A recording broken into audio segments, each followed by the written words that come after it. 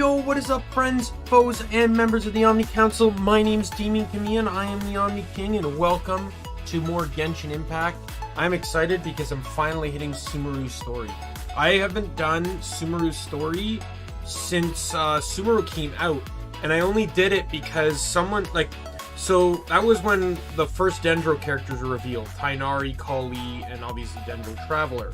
And Kali was free if you partook in the story mission, but I wasn't that far into the story yet, but someone told me I could jump ahead, and it worked. I actually triggered the Archon, or there was like a story event.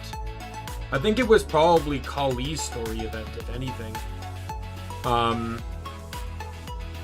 that triggered it, and allowed me to unlock Kali right away. And then I finished that. I did the R&R quest line off stream because God forbid I were to do that on stream.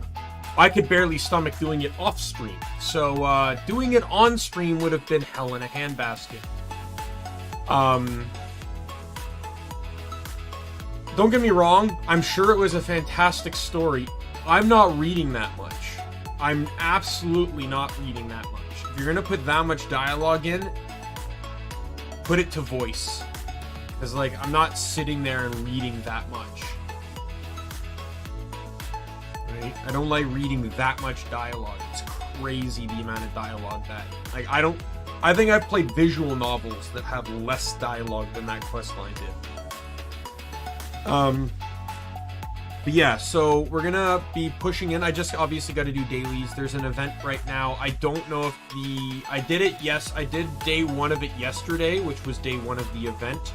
So usually those events don't trigger on back-to-back days. I might have to wait a day, but we'll see. But I'll get those out of the way, and then we'll hit up Sumeru. My teams. Let's get into the game here so you can see what I mean here. So my teams have kind of gone full circle here. So the teams I'm happy with right now is this team here. Swirl Rollin, Seiyu, Mona, Shogun, or Raiden, and Yangfei. And then obviously my main team here, Nahida, Ayato, Shinobu, and Noelle. I had been changing this team and this team around frequently.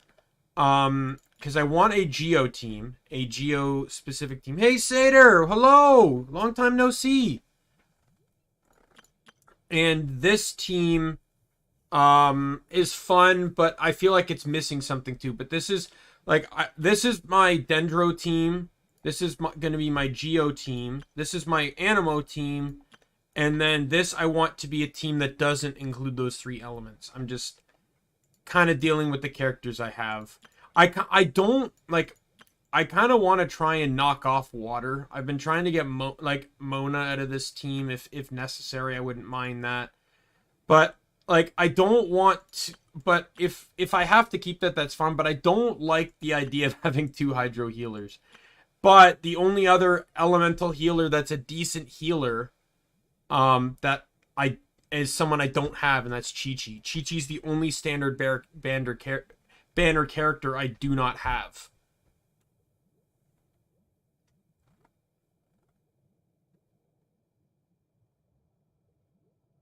Oh, for 3.4? Yeah, you have a few days to do that. So I'll probably do it if not tonight, tomorrow or something. That's what I did with the last ones. I didn't manage to catch it live, so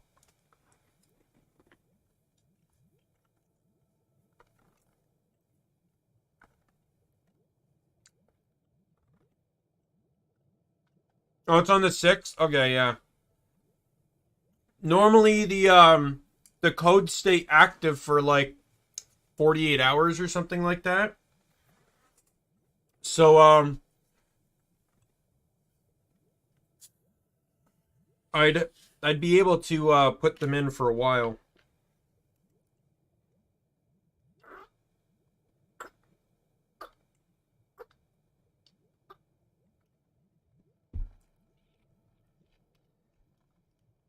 But yeah,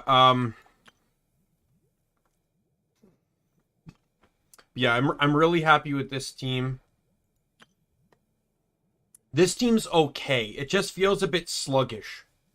And mostly because Chong Yun's the damage dealer. I love Chong Yun, but he is a bit sluggish in his attacks. Oh, I love the overload on this team is second to using Seiyu.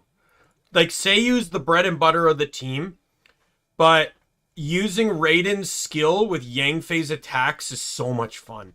I literally aim for fall damage at times. Like, if I'm fighting an enemy on a ledge, I will use that, then use Yang Fei, and just throw them off the ledge. And then Mona's is pretty good too. The electric and water work well because it can chain.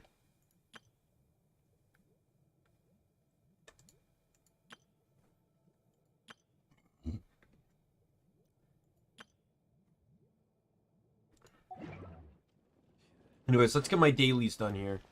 Is the event active?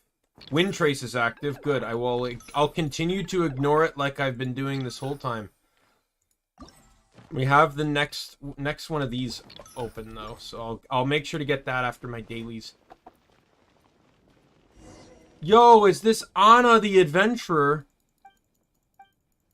I've been doing this daily side quest.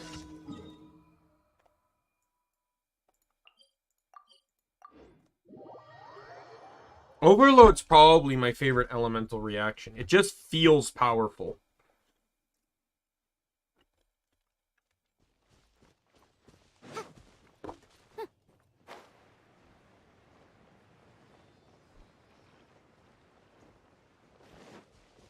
I do like freeze though.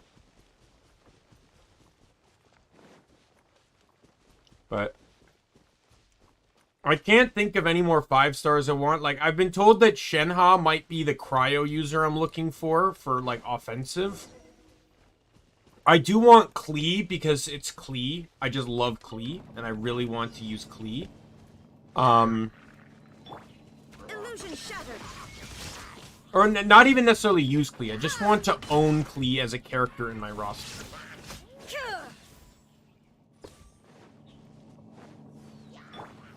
I spent probably 600 getting Ayato, Raiden, and C6 Seiyu.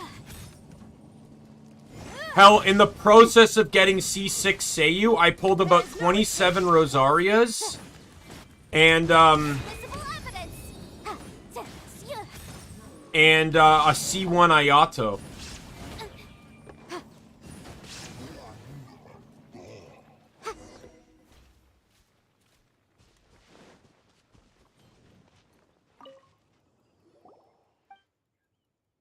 Yeah, I don't plan to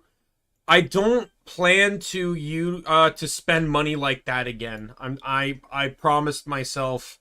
From what is there? Oh no, it'll probably be on the event what the rumored banners are. Like, we already know one of the 5 stars is that it's a Dendro user from Sumeru. I heard the other rumored ones were Zhao, Hu Tao, and Yellen. Has that been confirmed?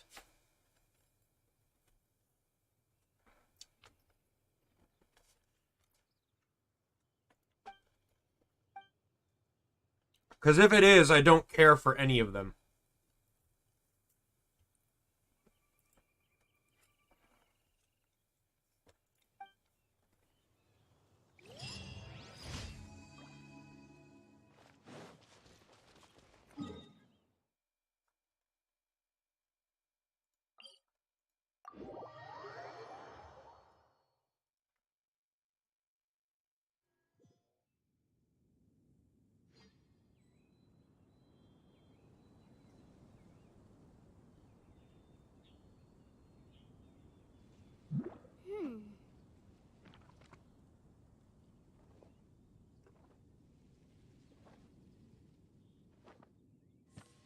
Yeah, that's supposedly what the leaks are. Yao Yao's a 4 star though. But from what I'm looking here, it's yeah,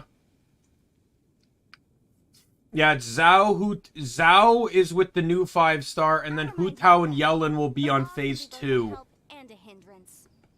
And it's according to a reliable leaker.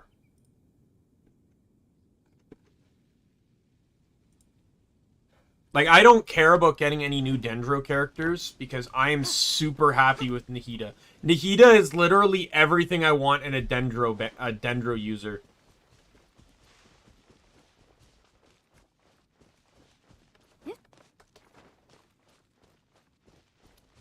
Like, I understood very early on that Dendro was very reaction-based, and Tighnari, Kali, and Dendro Traveler were not doing it for me. But not only is her skill way better than I even anticipated, it's just simply the fact that having Dendro on a main attack is what makes her so dangerous. Like, to give you an idea, so my current, I use a Hyper Bloom team.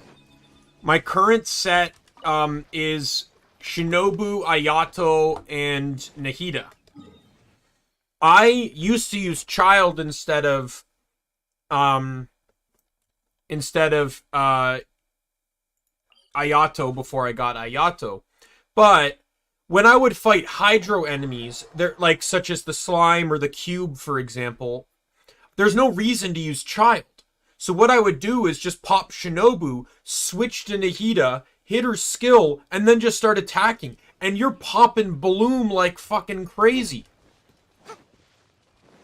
But you wouldn't be able to do that on Tighnari or Kali. Like, you might be able to get it off occasionally, but... Huh.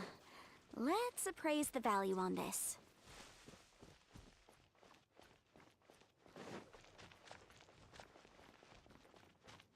Hi. There is no escape. Spin to win.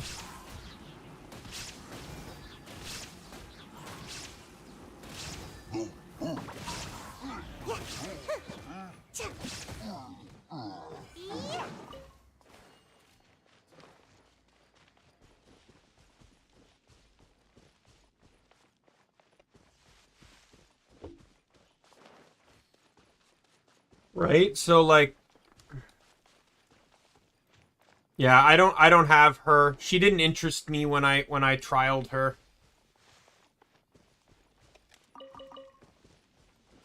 She shared a banner with Albedo, right? Because I think that's when I got C1 Albedo. Because I was just pulling on the banner for pretty much shits and giggles. Got Albedo, which I was happy with because my only other Geos prior to that were Noelle and Traveler. And then immediately on the next 10, like I pulled him on a 10 pull, and then immediately on the next 10 pull I got him again. Illusion shattered. I have a clip of that on my channel actually. It was such a funny moment.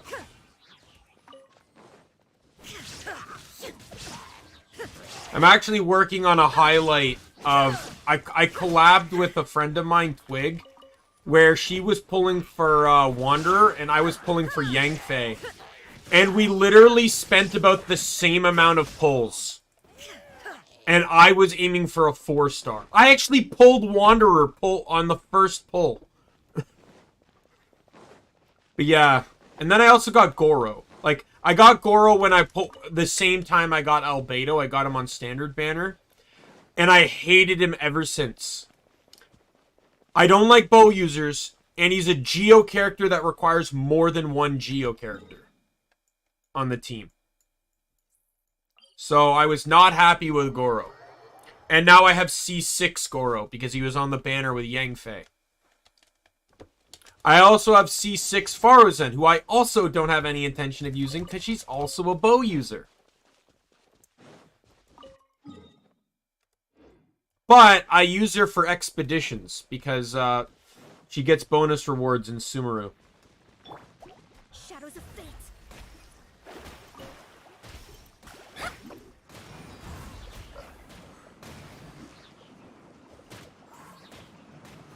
I'm out of here.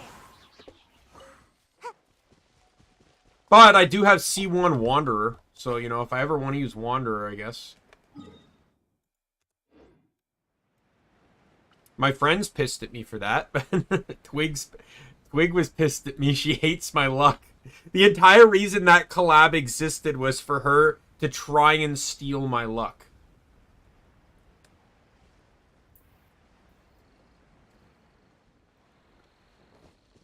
It didn't work out well for her.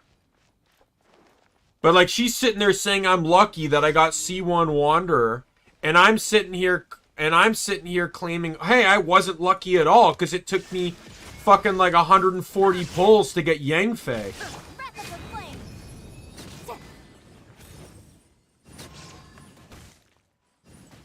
Oh, does she? I don't really care.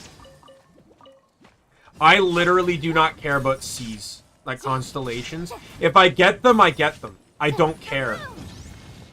I just want the character. Like, Raiden is all, like, I don't, like, let me actually, I want to read the constellations specifically. You said C2, right? Okay. But that's her attack specifically, too, I imagine. Like, it doesn't matter for the team. And that's fine, because I don't generally actually attack with Raiden anyways. Raiden's mostly there to set up. Alright, rewards are done.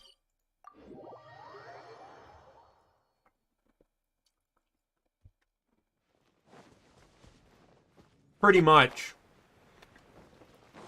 He's an off-fielder. Because the team is actually a Seiyu team, Ad Astra Abyss. I needed characters that could off-field support Seiyu. And, like, I tried using Thoma and Beidou, but their bursts only work on attacks, not just on hits like Raiden's does. So they didn't end up working. They're fun to use with Heizo. In all honesty, if I didn't have Seiyu, I'd be using Heizo as my Anemo. Because Heizo is so cool. I love him. He's so much fun to play. Literally just walking up to punch things. It's so much fun. 50 minutes left. Alright, let's get the event done.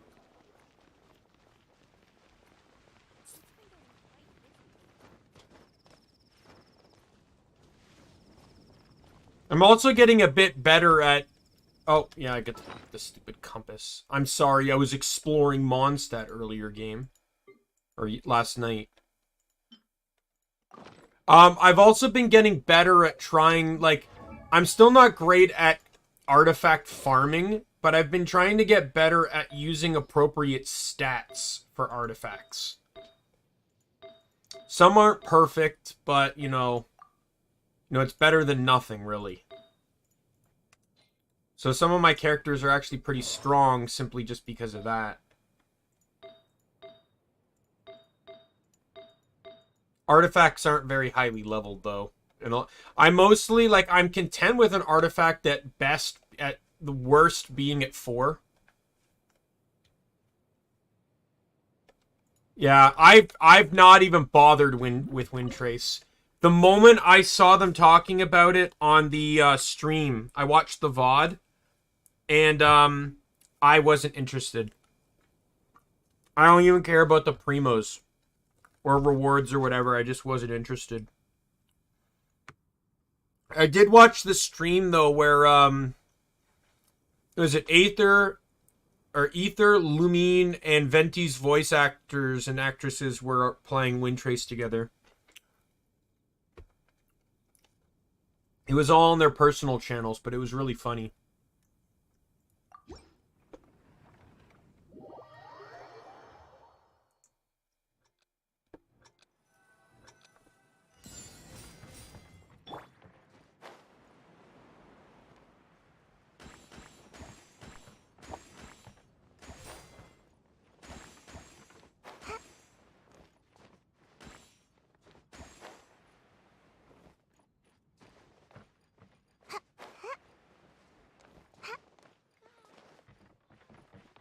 I do know, though, that my friend Twig was really hyping up Windtrace. She's like...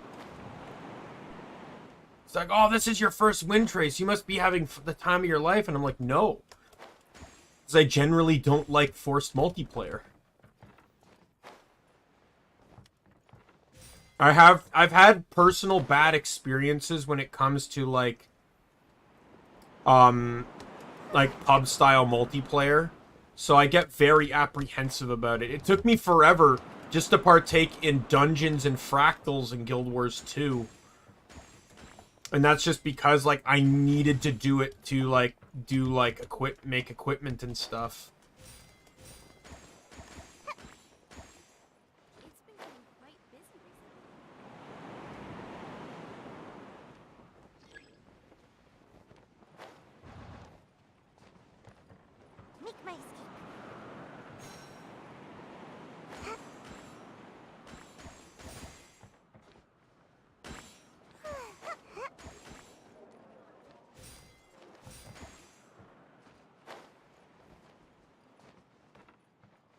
Missing one. Oh. Got it.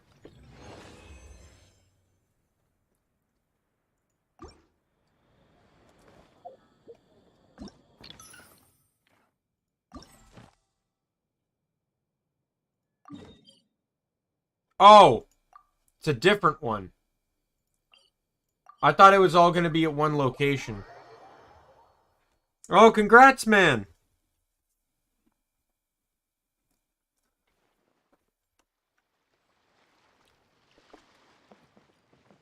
I can't imagine the grind on that.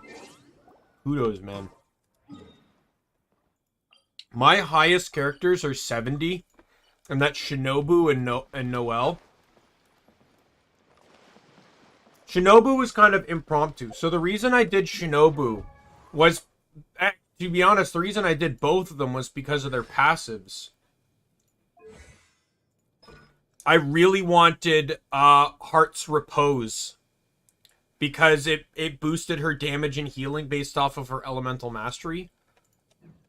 And the reason I did Noelle was, so this is a little bit of an explanation. God damn it. Why does the game like to why does this mode force me into multiplayer? Anyway, so basically, I'm not gonna switch here because the game won't let me. But so you got Nahida, Ayato, and Shinobu.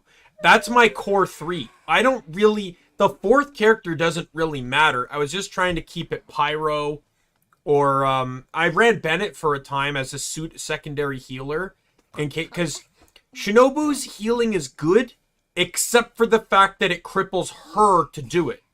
So I kind of wanted a backup healer that could support if she got too low. Like I get nervous switching out to her when she's low on health because she could die. So I looked up a guy. I remember it wasn't so much a guide. It was just like, I looked up best healers in Genshin, and some guy made a tier list. And I didn't really care about his rankings, per se. But his number one was Noelle, but depending on the team. But he defined Noelle as the character, the healer that you can switch to while you're taking a break from your DPSs. So your DPSs do their job. When they're low, you switch to Noelle and build them up while she mitigates damage. And I thought, you know what? That could literally be what I need. And it's worked out incredibly well. But knowing I wanted to switch to Noelle, I knew her cooldown is pretty bad on her skill. But I knew her next thing reduced the cooldown on her skill. So I bumped her to 70. And then when I did that, of course, I had to bump up all of her talents as well.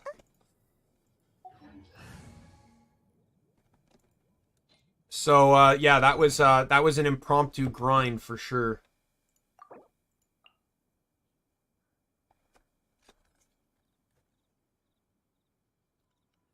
But yeah, it's worked out well so far. In all honesty, that fourth slot used to... I think I had Bennett in it, then I had Zhang Lin.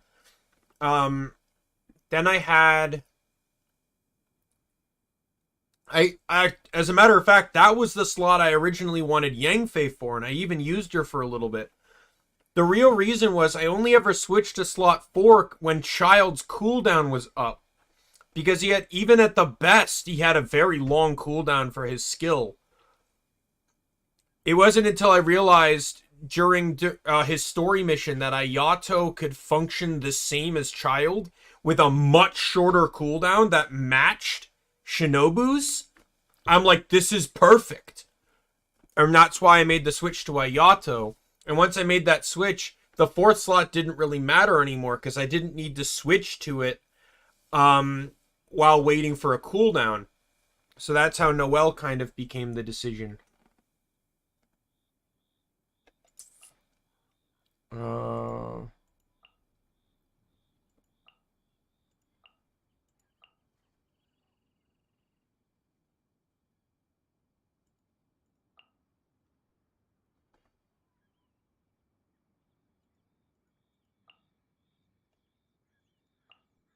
I'll take that one.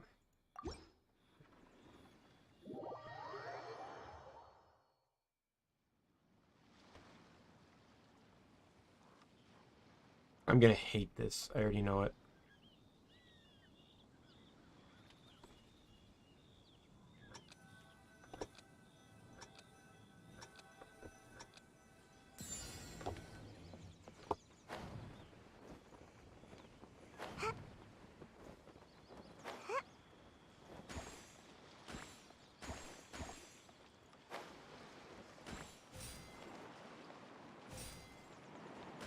Make my escape.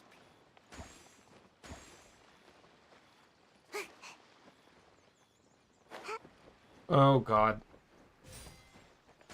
I don't know what these glowing orange balls do.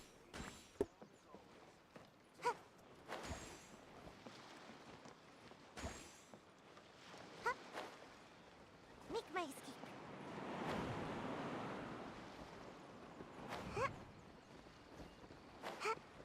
Yeah, to be honest, at first Noelle wasn't great. And I will still admittingly say, Noelle is a terrible Geo character. Because because of her cooldowns. Like, her cooldowns are too long to reliably be good Geo. But she's good at everything else. Like, she's good as a tank and a tank healer. She's just not good.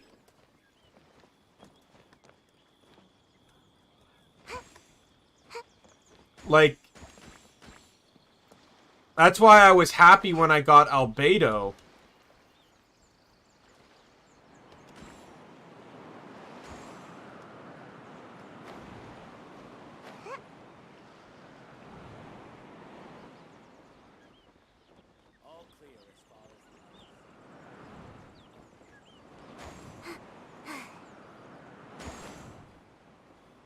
Where's the last 3?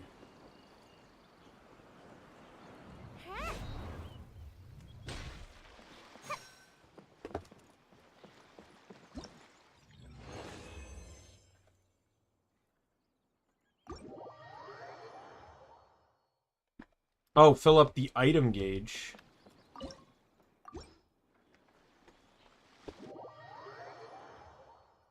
Like, I, from the beginning, thought Noelle was good. I just knew at the time that I didn't have what it took to make her good. I knew as a new character, I did not have what it took to, like, I didn't have the artifacts or the knowledge to make her useful for my team. Nor did I probably have the characters. Like, sometimes, like, the character you use, like, it's a team comp thing, right? At the time, when I got Noelle, I had Traveler,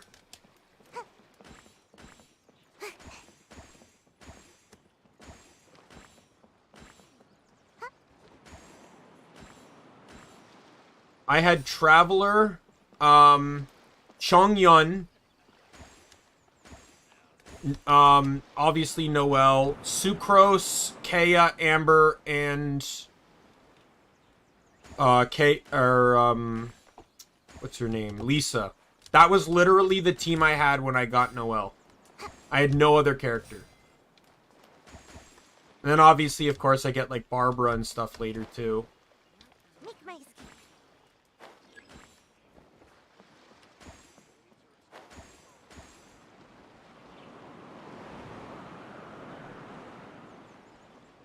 Got it.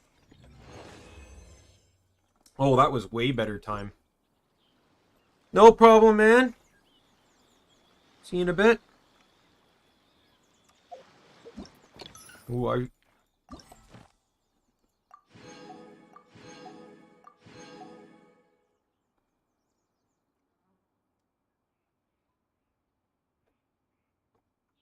you don't even have to get all 40 either.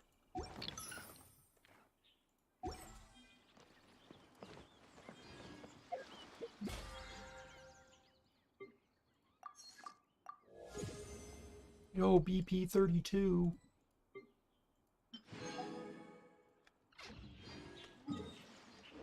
Right. No, with that said and done, it's time. Oh, Surely I should be due a growth spurt by now. how do I exit co-op mode? And why does the game desire to keep putting me in it?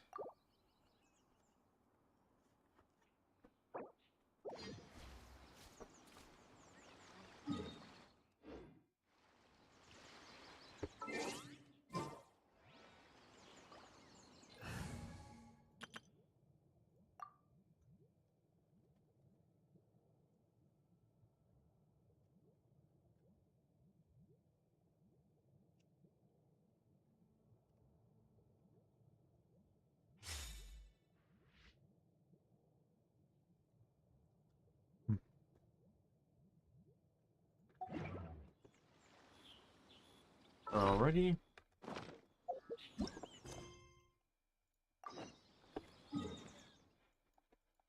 Alright.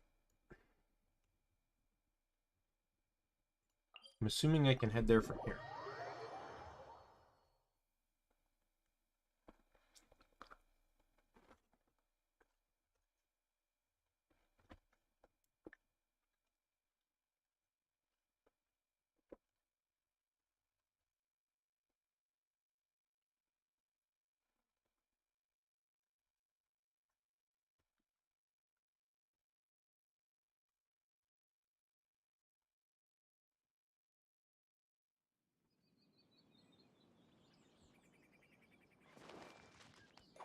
Hmm.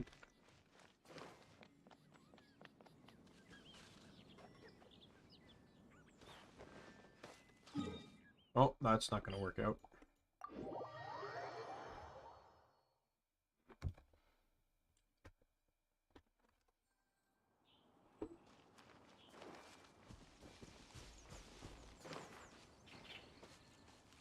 I do see a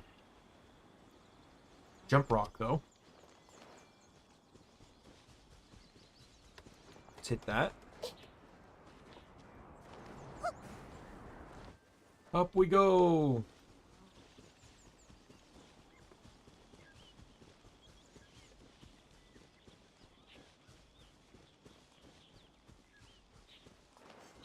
So I know nothing about this story. I have actually really, like, basically very little. I know very little about this, about Sumeru and its story and stuff, so.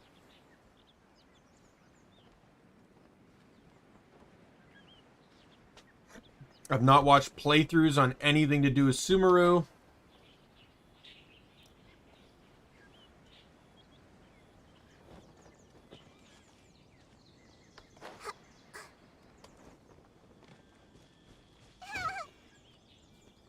Oh, I have to go underneath. If I knew that, I would have just gone to the town then.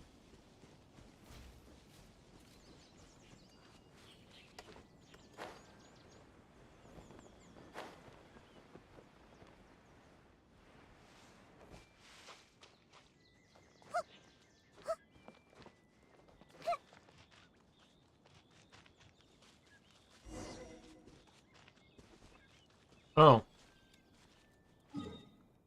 Was this the path I was supposed to come through, I guess?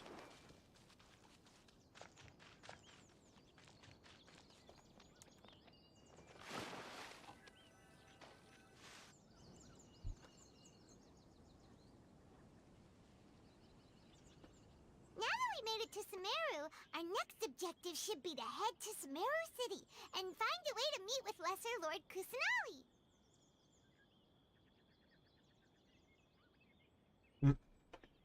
And speaking of Lesser Lord Kusanali, even though we haven't heard too much about her, she doesn't seem to be the same deity who abducted your sister.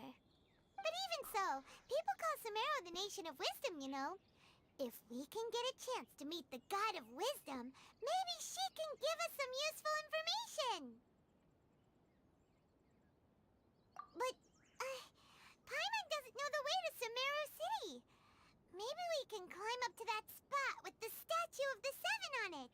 That'll give us a way better view of things. Even if we can't see exactly where the city is, at least we'll be able to check for some smaller settlements nearby. Wait a second. Look! There's someone up ahead! Perfect timing! Now we can just ask for directions rather than wander around like lost adventurers. Hey there! We're not from around here and seem to have gotten a little lost. Didn't We'd stop. like to ask for some directions. Huh? Did they not hear Paimon? Hey! You over there! Could you give us some directions? Huh? What's going on here? There's no way she could have missed that. Well, even so, she might be heading someplace where we could find other people to ask. Let's keep our distance and follow her. Yo, is this another mandatory stealth section? God, we have to have one in every single region.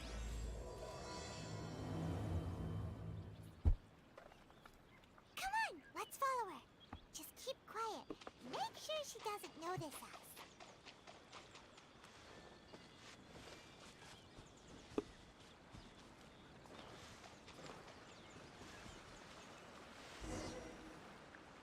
Huh? She just walked near that small waterfall and then suddenly vanished. Let's go take a closer look.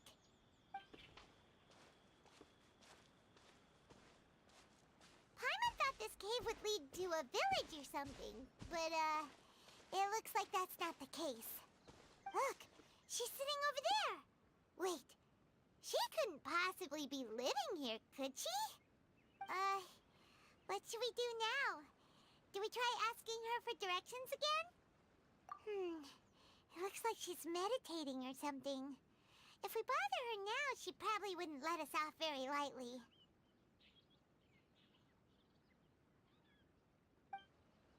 Oh!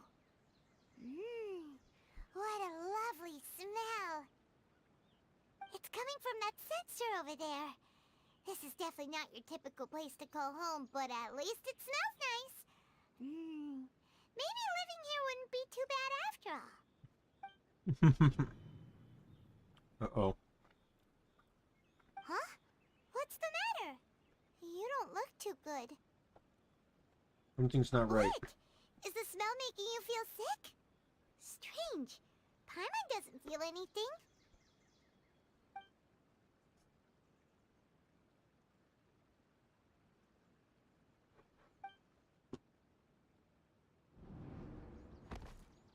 What's happening? Traveler? This is no time for a nap. Oh, come on.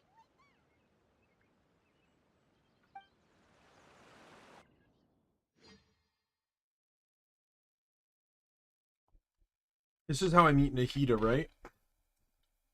Because Nahida... I know Nahida talks to you in dreams.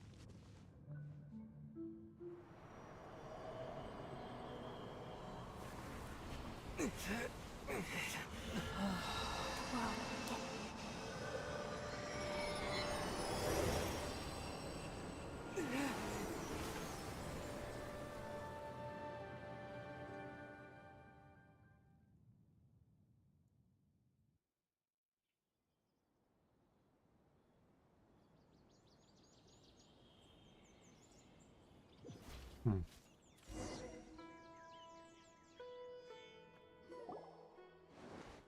Are you sure it's not serious? The Traveler's been out for a long time now. Yes, you can relax. Believe me, Master is extremely knowledgeable. If Is that he says Kali? he's going to be alright, then there's absolutely nothing to worry about. Hey, I'm meeting Are Kali you awake now? after I've already met her, and she's joined my Thank team. goodness, Traveler, you're finally awake! Well, we're at... Good question. Where are we? Hyman was in such a panic when you passed out that she even forgot to ask what place this is. This is Gandharvaville. It was originally built by scholars from Sumeru as a place to rest in the rainforest. Now it's mainly used by the forest rangers as a base of operations. My name is Kale. I'm a trainee forest ranger. My master and I found you passed out during our patrol, so we brought you here. Oh, no things are necessary. I didn't do anything really. By the way, how are you feeling now? Any discomfort? Oh, that's Master's herbal medicine you're tasting. He gave you some while you were unconscious. Before I forget, Master mentioned you should take more medicine once you wake up.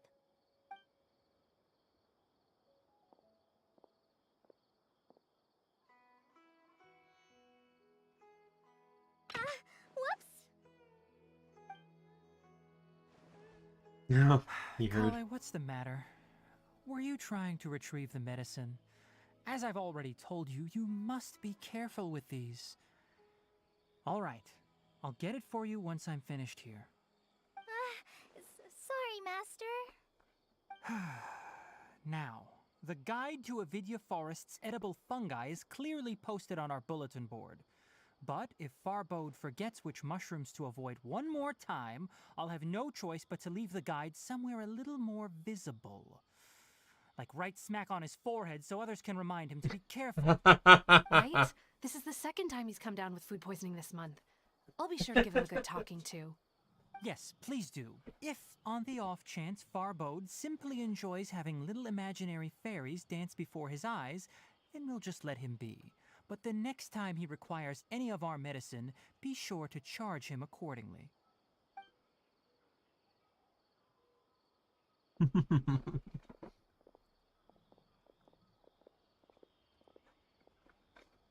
So, how are you doing? Feeling better? Oh, this is my master, Forest Watcher Tainari. He's chief officer over all the rangers here in Gandharvaville. I already informed Paimon about the reason you fell unconscious earlier. But now that you're awake, let me explain it for you as well. It is common practice for Sumeru scholars of certain darshans to dedicate themselves to training and meditation in isolated areas, particularly the nearby forests. While meditating, they use a certain incense known as spirit borneol to help calm their minds as they enter a state of deep rumination. In hopes of asking directions, you two followed a scholar named Hypatia into her cave. The incense you smelled inside was the spirit borneol I just mentioned.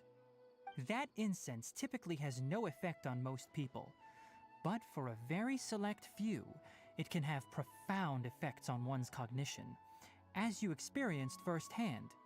Does that make sense? Yes. Very good. Now, answer me this. Did you feel anything after passing out? Say, any out-of-body experiences? Or did you see anything while unconscious?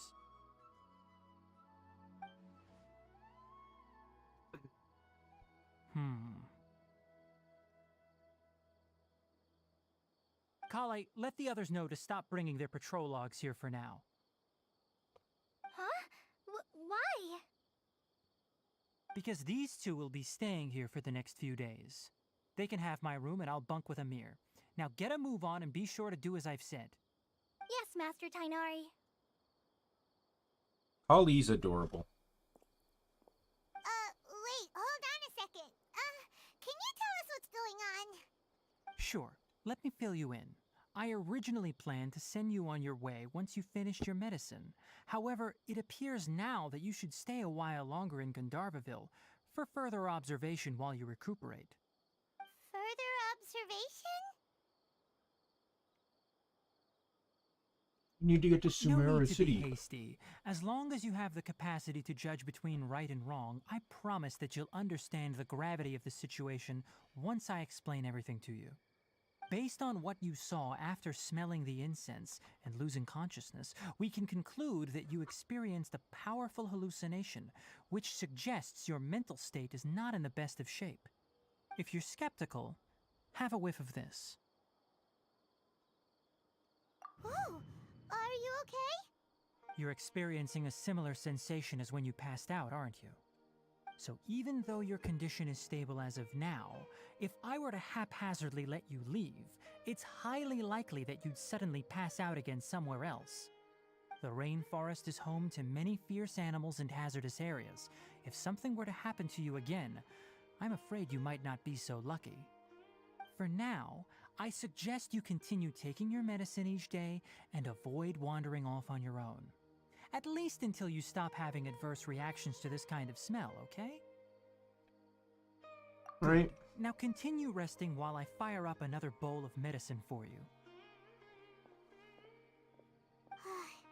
Seriously? We just arrived in Sumeru and we're already having problems left and right! Paimon knows we're set on meeting Lesser Lord Kusanali as soon as possible, but you really don't look too good. It'd probably be best to let you recover first. Hey! Are you even listening to Paimon? Paimon's over here worrying about what's weird. You mean how you're feeling now? You mean the vision of tree roots and red skies you saw? But if those weren't hallucinations, what could they be? I'm not sure.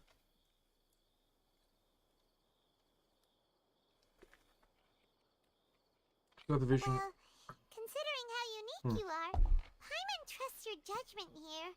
But why didn't you say anything about it to Tainari? If he misjudged your condition, then there's a chance you could get worse, right? He probably wasn't telling us the truth. Huh? You mean that Tainari already knows that what you saw weren't hallucinations? But Exactly, we need to get to the bottom of Paimon this. gets it now. That explains why you were so quiet earlier. Well, that settles it then. We'll stay here to rest up and figure out what's going on with your hallucinations. Welcome back, man. But it seems like asking Tainari might not be an option anymore. I just got my first full dose of Tainari sass. And my second dose of Kali adorableness.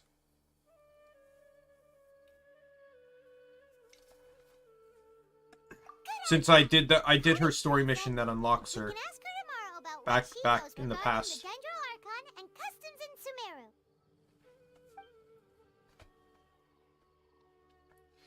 My favorite part of this is coming up. Rise and shine! Come on, it's time to go find Kale! Don't fully trust anyone except yourself.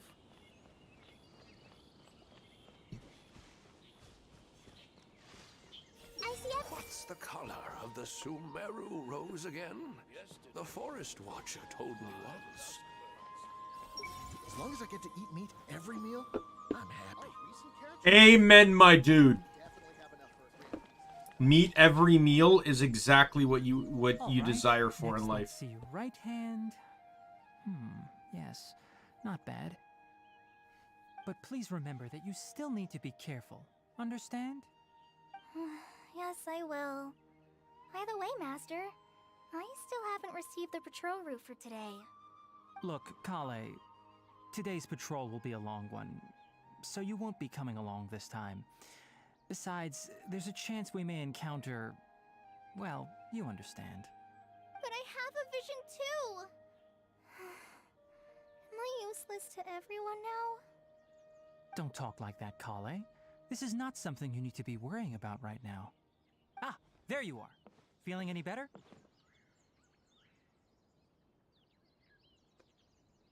Yeah, since we'll be staying here for now, we thought we might as well try lending a hand around here. Seems you're not the type to sit back and take it easy for a while, huh? In that case, perhaps Kale could take you two for a patrol south of Gandharvaville for the day. And if you're feeling up to it, you can be responsible for cleaning the Statue of the Seven. Tighnari, we're ready to head out. Roger, I'll be right there. All right, we'll be heading into the forest now. I'll leave any further details to Kale. Yes, you can count on me. So, Kale, what exactly are we going to be doing today? Tighnari mentioned cleaning the statue just now, but, that doesn't really sound like the job for a ranger. Well, a forest ranger's responsibilities can be pretty diverse. They handle a variety of tasks, like checking the condition of outlying roads, maintaining forest facilities, ensuring fire prevention standards are met, and providing assistance to travelers and locals. As for Master, well, he has to handle more dangerous areas of the rainforest. Today we can perform routine checks on the pathway lamps as we make our way to the Statue of the Seven. Paimon, traveler, this way! You can leave the task of checking the lamps to me. In the meantime, you two can keep an eye out for anything unusual. Man, can Kali not stay put so I can scan her with Nahida's power? I see everything. Why is it called the Sub-Zero's Festival when it's Lesser Lord Kusanali's birthday? Good question, dude. Hey!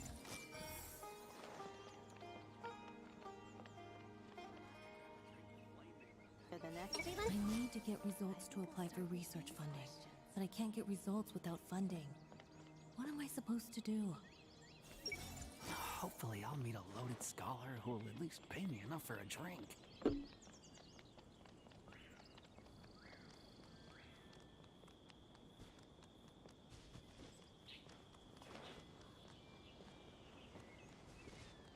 I imagine she's probably gonna explain the whole, like, tethering thing. Nothing wrong with these two lamps.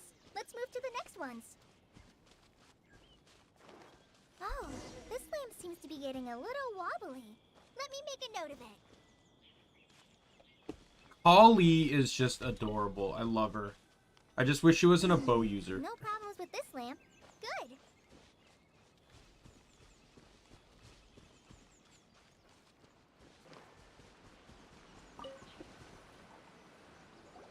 The Statue of the Seven is up on top of that large rock formation. You must have seen it when you came down this road before. It's pretty high up there, isn't it? Don't worry. If you're afraid you can't make it up there, I'm sure Master wouldn't mind if you don't clean the statue. Don't worry, I'm a terrific climber. I guess I'll leave it up to you then.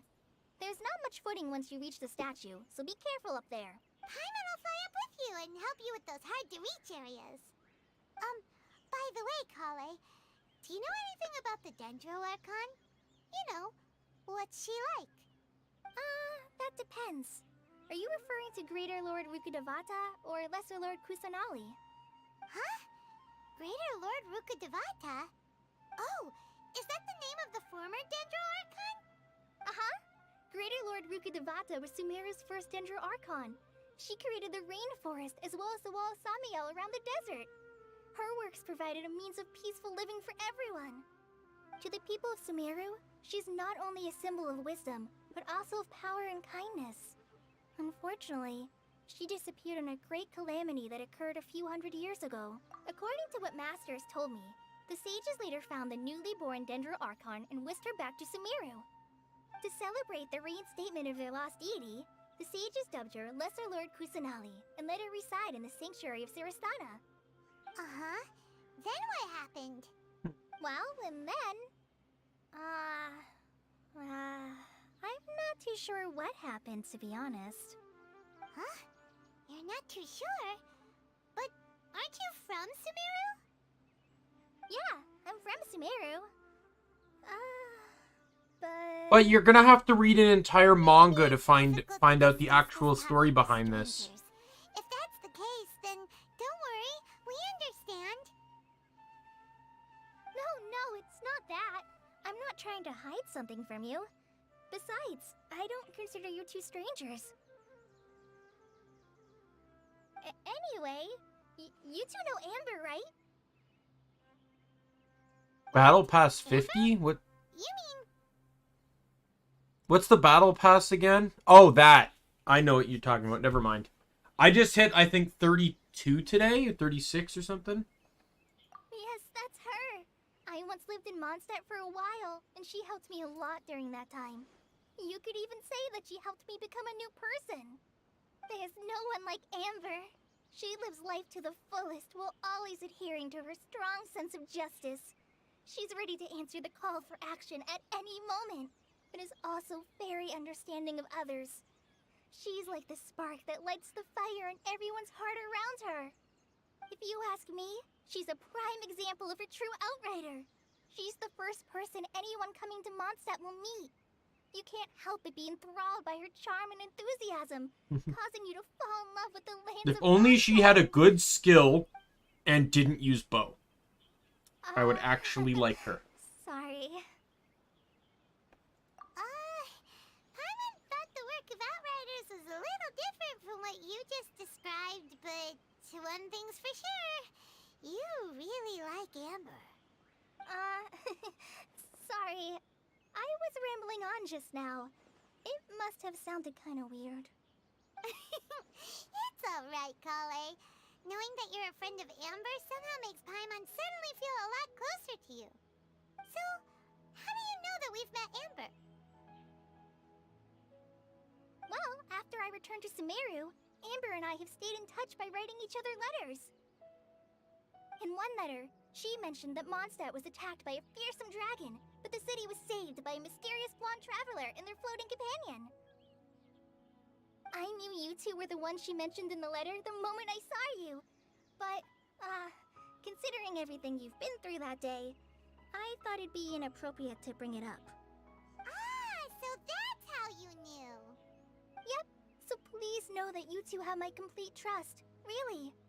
I wish I could tell you more about the Dendro Archon, but I have been away from Sumeru for some time, and I haven't read any books. Sorry. That's alright. You've already helped us a lot. We had never even heard of Greater Lord Rukkhadevata or the Sanctuary of Surasthana until you mentioned them. Those are words I would not remember the first time I heard them. There is one thing I want to ask, though. Yet they struggled to say Magistus in the second Golden Apple Archipelago questline. They couldn't say Magistus after the first time hearing it. But heaven forbid they can say Rukkhadevata. Don't mention it. We are friends after all, right? Alright, we have a statue to clean. You both have my thanks. While you two are up there cleaning, I'll go ahead and inspect the forest canopy. Let's meet back here shortly. What a convenient way for her to not see you attuned to the statue.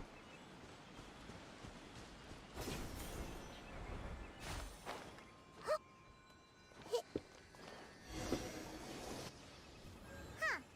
Now that Paimon looks at it, the deity that's carved on the statue is kinda small. Do you think she's supposed to be Greater Lord Rukkhadevata? Or Lesser Lord The name does seem to fit the statue somehow. Well, anyway, we'll have to figure that out later. Let's get started on cleaning the statue. Paimon will fly up and take care of the top, and you clean everything below. Meticulously clean the statue. Nice work. That's one clean statue. Let's head down and meet up with Kale. Oh, there she is. Can I ping her? Everyone hold hands.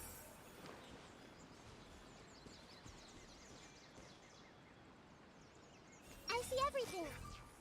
What? She's not thinking anything. What? That's disappointing.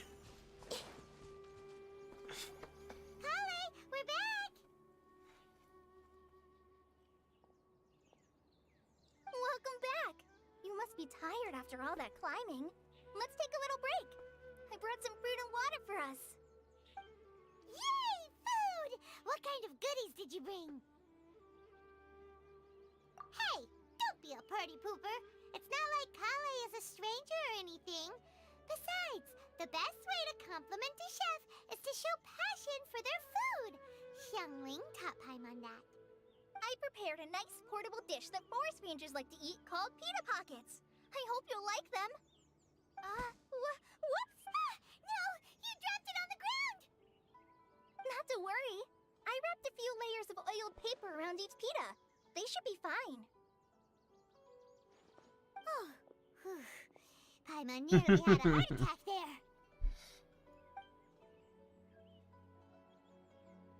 Those pitas are amazing! You're quite the cook, Kale. Thank goodness you wrapped them in paper. Paimon wouldn't have been able to sleep at night knowing something so tasty had been wasted. You really know how to compliment the chef, Paimon. Since you liked it so much, I'll be sure to give you a copy of the recipe sometime. I'll even include all my personal cooking pointers, so you'll be making your own pita pockets in no time. Yay! Thanks, Kale! It's hard to believe someone as diligent as you could have clumsy moments too. Oh, I guess it happens from time to time. So, Kale, don't you think that Tainari's a little too strict with you? He won't let you touch anything without his Paimon, you permission. have to read the manga to understand Over this. all the time flying around the Traveler, but he's never said anything. Everyone has their clumsy moments. No, you've got the wrong idea about Master. Sure, he may seem a bit harsh at first, but with some time, you'll see that he's actually very kind-hearted. I've heard the veteran rangers say that Master is from some ancient and mysterious race that is known for their cunning wit and reclusive nature, but Master is actually very kind at heart. Oh, by the way, you've heard of the Academia, right? Well, there's a group called,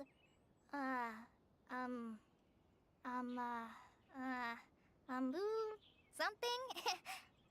Well, anyway, because Master does a lot of research on plants, sages from the Academia have written him many times, inviting him to take up an official position there. But Master declines their offers every time, saying, Sumeru City is too noisy. It'd be bad for my ears. Speaking of his ears, I'd really like to pet them. Seems you already know him well. Anyway, I'm sure the sages were not happy about his responses. Master could obviously have a bright future in the Academia, but he insists on sticking to the path of a forest watcher. Every day he helps the locals of the forest and passes on his extensive knowledge to trainees like me. In fact, Master's the one who taught me how to make pita pockets. Really? Paimon would have never guessed that. Oh, speaking of Tainari, he was the one who took care of you after finding you passed out yesterday. He even carried you all the way here. Paimon's still kinda upset, though. He kept scolding Paimon the entire way here. Oh no, I'm sorry. Master might have been overreacting a little. But, it's mostly because Paimon wouldn't stop yelling, Why, oh why, is he going to die? It probably started to get under Master's skin after a while. Don't laugh! Paimon was genuinely concerned about you.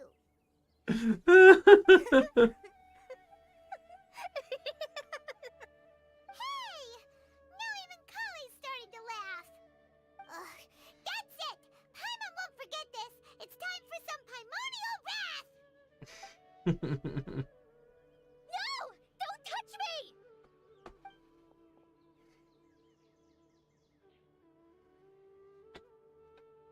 Oh, sorry, Kale.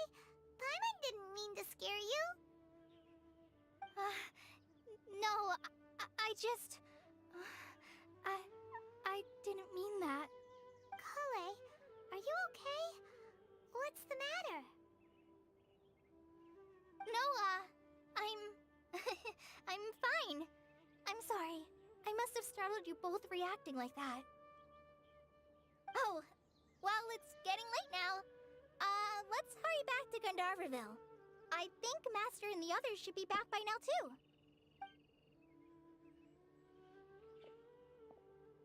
Huh? What was up with Kali just now? And why is she in such a hurry all of a sudden? Look, she's practically running back. Paimon can't even see her now. She's walking. I could clearly identify her motions. She was walking, Paimon. I don't know what you consider fast, but that was walking.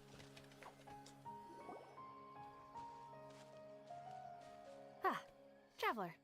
You've returned. Yep, we're back. Have you seen Kale by any chance? Oh, Kale? Yes. I saw her go into her room just a moment ago. Oh, okay. Guess we'll just have to wait and talk to her tomorrow then.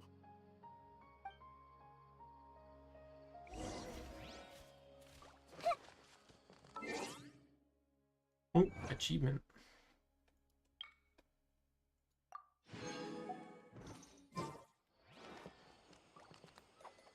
While I'm waiting,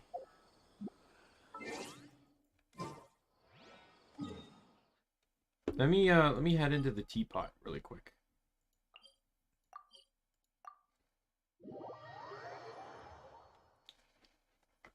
I spammed the living crap out of my the furniture in my teapot so I could get faster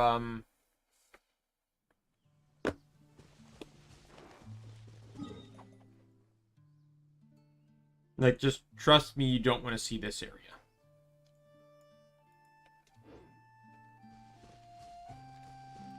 So you can probably already get a view of it from here.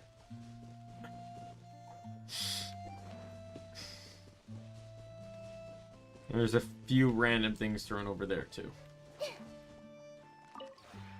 This realm is...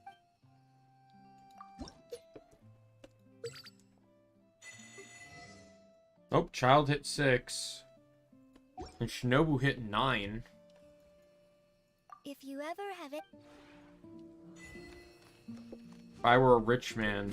Na na na na na na na.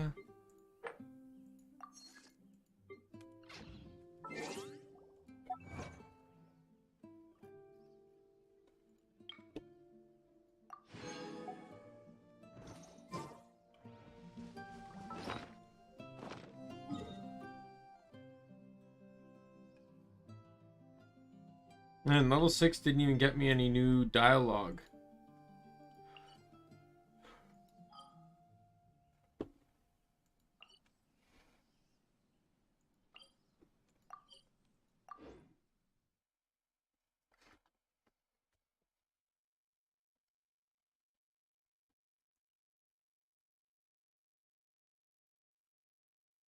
Yeah, I was starting to kind of understand like what the how the whole system worked. The chart they had was kind of confusing me, and I finally realized that it's just the more furniture you put in your teapot, like the more energy it generates, and I don't really care about the realm currency, but because right now the only thing I'm using the teapot for is to level up characters.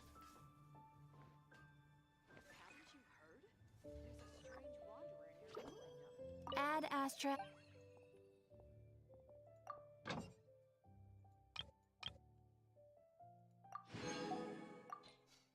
Not really.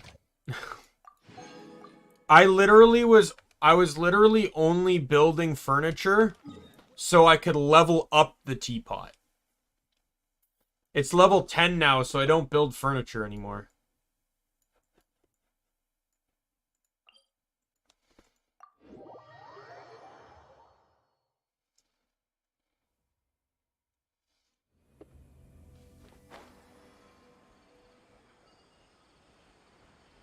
And as it stands right now, I don't really care about switching teapots. I'm content with just leveling up the friendship levels and stuff of my characters.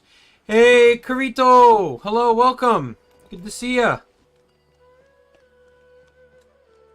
All right, let's wait until 8.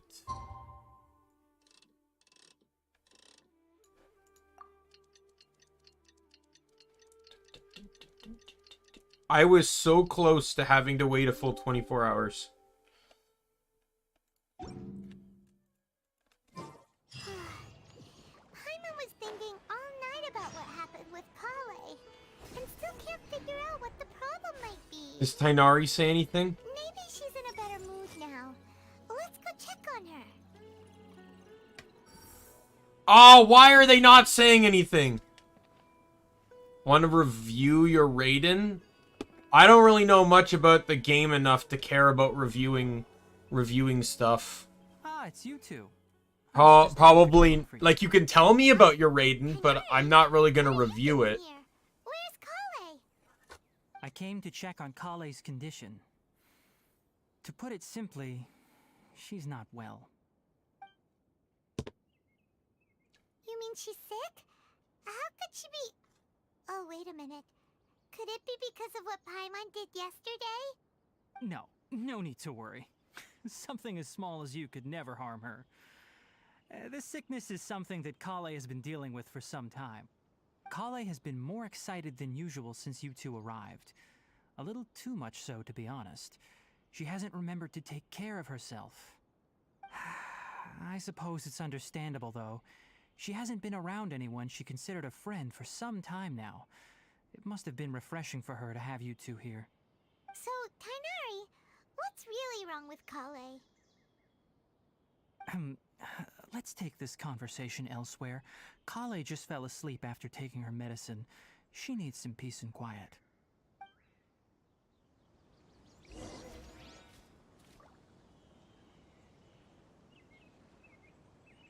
Alright, see you, Seder. Thanks for dropping by.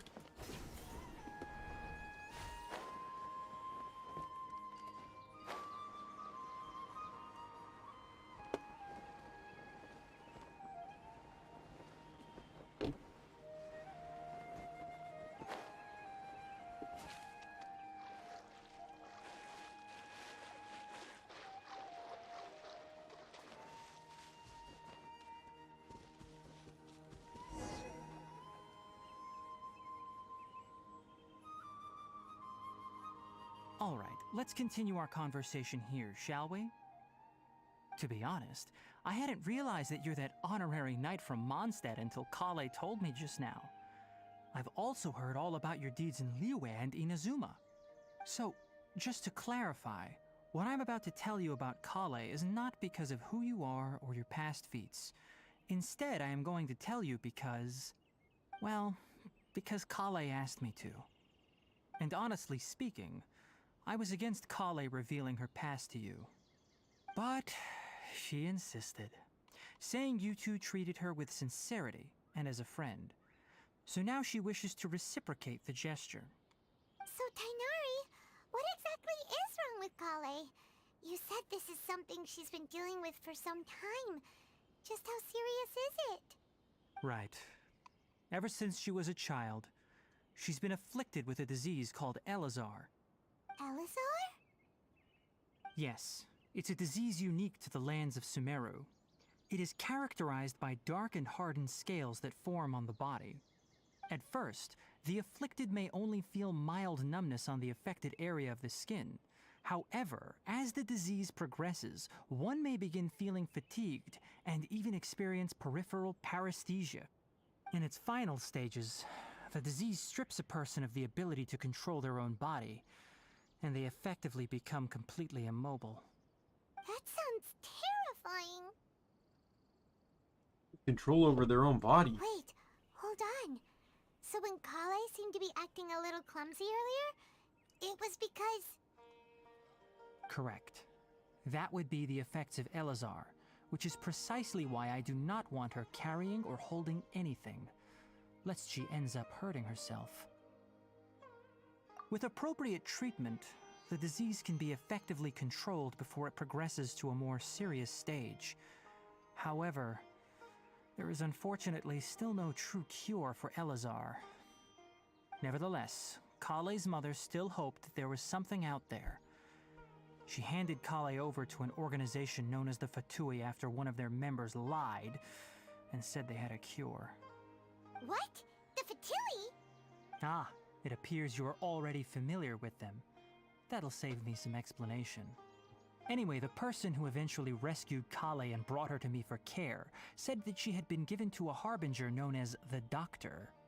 I have no idea how this doctor managed to do it, but her case of Elazar was completely stable for all the years that Kale was with them. However, Kale's days with the Fatui were anything but pleasant. Kale is a resilient individual and always tries to appear cheerful, but her experience with the Fatui has left deep scars. Even now, she can still feel deathly afraid of someone touching her. Oh, Paimon had no idea Kale's been through so much suffering. Oh, by the way, Paimon, Kale wanted me to tell you that she's sorry for scaring you yesterday. She also wanted both of you to know that she's sorry for hiding her illness. She doesn't need to apologize. None of this is her fault at all. Well said. I hope you'll get a chance to tell her that in person the next time you see her. Kale once thought that it would be impossible for her to have any real friendships. I trust that you two will never let my trainee experience such emotional pain again. Don't worry, Tainari. We'll take good care of her. Well, it's not too serious at this point. She overexerted herself the last couple of days, which is what led to her breakdown this time. As long as she has taken her medicine and gets plenty of rest, she should get better. Though, I must admit that Kale's condition was much more stable when she first arrived here in Gandharvaville. She was interested in the work of the forest rangers the moment she saw us. I could see that she was serious about learning, so I felt compelled to ask her to join us. Her stamina has gotten much worse recently. Though a moderate amount of physical exercise is always necessary, I'm afraid the long-distance patrols are a little too much for her now.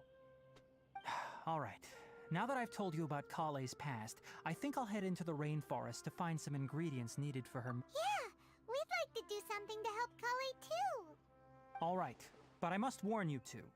The rainforest is a dangerous place, especially for someone who's still recovering like the Traveler. You must follow closely and listen to every instruction. No problemo. Let's go then. We'll be looking for a plant known as Nilotpala lotus. It's often used to help those afflicted with Elazar recover their energy.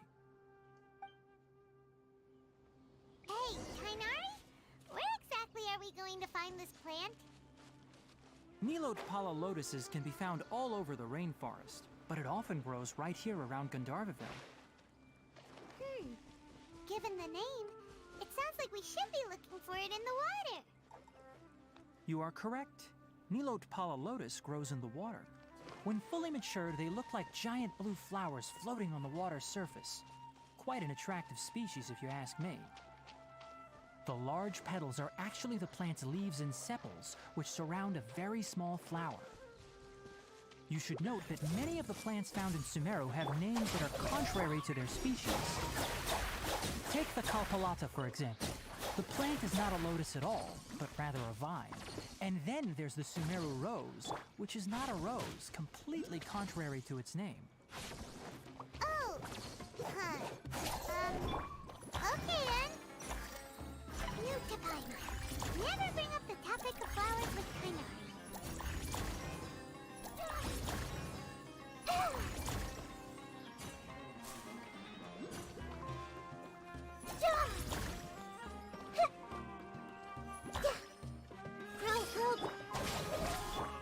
Be still. Eat water! That. Whoops. Alright.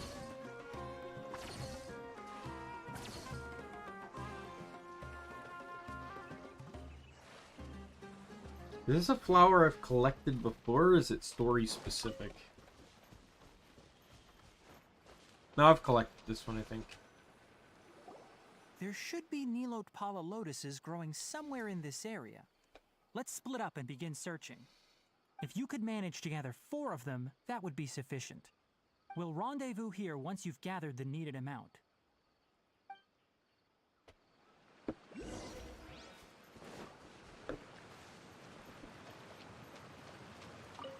Yeah. I've collected these. I know Dory needs them for Ascension.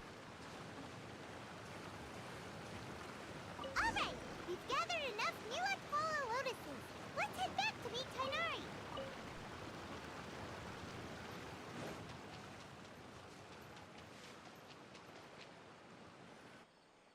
Hey Tainari, we found the lotuses you requested. Let me take a look. Good, very good. These are all excellent quality. I'm quite glad you two came along. Your exploration experience helped save me a lot of time here. It seems we even have enough time to stock up on some other things I need. Hey, Tainari! Oh, Tainari, someone's calling your name. They're dressed like a forest ranger. Ah yes, that's Amir and the others. But didn't they just set off not too long ago? What are they doing back so early? This is going to Let's go explain find about, like, out the what's going withering or whatever it's called. The red zones.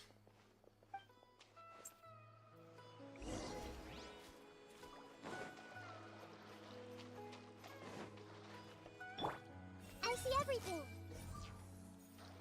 I don't think any story mission characters can talk this early. Because this all happened before Nahida was Tainari, released. Thank goodness we found you here. We were just about to head back and find you at Gandharvaville. What's going on? We just discovered a withering zone. Yep. The withering is back? But the patrol route you were on should have been already clear just a week ago. It reappeared so quickly. Can you tell me the exact location? It's up ahead, deep in the river valley. It's appeared in a spot that blocks nearly the entire narrow part of the valley area, so we decided to come find you as quickly as possible. And the radius of the contamination? Sorry, I couldn't get a clear enough view to tell. No one in our patrol team had a vision, and it appeared to still be spreading, so we didn't risk getting any closer. Okay, I understand. You made the right decision. I'll go deal with it right away. In the meantime, please guide these two back to Gandharvaville. Wait, Tainari, why don't you let us help you? You two have only just arrived in Sumeru. You're still unfamiliar with many things in these lands. There's a unique type of anomaly that occurs in the Sumeru rainforest. It's called the withering. The affected areas not only cause nearby vegetation to wither, but it's also lethal to wildlife and even people. If you don't carry a vision, then you should think twice before approaching such places. Yes, Amir is absolutely right. I wasn't kidding when I said the rainforest is a dangerous place. As Amir said, only someone with a vision, that is, the power to manipulate elements, will be able to resist the withering's corrosive effects for a time. That's right. If any of the forest rangers without a vision come across a withering zone, we first make a record of the location and then have a ranger with the proper abilities deal with it, like Tainari here. Only someone with a vision can venture within a withering zone and find a way to deal with it. But you don't seem to carry a vision. Don't worry, he may not have a vision, but he's a real pro at using the power of the elements. Don't sweat it. We've helped others deal with similar situations before. Wait, you've met other forest rangers before? I was planning to properly show you both how to identify the withering before you left Gandharvaville. No, I think she's Anyway, referring to since other... you two are experienced adventurers, come with me. I'm sure you'll both be able to help. Kind of surprised he accepted so quickly. Like, I know I cleared a lot of withering zones when I did the R&R quest line, so...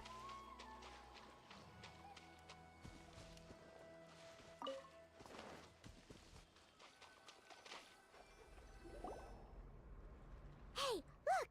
That gloomy area over there looks like a withering zone.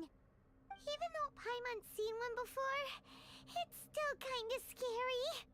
All right, Traveler. We're about to enter the withering zone. Since you already have experience dealing with these things, you should already know what to do. But please remember, don't push yourself. If Oh, at I any guess point this it is keeping becomes too track of the much, fact that I've return already outside taken the a few zone and out. take a breather. It could become a matter of life and death. You ready then? Let's go.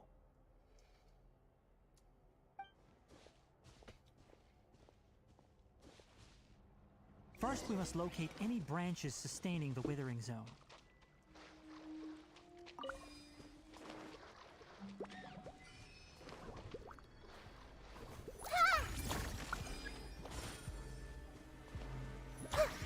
Hey! Our bond is strong! Cascade!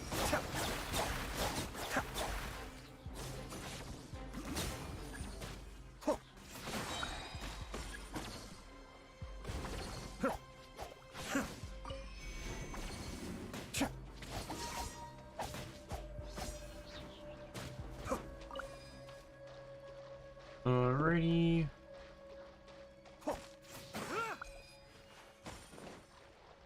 I can't believe it took me the entire R&R quest line to realize you just simply needed a charge attack to hit these things.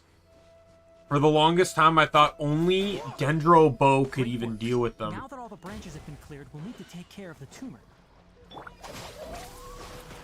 see everything! Be still. Now, destroy the tumor of the Withering!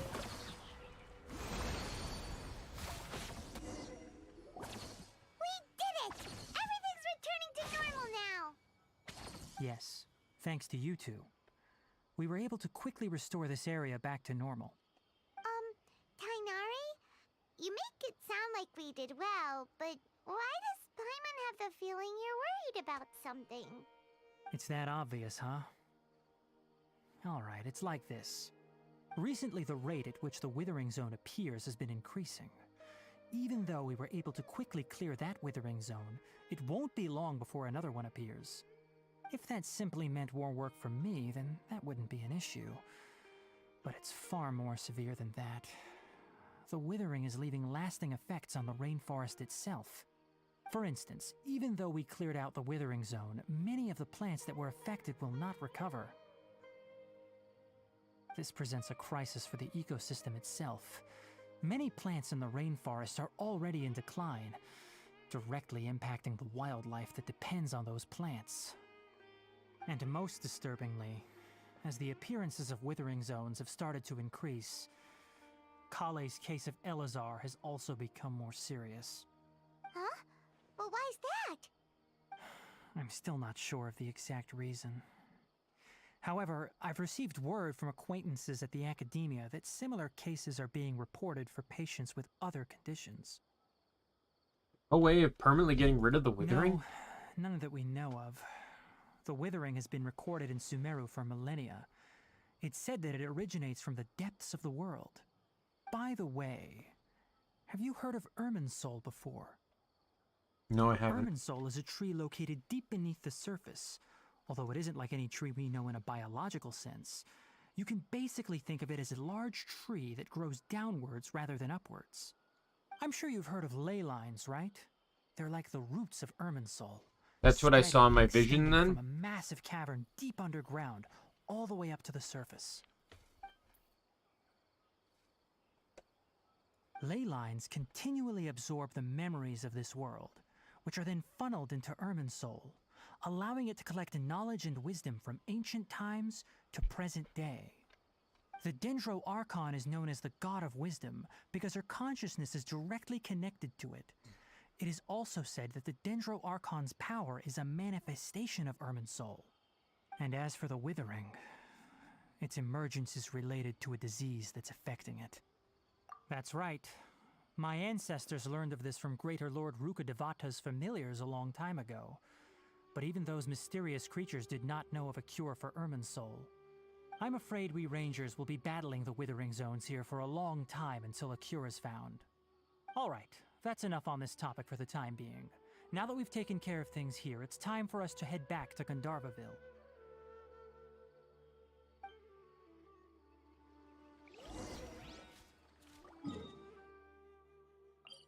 Teleportation.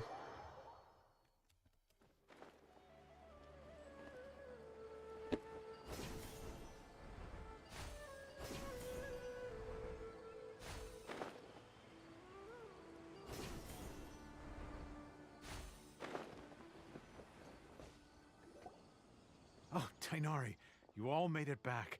How did it go? The Withering Zone you reported has been taken care of. No need to worry. Huh. Wait, is that? Oh no, Hypatia!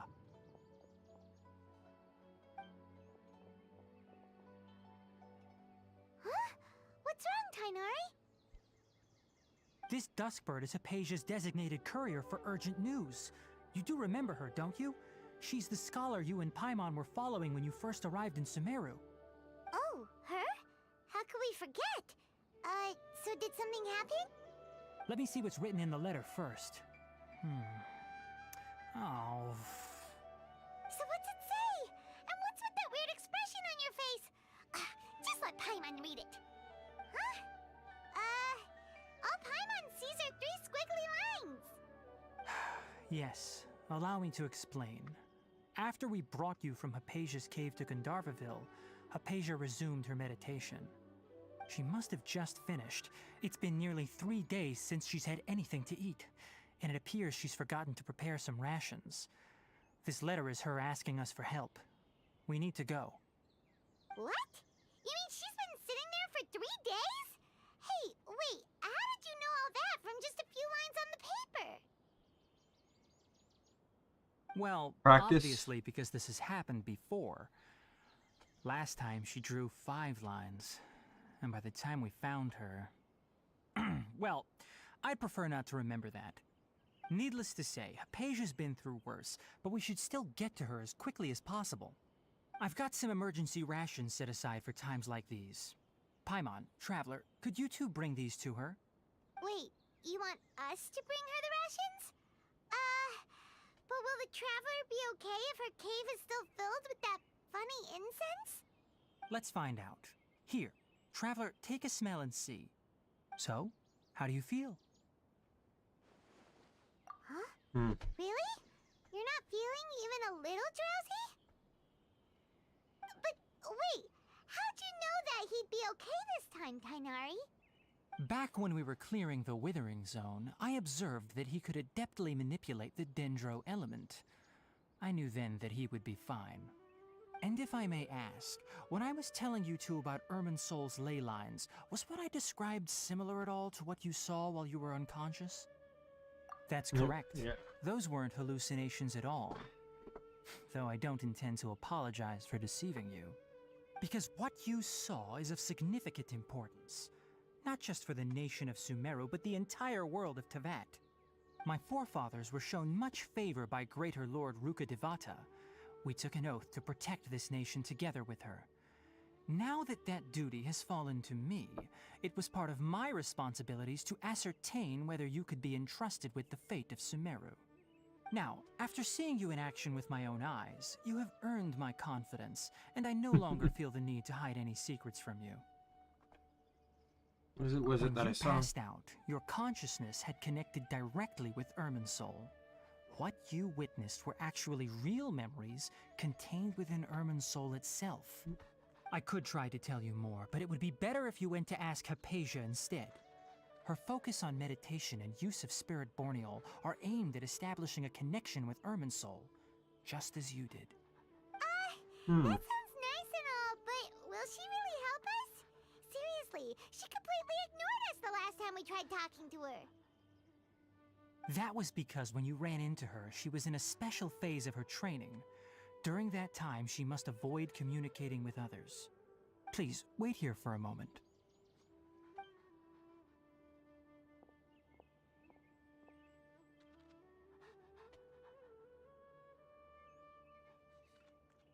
Is he getting the rations, I presume?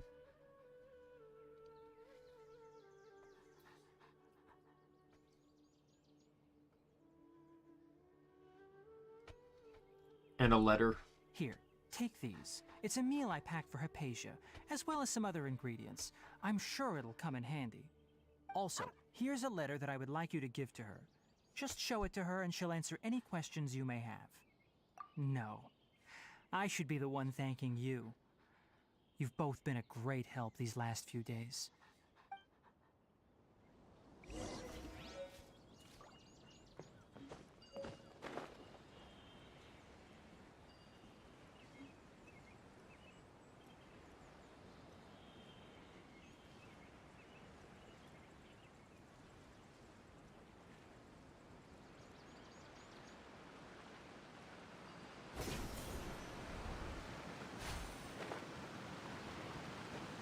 There's Matt.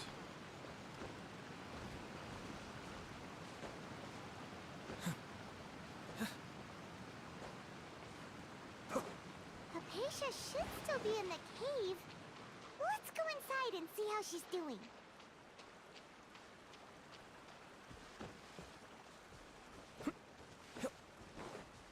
Alrighty. Hello? Hypatia? Hey, there's nobody here. Maybe she went out to look for some food. Let's try looking around the area.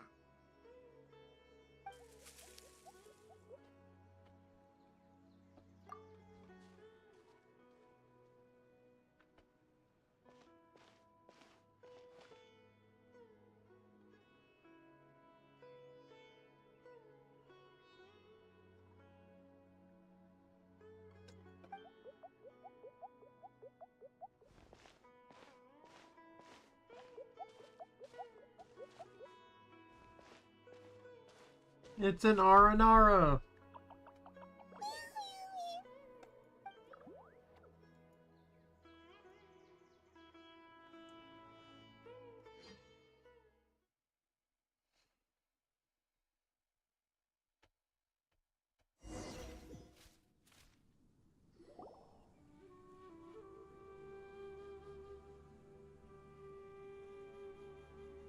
There you are. Hypatia, there's no way we can get her to eat in her current condition.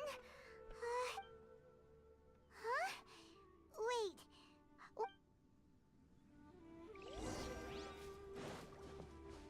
What? Huh? How'd things out here end up looking like this? What happened? And where are we? Must be a logical explanation for all this. Oh, maybe you're right. Let's go investigate the area.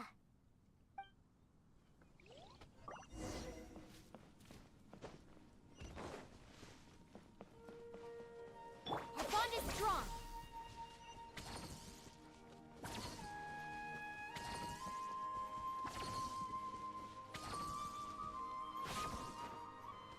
Wow, this place is huge. Paimon knew there's something off about that cave. Let's think of a way to get over there and have a closer look. Who knows? Maybe we'll find a lead of some kind. Yay, just...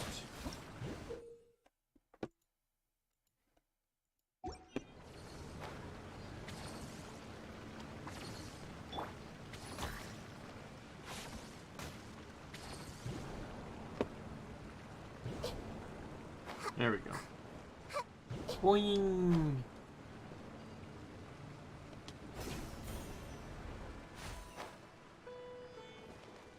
Where am I going?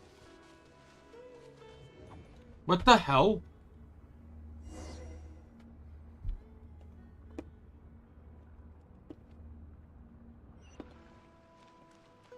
I'm in Inazuma now? What happened just now? Why'd everything around us suddenly change?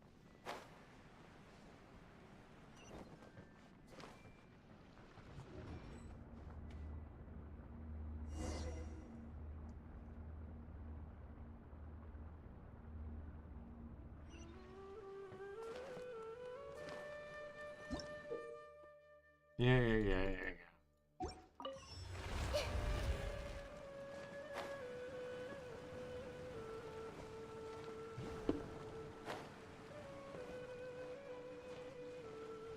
What? I did not jump off.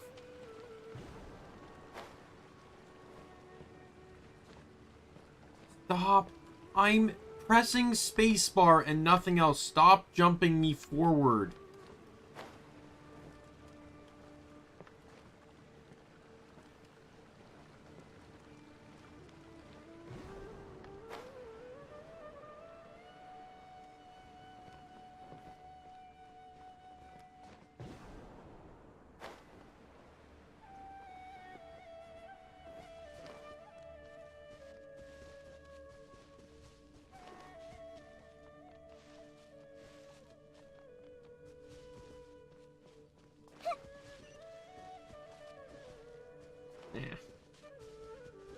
I'll just go this way.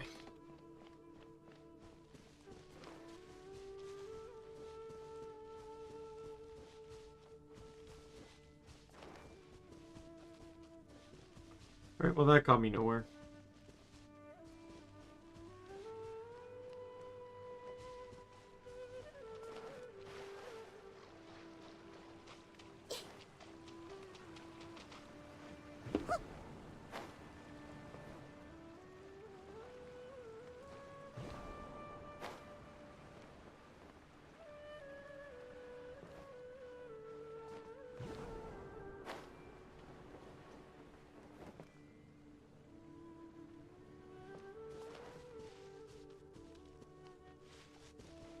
Oh wait, was I supposed to go that way?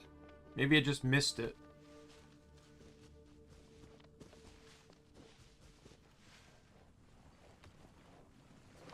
I see everything.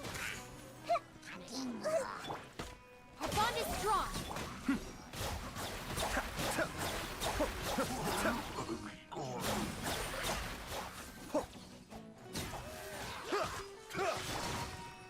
Enemy reinforcements.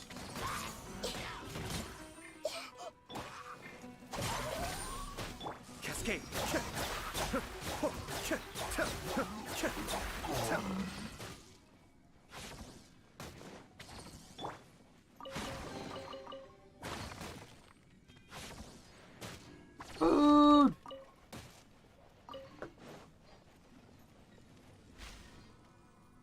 Huh?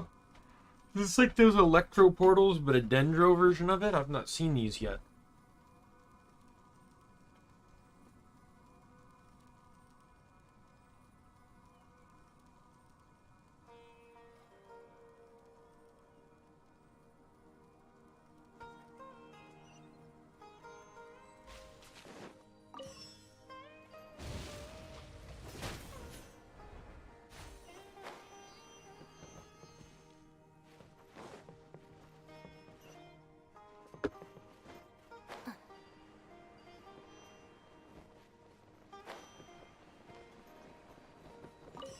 That's...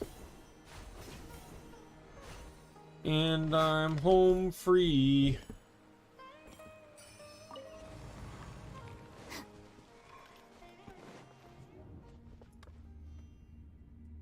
What's going on?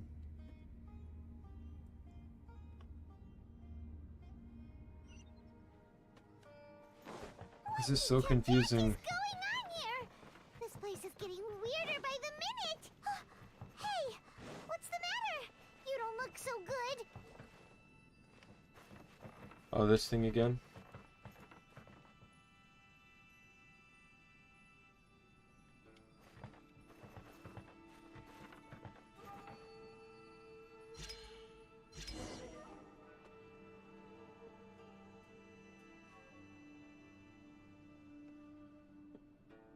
Oh, now it's a stationary image. That's kind of an interesting trick.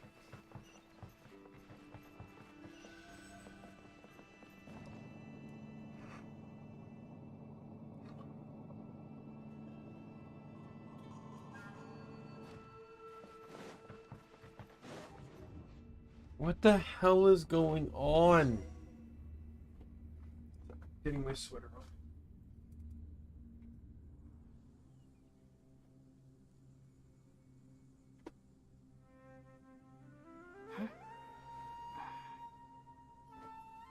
A bit chilly.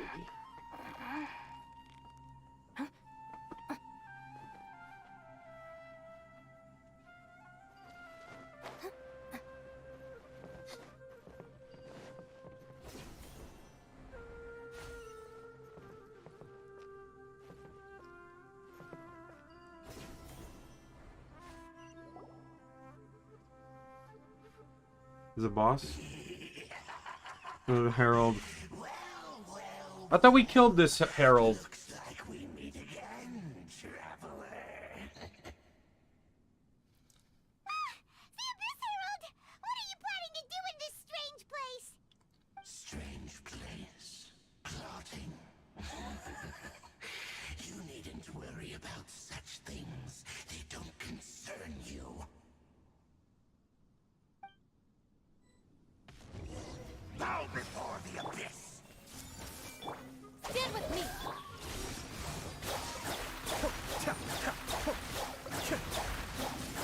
I bet you anything he's not really here.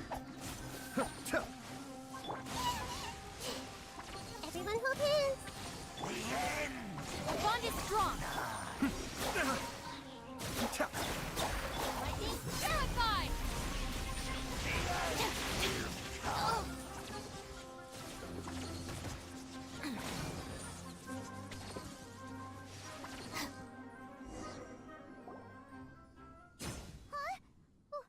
Why can't we beat this guy?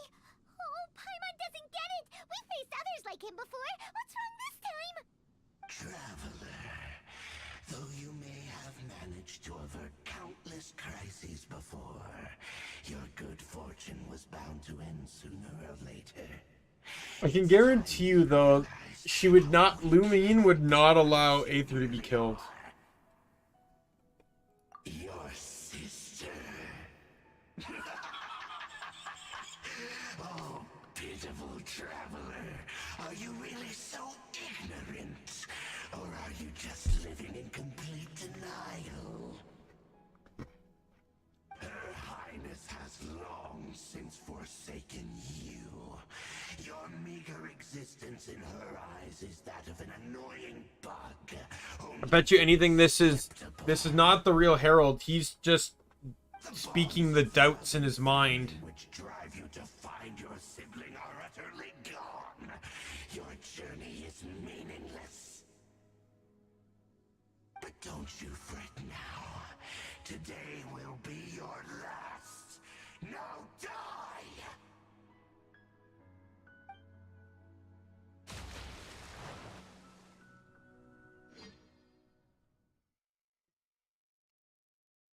Is this where Nahida jumps in?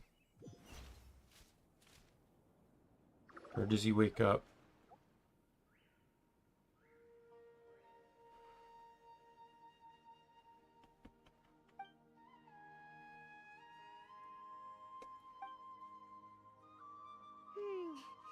What do we do?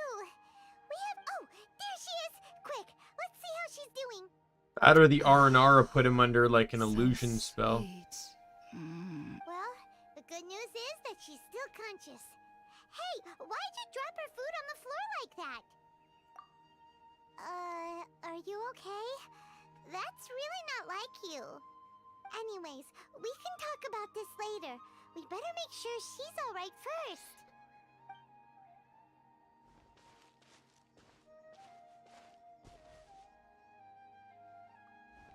Whoa! Wait a sec. Look at all this fruit lying around her. We can put that to good use.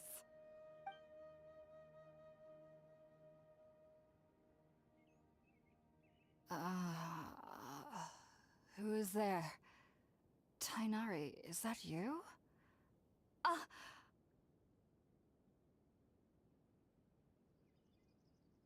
Huh? It's okay. You can relax, Hypatia. Tainari sent us here to bring you some food and water. Here, we have a letter that he asked us to give you.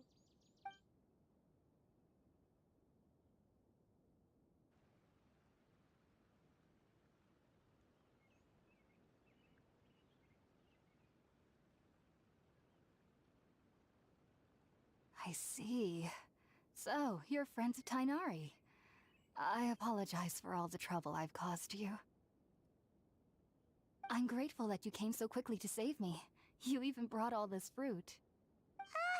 Well, actually, we didn't bring the fruit. It was already here when we arrived. We were kind of wondering about that, actually. When we found you here, there was all this fruit lying around and even some juice dripping from your lips. How did you end up like this anyway? Oh, really? I seem to understand now. All the fruit was likely from my, neighbor. Must have come by and saw me like this. Your neighbor? You mean there's someone else living nearby? Oh? So you're able to see them too?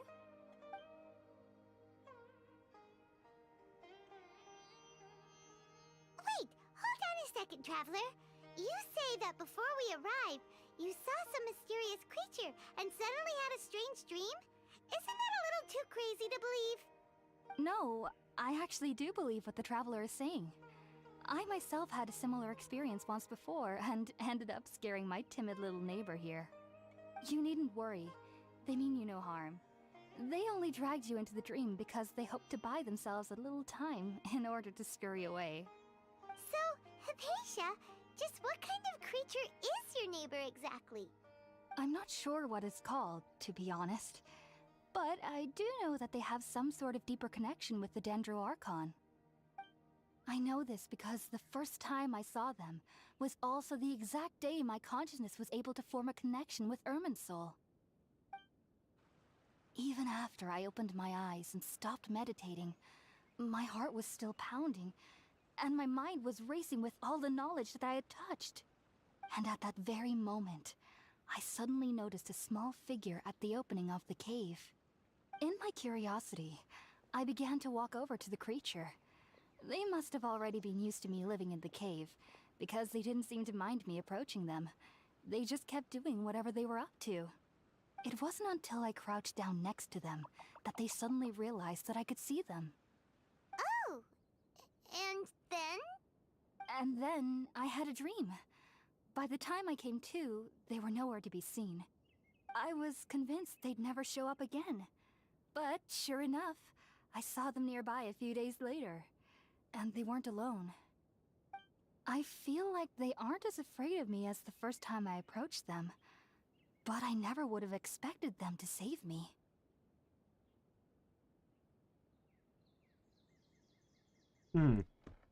Sounds like a great neighbor. Yes, no doubt about that.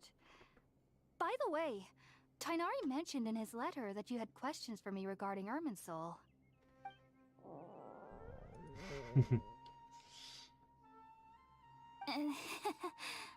Sorry about that. Sounds like just drinking juice still isn't quite enough for my stomach. Well, if somebody hadn't dropped the food earlier... Anyway, looks like we'll need to prepare something ourselves.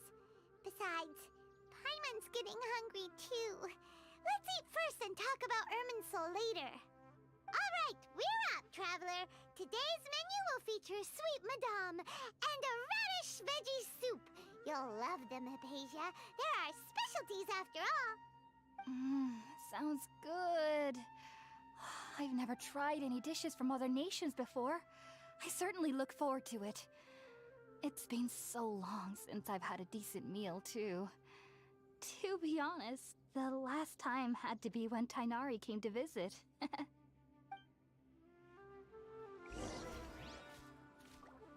Make some food by the fireside.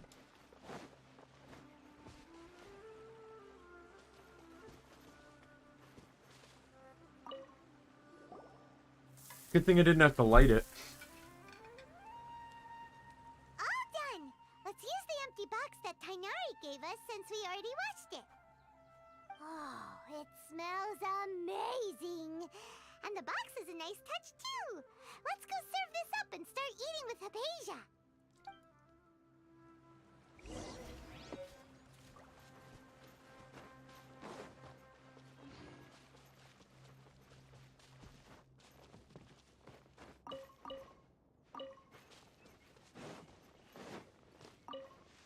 Alright.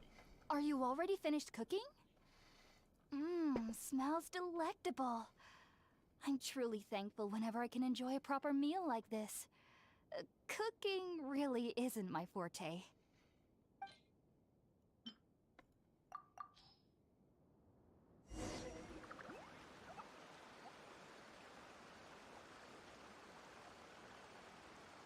Even though everything you mentioned was in Tainari's letter, it's still hard to believe you were able to connect with Irminsul immediately after smelling Spiritborn eel for the first time. It took me nearly 3 years before I could do so. And everyone at the academia even lauded me as a genius. You should know that some researchers spend their entire lives without ever successfully connecting with Irminsul as you have. So why does this incense allow people to connect to Irminsul? The ingredients used to make Spiritborn ale primarily consist of plants created by Greater Lord Rukkhadevata. These special ingredients are conducive to heightening our senses to the Dendro Archon's power. Since the root of the Dendro Archon's power lies within Irminsul, we can occasionally tap into her powers to peer into the depths of the earth. I think I understand. Naturally, anyone who can establish a connection with Irminsul in their first ever attempt must be a person of great understanding. Makes sense. But Paimon's got a question. Why was he sensitive to the smell of those plants for such a long time? That was primarily due to his body's unique constitution. Stimulated by the incense, he could perceive the Dendro Archon's power and experienced a sensory overload, hence the adverse reactions. Taking in any scent similar to the ingredients of Spiritborn Ale would cause adverse effects. Not to worry though, it appears you've already fully recovered. Technically, your body should still be sensitive to the powers of the Dendro Archon, but unless you're using intentional meditation techniques, the scent of Spiritborn Ale should no longer trigger such reactions. Whew. Well, that's a relief. I must admit, I am quite envious of your abilities. Even if it meant suffering from pounding headaches for the rest of my life, I'd consider it worthwhile so long as I could connect with Irminsul at will. Whoa, you're really serious about this whole thing, aren't you? I am a researcher after all. As a member of the Ritaoist Darshan at the Academia, my main area of research is the stars and their connection to the fate of living beings. But there is still so much we don't know, especially regarding the mysteries that lie in the starry skies. Which is why I must turn to the all-knowing Irminsul for answers. If only my perception wasn't so limited.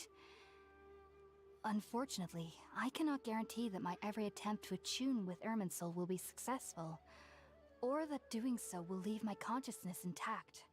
I am currently in the stage of training known as Satyavada life. Many researchers in Sumeru have lost their minds while seeking to attune with Irminsul during this stage.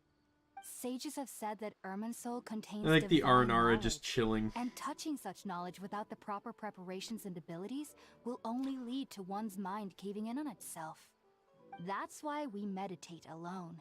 We need to ensure that our minds will be calm while minimizing the possibility of involving anyone else. Whoa, so knowledge from Irminsul could be super dangerous. Don't you ever feel afraid of the risk, Hypatia? Of course I do. Especially during nights that are pitch black with no moonlight, and dead silent without even the sound of insects. However, I've been feeling better as of late. I don't get as scared anymore knowing that I have a little neighbor living nearby. I believe that being able to see them is a sort of blessing from the Dendro Archon. But what's strangest of all is that they're clearly an envoy of the God of Wisdom herself. And they have the curious power to make people dream. What's so strange about that?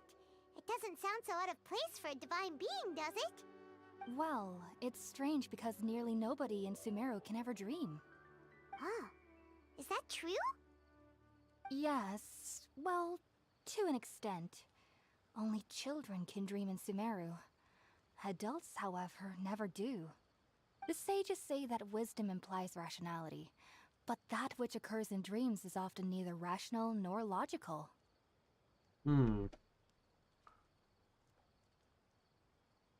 Yes, if one struggles with anxieties, those emotions could influence their dreams. The fact that the people of Sumeru do not have dreams is seen as a blessing by the sages. They believe that Greater Lord Rukkhadevata, the god of wisdom, is keeping us away from the foolish delusions you encounter in your sleep. I was born into a family of scholars in Sumeru City. Ever since I was a child, my parents would always tell me that I'll know I've grown up once I stop dreaming. I studied hard, enrolled as a student in the academia, and went on to become a researcher. Sure enough, I never dreamed again. But then, on the day I scared the little Aranara, I suddenly saw a dream again. It was incredible. Though I don't exactly remember what I saw, I clearly recall the feeling. I suddenly felt like I was a child again. Back then, I was foolish and ignorant as any youth would be, but I was free of fear. Maybe dreaming isn't as bad as we've made it out to be. Just be sure not to speak of this if you travel to Sumeru City. They'll look at you as if you've lost your mind. So, do you have any thoughts about the things he saw when he connected with Irminsul? Sorry. I'm afraid I don't have any answers as of now. All I can say is that what you saw is a memory contained within Irminsul itself. World forget me. What could that possibly mean? If only I could ascend past Satyavada life and begin Paripurna life. I might have some more answers for you. If you two are ever in the area again, please be sure to come and see Wish me. you luck on your endeavors. There's no need to be thanking me. You two are my saviors. Besides, I'm already looking forward to tasting some more of your cooking.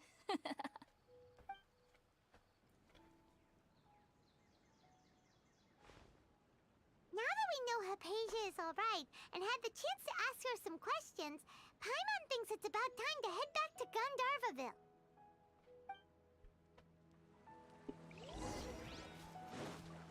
All right. Run back we go. Let's lead with Noelle for a little bit. I see everything. I've had enough of this sopping wet place. Oh, I didn't scan Hypatia's mind.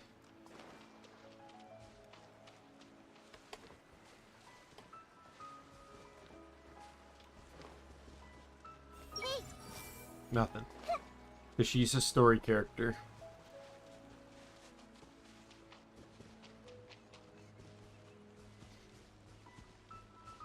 City Forest truly has great biodiversity. I won't have to worry about finding new research topics for the rest of my life. I'll patrol around here today.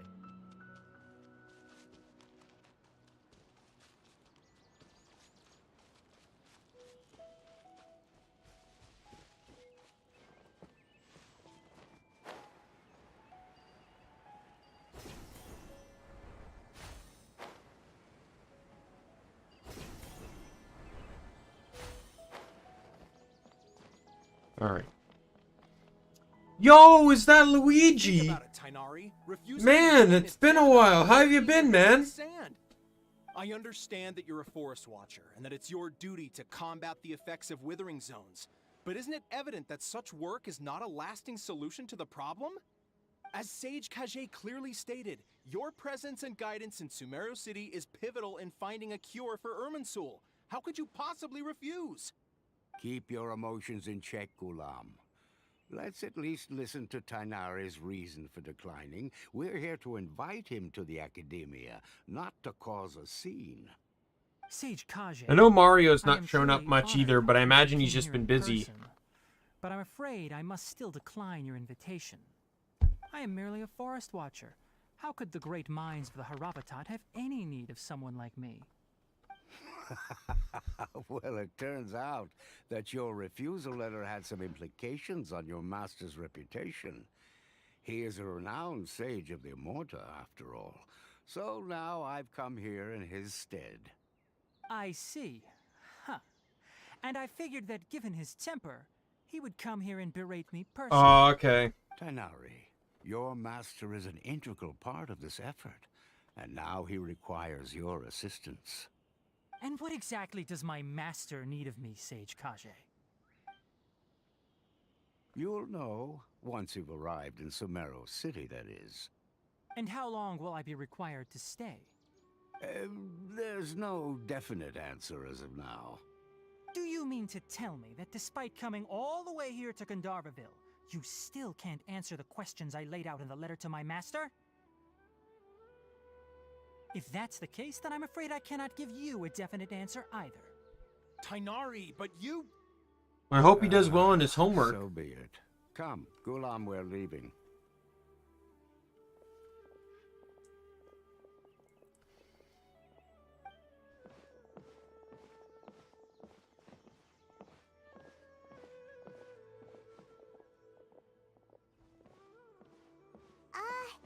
Tainari, what was that all about? It's nothing. Some people from the Academia wanted me to go to Sumeru City to assist them with a project, but I had to refuse on account of all my responsibilities here. But all that can wait. How did things go with Hypatia?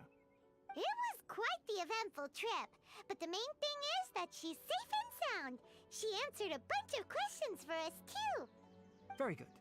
Now that the traveler has made a full recovery, there shouldn't be any reason for you to tarry here longer. I assume you will be heading to Sumeru City, correct? That's right. We want to meet Lesser Lord Kusanali and ask her for advice. Do you have any idea on how we can find her? Sorry, I'm afraid I don't have any advice for you there. Well, do you at least know anyone we can try asking in Sumeru City? Let me think. My trips to Sumeru City have been fairly short, and most of my acquaintances are researchers. How about this? I'll write you a letter of introduction that you can give to a researcher I know. He's from the Amurta Darshan and is adept at gathering information. Asking him might prove worthwhile. Also, when you enter Sumeru City, you'll probably end up receiving something like this item here. I'm not sure if it will ever come in handy for you, but maybe you can give it a try. Oh? What is it? It's called an Akasha Terminal. It's a tool produced by the Academia that utilizes the legacy of Greater Lord Rukkhadevata. Some say that this very item is the basis of Sumeru's Is it like that reputation as the City Bluetooth of ear Wisdom. thing? Needless to say, this device and its usage fall under the Academia's expertise. So I'll leave it to them to show you how to use it. Great! Next up, Sumeru City! But wait, before that... You need to say goodbye to Kale. Tanari, we have something important to say to Kale before we leave. Is she doing better now? Yes, she's doing much better. After being confined to her bed all this time, I thought a little walk would do her some good. Last I saw her, she was taking the path towards the North Crossing. She knew you two would be leaving soon, so she must have wanted to see you off. Thanks, Tainari. All right, let's go! Farewell, and good luck to you both.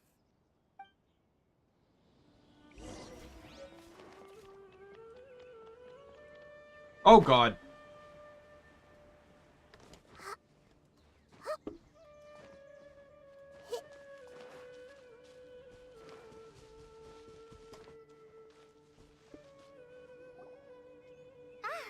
I've been waiting for you two.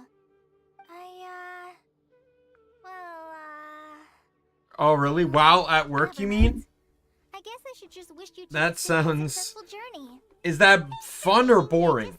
Like, is it 1 hour to do something you want to do, or is it boring because you can't do... You have to do work, but you don't have any work? Don't worry about me. I can take care of myself. My condition won't be getting in the way of my duties. I want to be a forest ranger after all. It's up to me and the others to protect the rainforest here. And, I'm sorry. I should have told you both about my condition when we first met. Are you just go on your wanted phone? you to Ah, treat yeah. me as a normal friend, not some girl that needs your sympathy. But I guess now I understand that the most important thing is for friends to be genuine with one another. There's no need to apologize, Kale. We should be thanking you. Well, that's good. for trusting us enough At least to you be have your something friend to do. and sharing your past with us.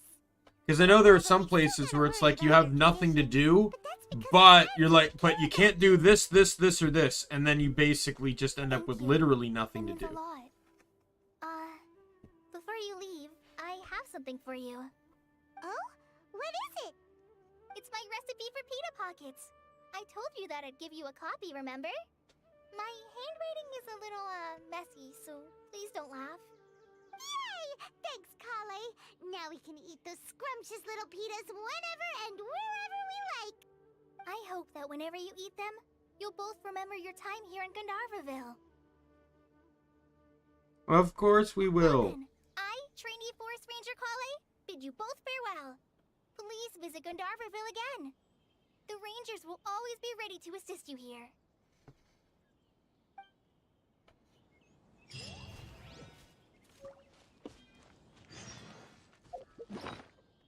A pita pocket recipe. Alright. Fast travel to here.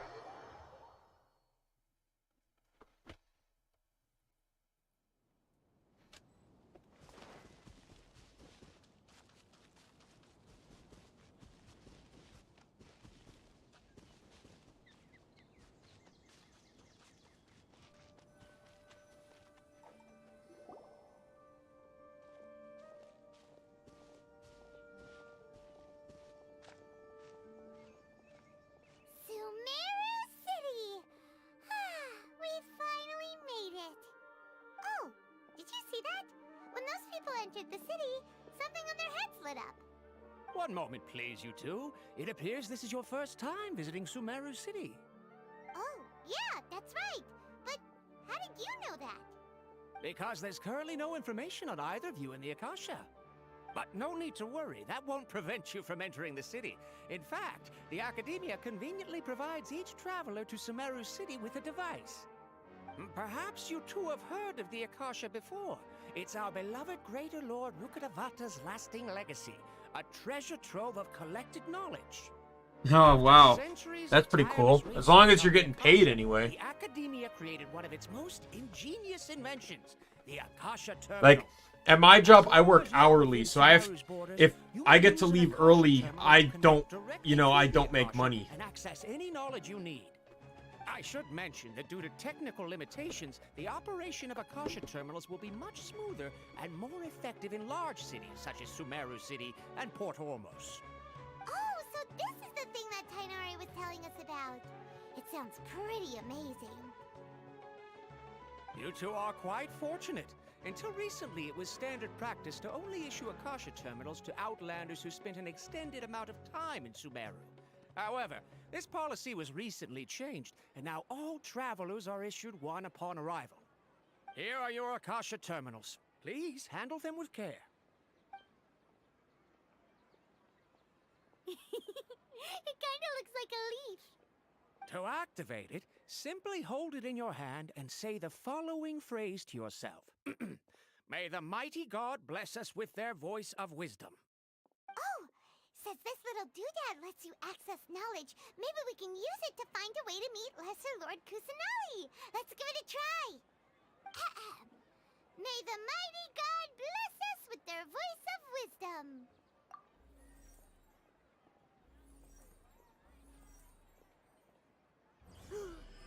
Whoa! Just now, something clicked, and Paimon suddenly knew how to use this thing. It seems all we need to do is concentrate on what we want to know, and bam! You get it. Oh, that'll come in real handy. Exactly. That is the power of the Akasha. And with that, let me officially welcome you both to Sumeru City. May the wisdom of the Dendro Archon always be your guide. Okay, now that we're in, we can check the Akasha about Lesser Lord Kusanali. Let Paimon try. 500 years ago, the sages found a newly born deity from within some scorched ruins. The deity now resides in the sanctuary of Suristana. Seems pretty similar to what Kali was telling us. Okay, next, let's concentrate on asking how to meet her.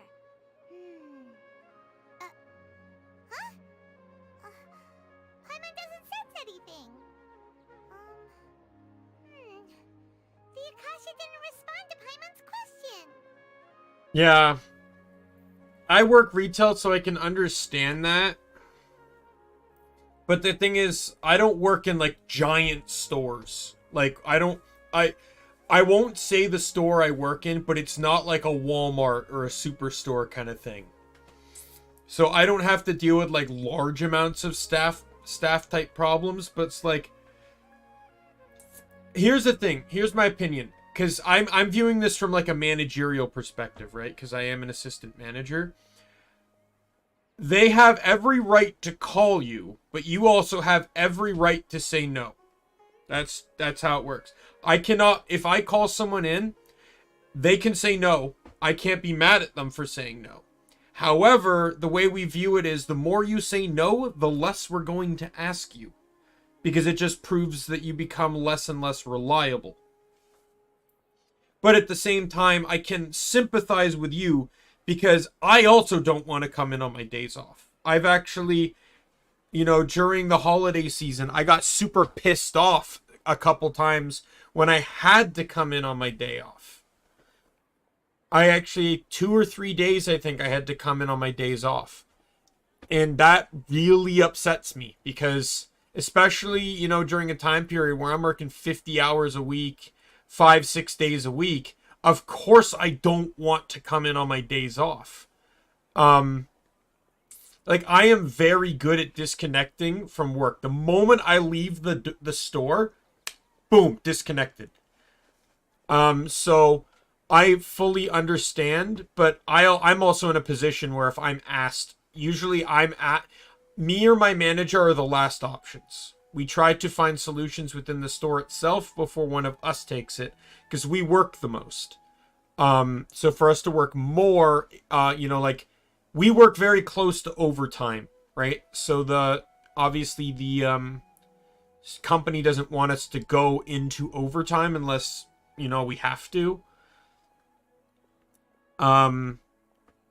But yeah, like I can understand both sides, right? Like you don't want to work more than what you already work.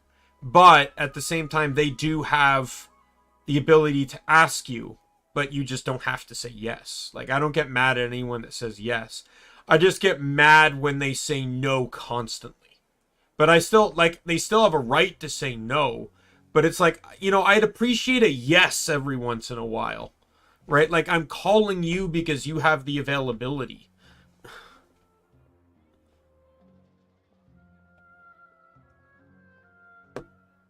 Yeah, like, we don't really do call-ins that much, though, so... There's more during Christmas, because Christmas, it's hectic, and that's the biggest stretch of sick calls you'll get.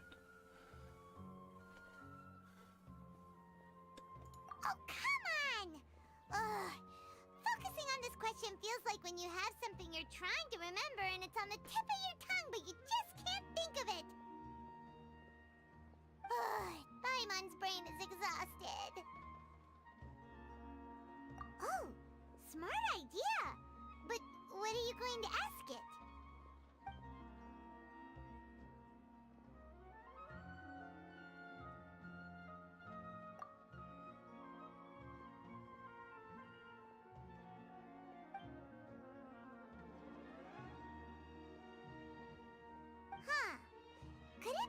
Because we're Outlanders, and we've only just arrived in Sumeru?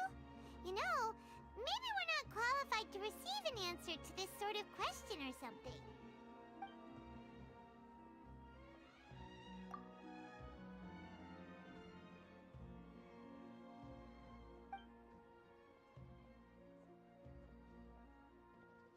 Uh-oh.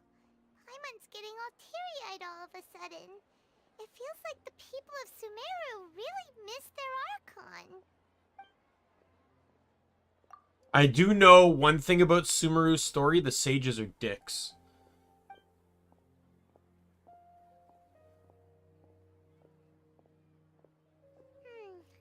You too? Well, glad it's not just Paimon. Well, seems no matter which way we try, we can't find anything that'll lead us to Lesser Lord Kusanali. Guess our only choice now is to try meeting with the researcher that Tainari recommended. He's from Sumeru and even has a position in the Academia. Maybe he'll be able to access more info from the Akasha. Is this the dude that's actually going to be the 5-star that we're gonna meet soon? Or that's available in the next banner? Let's head over and have a look. Hello, are you Rohawi? Yes, that's me. Oh no, never mind. Can I help you? Great! You see, Tainari sent us here and... What? Tainari? Please, there's no need to say anything, really. That's fair. Sure, I admit I that can the understand outplay that. That was my wasn't first my job. best work, and maybe the data didn't produce the most convincing results, but... Here! This is a letter from Tainari! Oh, let me see... Oh! Ooh, what a relief. You two nearly scared the life out of me. So, you two just have some questions for me? Seems even Tainari acknowledges my innate ability for procuring information. The thing is, what probably happened with you is it wasn't necessarily the job you hated. It was either the repetition of it after a while or the people in charge. Because it was both of those things that made me start to dislike my first job. This isn't exactly my area of expertise, but let me see what I can find in the Akasha.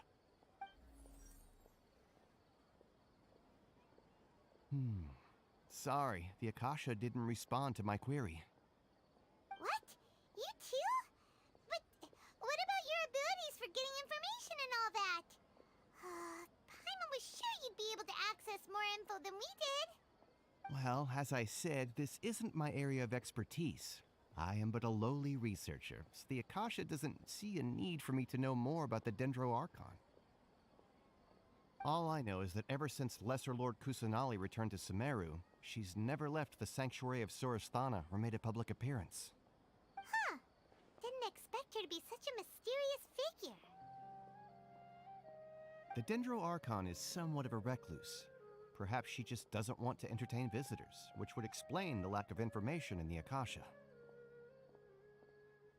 Aw, but then what can we do? No need to worry just yet. I'm only hypothesizing here. You could certainly try asking around and see if anyone else has ideas.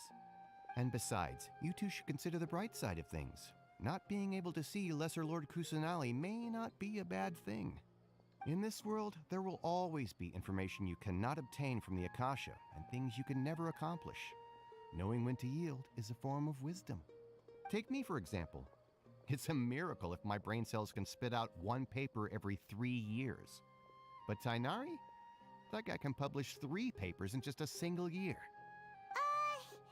Okay. Thanks for your advice. Don't mention it. If you two ever want information about things like who's been promoted within the academia or relations between the 6 great sages, come find me. Hey, come on! This is a survival skill at the academia.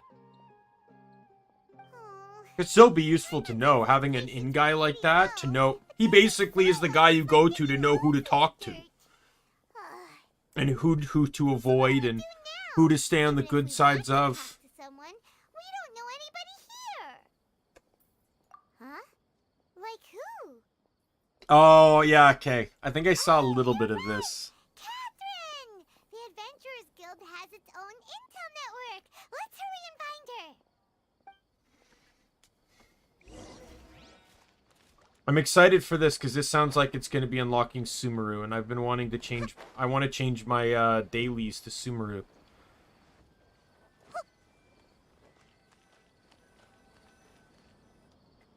Ad Astra Abyssosk. Hello, Traveler and Paimon. Catherine, we need your help with something. Understood. The Adventurers Guild is always ready to serve you. With what do you require assistance? We want to meet with Leslie. Alright, see you later, Luigi. Thanks for stopping by. Don't be a stranger. You two wish to meet with Sumeru's Archon. Understood. Please wait.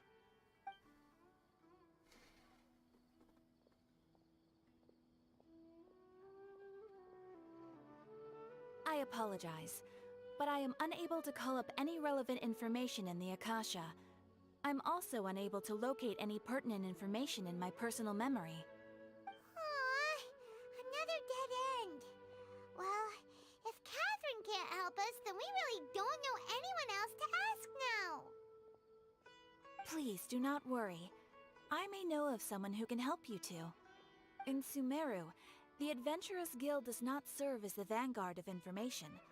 Rather, there are numerous active mercenary groups collectively known as the Eremites.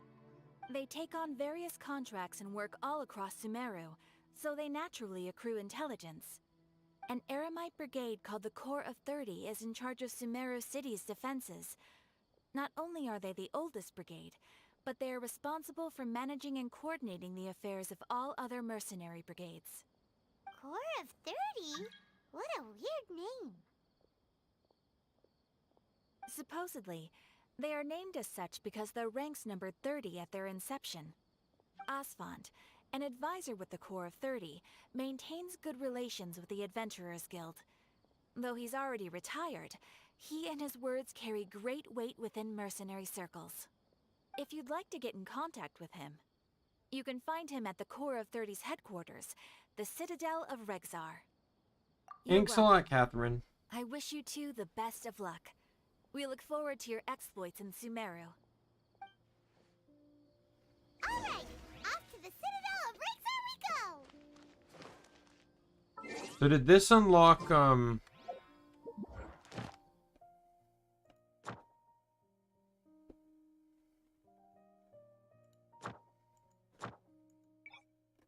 Not yet.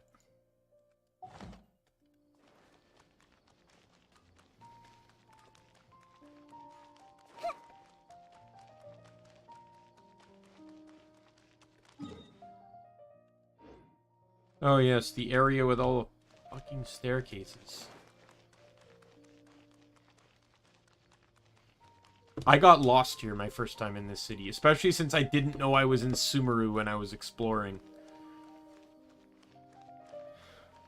And you might think, Daimien, how did you not know you were in Sumeru? And that's because I thought I was in Liyue. Because I had a commission that wasn't appearing on the map. And I was trying to look for it, and I couldn't find it. And I thought, oh, there's this area over here I haven't uncovered yet, because I hadn't played the game in, you know, several months. So I didn't realize this was a new area, because I didn't pay attention to any information on it. The Adventurers Guild told me to expect you to. It's nice to meet you, Osfond. We'd like to ask you about something.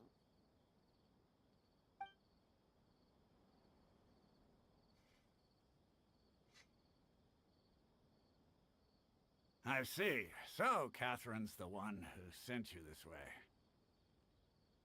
Ha! It's true that the Eremites' network is vast, but even I can't help you meet the Dendro Archon. Wait, seriously? That's it? Afraid so. The Eremites aren't terribly religious, so we don't know much about divinities. As far as the Akasha goes, we can access even less than you. We originally came from the desert. The gods there died off long ago. Since those days, we've used our own two hands to carve out a living. We don't beg gods for their aid. It isn't just us, though. If you ask me, I think most in Sumeru aren't interested in Lesser Lord Kusanali. Oh? Why's that? Just take the Academia, for example. They're the ones who truly rule Sumeru. Although they believe in gods, most of them only care for the late Greater Lord Rugurdevada. In their eyes, she was the one who founded Sumeru and gifted us with the Akasha. Lesser Lord Kusanali just happened to inherit her legacy. Because of the Academia's influence, most citizens are more familiar with Greater Lord Rugurdevada and hold her in greater esteem. Not to mention that Lesser Lord Kusanali never makes an appearance, and the Academia never announces anything about her. As far as the people of Sumeru are concerned, she's just a god that exists. And that's all. Really? Aw. After hearing all of that, Paimon sort of feels bad for Lesser Lord Kusanali. Ha! But who knows? We're all just guessing when it comes down to it. Besides, I'm sure the God of Wisdom doesn't worry about her reputation among people like us. Alright, well, thanks for the info, Osfond. No problem. Always happy to help out the Adventurers Guild. You questioned several people in Sumeru City. Seems Osfond was right about most people's attitudes here. That tree branch is Not only perfectly are they not positioned. interested in the Dendro Archon, they even say stuff like, if the Akasha doesn't think I should know, then I don't need to know about it. We've been asking for information non-stop ever since we got to Sumeru. But the harder we try, the more helpless everything seems. Isn't there at least one person in this entire city who cares about Lesser Lord Kusanali? Oh, you two are interested in Lesser Lord Kusanali? Huh? Who are you? From the sound of it, you two are Outlanders who recently arrived here. You've been asking around for information on Lesser Lord Kusanali, right? Oh, I'm sorry. I forgot to introduce myself. I'm Dunyarzad, one of Lesser Lord Kusanali's faithful followers. Whoa, really? Then do you know how we can meet with her? I'm afraid I can't help you with that. But your conversation earlier did happen to remind me of a legend about the Dendro Archon. Can you tell us the Sure. legend? It goes like this. Long, long ago, there was a man who heard a prophecy. It predicted that a great calamity was about to befall him. Hello. Panicked by what he heard, the man sought out the Dendro Archon in hopes that she would bless him with the wisdom to help him escape his predicament. The man journeyed across deserts and kitty. through rainforests and experienced Kitty tribulations cat. of every kind. However, he still couldn't find any trace of the Dendro Archon. In despair, he thought, alas, the Archon has abandoned me. He then had no choice but to sorrowfully resign to his fate. Okay, and then what happened? And then, the calamity came. But to his own surprise, the man felt somehow emboldened by the trials of his journey. By relying on his own strength, he managed to overcome the adversity. At that moment, a bird perched upon his shoulder. This bird was, in fact, an avatar of the Dendro Archon.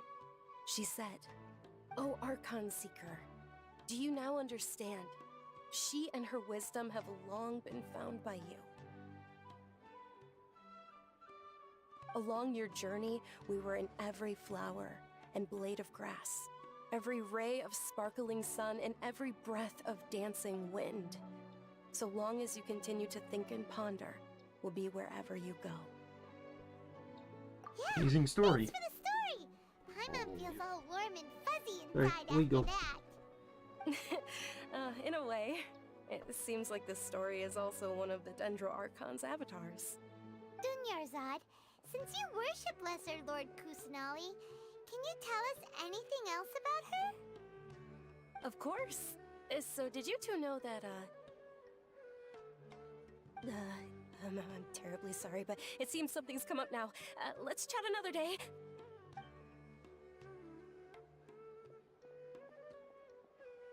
Hey, wait!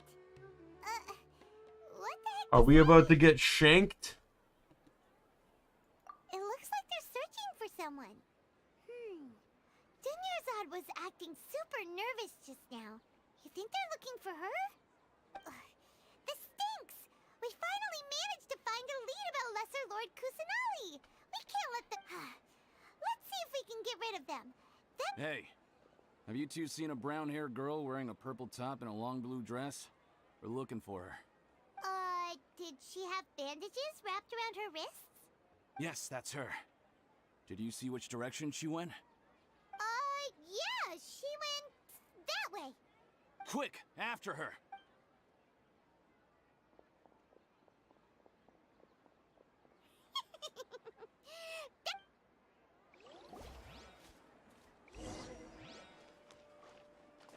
If I scan them, what does it say? Everyone hold hands. Nothing. Of course it says nothing.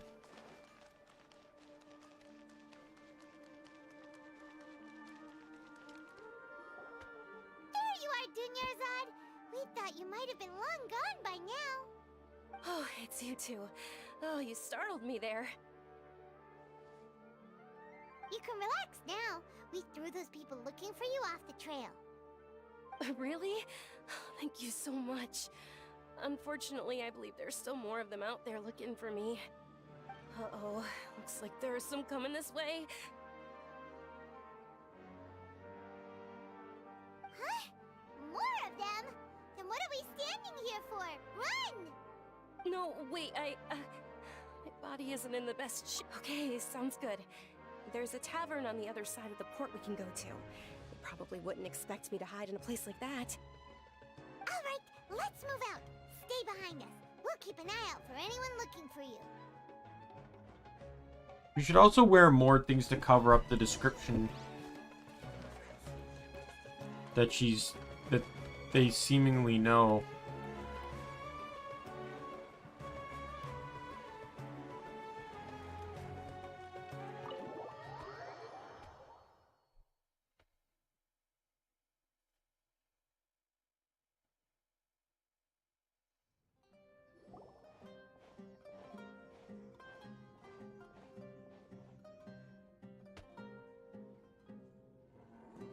We made it. Oh, they shouldn't be able to find us now. Wait, stand down, Dia.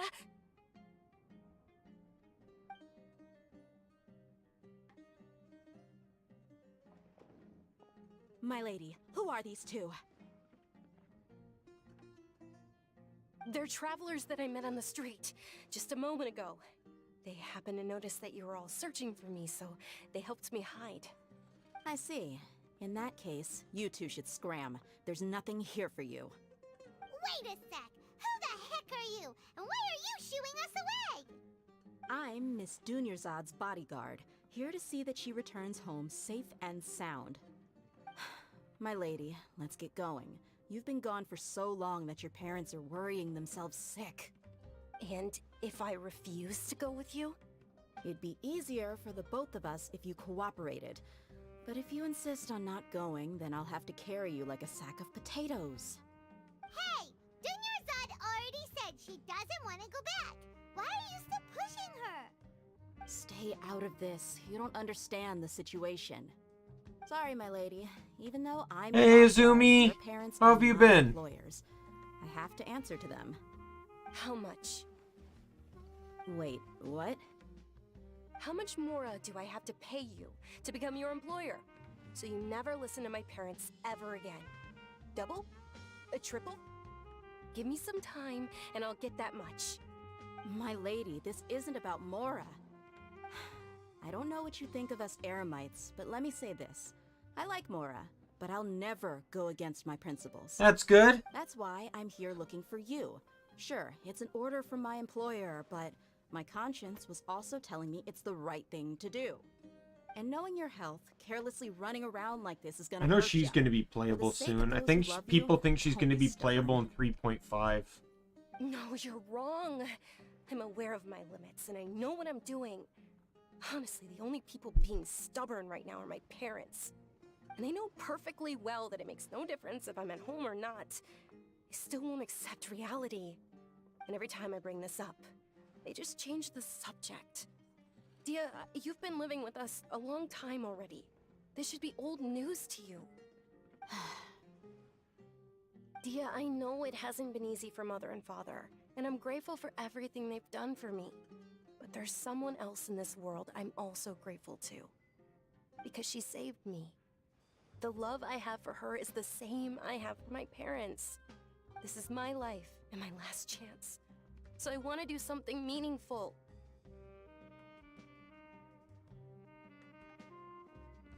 My lady, are you sure what you're doing now is meaningful? Yes, I'm sure. At least, it is to me. Fine, I won't ask you to return home anymore. But let me make something very clear. I'm only doing this because I respect your determination, not because I agree with you. Thank you, Dia. Sorry for being so rude just now. My nerves were acting up. And I even brought up your payment in such an offensive way. Don't worry about it, my lady. I did say that I like Mora. Besides, that's our next topic of conversation. Today's little excursion caused such a ruckus that every single bodyguard at the estate was deployed. It wouldn't be easy to hide things from your old man. Since this definitely won't be your last escapade, here's a little tip. You should at least make it look like your room and things are still in order when you leave. Also, you'll need someone to cover you for when you're out and about. So, I'll let you hire me, my lady. This way, everyone wins. As for the pay, let's say half of what your father pays me. We can settle the bill when we return to the estate. Okay, deal. Yay! Looks like they've reached an understanding.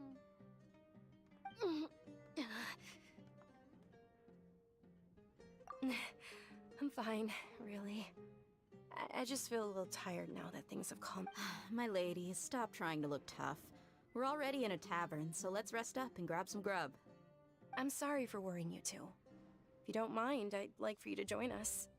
Sure, after you rest up. She has the same thing Kali does, doesn't she? And that's what the bandages are, to cover up the scales that Tainari was talking about. Ha! Well, if it isn't Dia, Haven't seen you in nearly half a year. Word on the street is that you're a bodyguard for the Homayani family now. Ha! Don't you find that kind of work boring? Nah, you get used to it. How about a menu over here? You got it, huh? Isn't this little Miss Homayani herself? We don't get to serve personages like you very often. We'll be sure to prepare our very best. Thank you, sir, but there's no need. I don't have a lot of Mora on me, and I really ought to save as much as I can. But please bring these two the best food you have. They're my new friends, so I want to be a good host for them.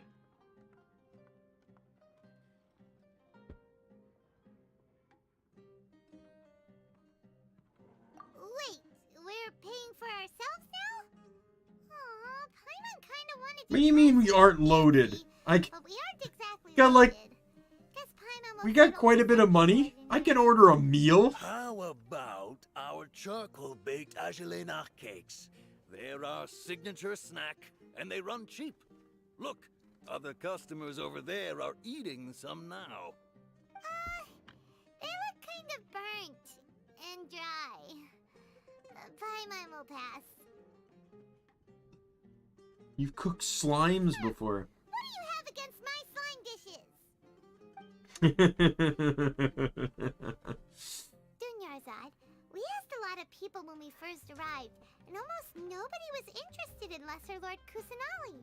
So, what made you want to follow her? Well, remember when you asked me if I knew how to meet the Dendro Archon? Even though I don't know how, I think I've actually seen her before. Huh? Really? Yes, it was when I was a child. At the time, my illness had kept me bedridden for the better part of a year. I was stuck inside and couldn't make any friends, and my parents did their best to find treatments for me. But even then, the Akasha didn't have any helpful information. My younger self no longer had any hopes or dreams. One flare-up was so bad that I was in a semi-conscious state for several days. Then one night, I woke up alone in my room. I was terrified. My body was paralyzed. Even if I cried, there was no sound. At that moment, an ethereal voice spoke in my mind. Dunyarzad, don't be scared. You don't have to cry. Dunyarzad, don't be scared. You don't have to cry. Who are you? How do you know my name? How do I explain this? You might not be able to understand, but actually, I know everything about you. Really? Of course. I know that you're scared of thunder, that you hate taking medicine every morning, and that you love counting the petals on your mom's skirt. Wow, you really do know everything. Dunyarzad, is there anything you want? Want? Not really. I can't go anywhere or do anything. Huh? But aren't you a child? All children have wishes. Tell me what you want, and maybe I can make it happen. But can you make my illness go away? Oh. I'm sorry. But I'm not powerful enough to do that right now. Then, can you be my friend? After that, the voice said, "Okay, I'll be your friend." Although my body was suffering during those days, that voice encouraged me and told me many wondrous things. Beyond my window was the flourishing Sumeru city. Beyond the city was a lush rainforest. And beyond that was the wall of Samiel, deserts, and all of Tevat. Once I finally made it through that bout of illness, I couldn't hear that voice anymore. I told my mother about it, but she said that I must have been dreaming. But I know that that voice wasn't a figment of my imagination. Before that, I had never heard of Tevat. Yes, for sure. If it weren't for that voice, I would have never grown curious about the outside world, nor would I have learned how to read and enjoy so many books. That voice sparked a desire for wisdom. It had to have been the Dendro Archon. I've been hoping for a chance to repay her kindness. In fact, I was running around today to help prepare the Sub-Zero's festival for her. What's the Sub-Zero's festival? It's Lesser Lord Kusanali's birthday, which was the day that she was found by the sages. It's actually an old holiday that originally celebrated Greater Lord Rukkhadevata's birthday. When she passed away, the holiday eventually became a celebration of the Lesser Lord's birthday. I heard everyone was overjoyed when they welcomed her back to Sumeru. In those days, the festival was a huge deal. But because of the Academia's influence, people have gradually lost interest in the festival. The Academia actively participates in Sumeru's many holidays dedicated to Greater Lord Rukkhadevata. But when it comes to the Sub-Zero's festival, forget any funding. They practically act like it doesn't exist. Maybe they see Lesser Lord Kusanali's birth as confirmation of Greater Lord Rukkhadevata's death, so they're reluctant to celebrate it. Aw, but that's awful. It is. It's absolutely terrible. Sure, the Greater Lord founded Sumeru, but hasn't Lesser Lord Kusanali been the one quietly protecting us for the past few hundred years? Just remember that we're still out in public. Don't get too carried away now. I know that people over by the Grand Bazaar still hold the Sub-Zero's festival to this day, but I hadn't met any of them before, so I was never able to contribute. But recently, I made a friend there who also follows Lesser Lord Kusanali. I gave her my savings because I want her to throw a wonderful festival this year. That's the least I could do for Lesser Lord Kusanali. Hold on, my lady. Does this friend happen to be Nilou, the one who sends flowers to the estate? Yes, that's her. I saw her leaving the other day with a nervous look on her face. It seemed like she was hiding something in her arms. Did you give her something? Yes. Initially, I didn't have much more prepared, so I had Nilou sell one of my skirts. I've agreed with Nilou to meet up at the Grand Bazaar today, and see how things are coming along. Dia, would you accompany me? Sure. That's quite the trip, though. I'll carry you. No, that would be too much, even for you. You might as well just accept the lift. If I let you walk, who knows how long it'll take us. And if anything happens to you, then I'd really never hear the end of it from your father.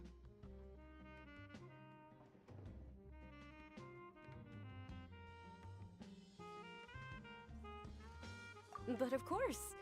Nilou will be thrilled to hear there are more people interested in Lesser Lord Kusanali. I remember, while that was going on, I was looking up Nilou's dialogue, because I remembered seeing Nahida's line talking about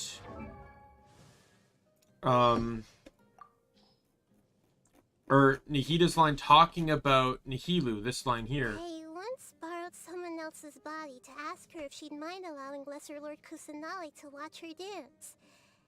Actually, I had already watched her lots of times before in secret, but I wanted to attend her dance at the Sub-Zero's festival properly, in person, as a sign of respect. Anyway, it turned out that she gently declined the offer.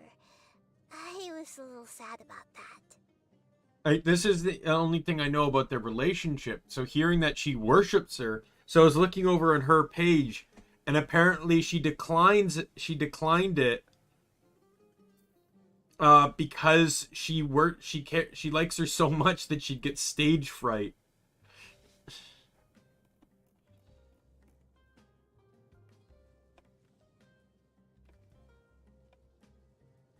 I like her one about Sino's jokes. His jokes are like buried treasure, gems hidden beneath the surface. They're a lot of fun. Well, which part didn't you get? Okay, I can explain it for you.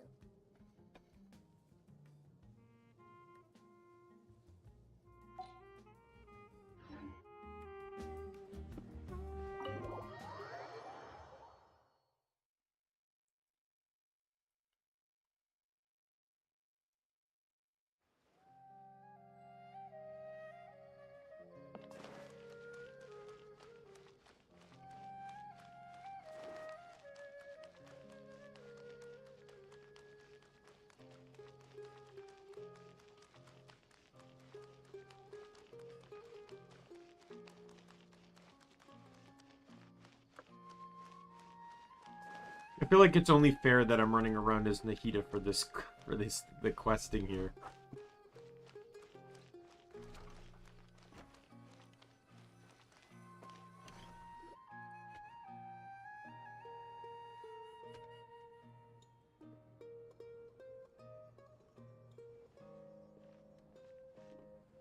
Sorry I'm late, Nilu.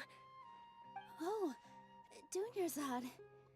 It was taking you so long that I assumed you got trapped at home, but you made it in the end. Uh-oh. But if Dia's here, that means you got caught, right? You could say that, but everything worked out. She's on our side now. Not completely. Oh, and who are these two? Oh, meet the Traveler and Paimon, my two newest friends.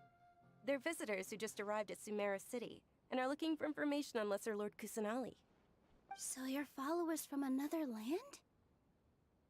Truthfully, no. Oh, really? Well, that's okay. You're still invited to the Sub-Zerus Festival. I'm not followers to any of the Archons. I'm friends to all the Archons, right? The Grand Bazaar. It looks spectacular. Thanks to your generous contribution. You're very welcome. It's the only thing I could do. Do you still have enough Mora? Probably? But don't sweat it. We've already finished renovating the stage. Come on, I'll show you.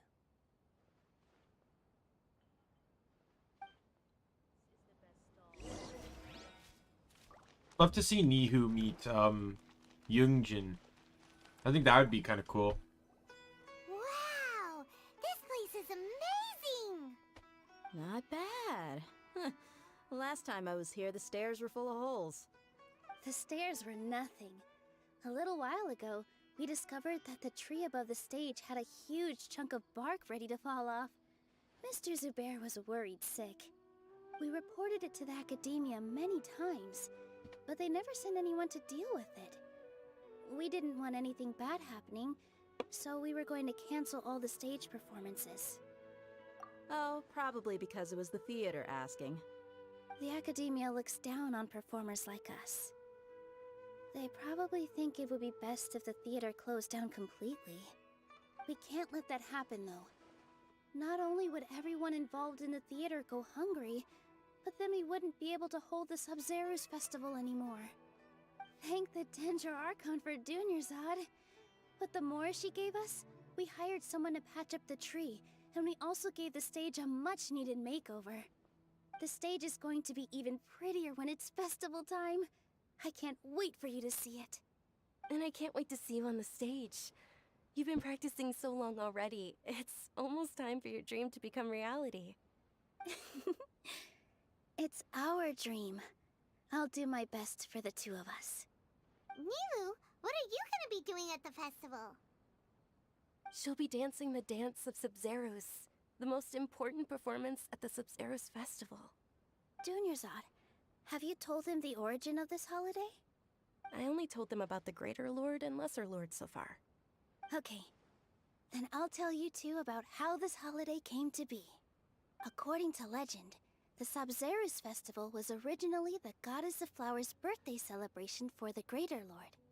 A long, long time ago, on one of Greater Lord Rukkhadevata's birthdays, her friends threw her a celebratory banquet. Some of the gods got drunk. One started playing music, and the Greater Lord started singing, so the Goddess of Flowers began to dance. As she danced upon the grass, countless beautiful Parisaras began to bloom wherever she stepped. Those brilliant purple flowers became her dazzling stage. All the gods clamored, "Oh, if only time could stop at this very moment." Of course they did. When people mention the gods, they always think of the Archon War. I'm not saying anything, But it's because Sumeru's I'm gods listening. also had happy times. Although they aren't around anymore, they're preserved in our tradition of dance. This outfit I'm wearing is apparently based on how the Goddess of Flowers looked. Though we're just tiny people compared to the Divine, we still have to do our best to make sure that the birthday girl feels loved on her special day. Nilu, you of all people will definitely be able to convey our well wishes to the Dendro Archon. I also noticed that you went the extra mile and scattered Patisaras around the stage. They symbolize the goddess of flowers, after all. It's just a shame that all the real Patisaras went extinct after her death. Yeah. The Greater Lord brought forth Patisaras in memory of the goddess of flowers, but she ultimately could never truly replicate that beautiful purple. Thinking about the goddess of flowers dance makes me wish I could have seen it. If my stage were anything like that, I'd be thrilled if I had just 2 real Patisaras on the stage. So, Traveler and Paimon, what do you think? Interested in the Sabzeruz festival? Will you two be coming? All of Lesser Lord Kusanali's followers will be there for her birthday. It'll be a good opportunity for you to learn more about her. Ooh, Paimon thinks that's a great idea!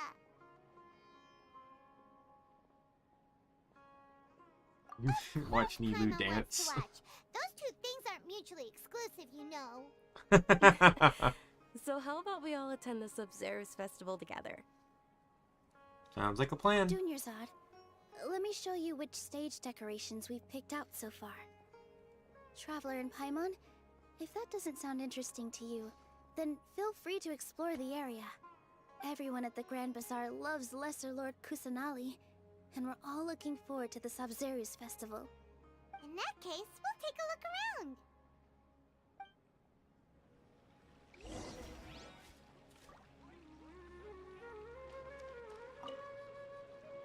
Whoa! What's with your yellow hair? And why do your clothes look so funny? Are you an Outlander? Did you know that the Sabzeruz festival is about to happen? There'll be loads of fun things to do at the festival. But the best part is when Ferris, the Knight of Flowers, passes out candy to everyone!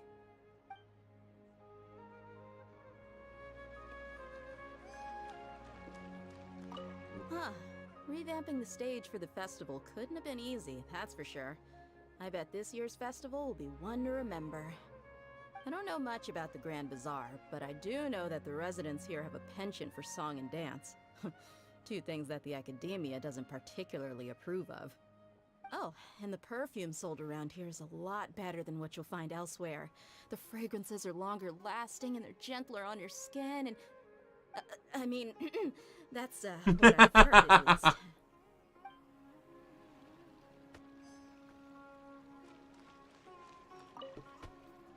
Things are really shaping up, and there's a buzz around the festival this year.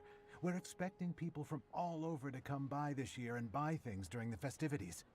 Don't be fooled into thinking that Sumeru City has the best of everything. Some festival snacks are only offered here in the Grand Bazaar. And when it comes to musicians, dancers, or singers, the Grand Bazaar's got the best of the best. Sure, those folks at the Academia might not like it, but what's a festival without song and dance? Touché, my friend. Could you imagine Woodstock without song or dance? Obviously, I never went to Woodstock, but... Nilu, your outfit looks amazing. There's also something different about you from when we first met up. I thought I'd add a little extra Wow, did you sew all that yourself? Uh-huh. Sewing is a fundamental skill for everyone in the theater company because we make all our own costumes. Did you know that Mr. Zubair not only can make costumes, but props too? I've noticed that you can't keep your eyes off that crown over there. Would you like to try it on? May I? Of course. The legends say that the goddess of flowers had beautiful horns on her head, so this crown was made to reflect that. Dunyarzad, you look absolutely stunning with it on. It's like I'm looking at the goddess of flowers herself.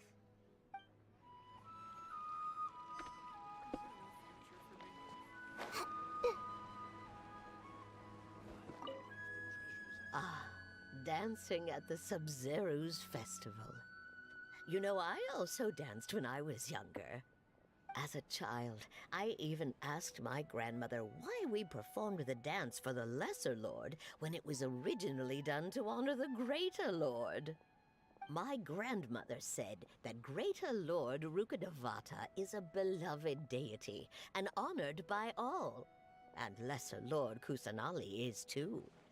If the goddess of flowers ever knew Lesser Lord Kusanali, then she would certainly have wished to be her friend and hold celebrations for her too. The Sumeru's festival has been losing its appeal over the years. That is, until a wealthy benefactor stepped in this year and brought the festival back to life. I heard she forked out a lot of mora to make it all happen.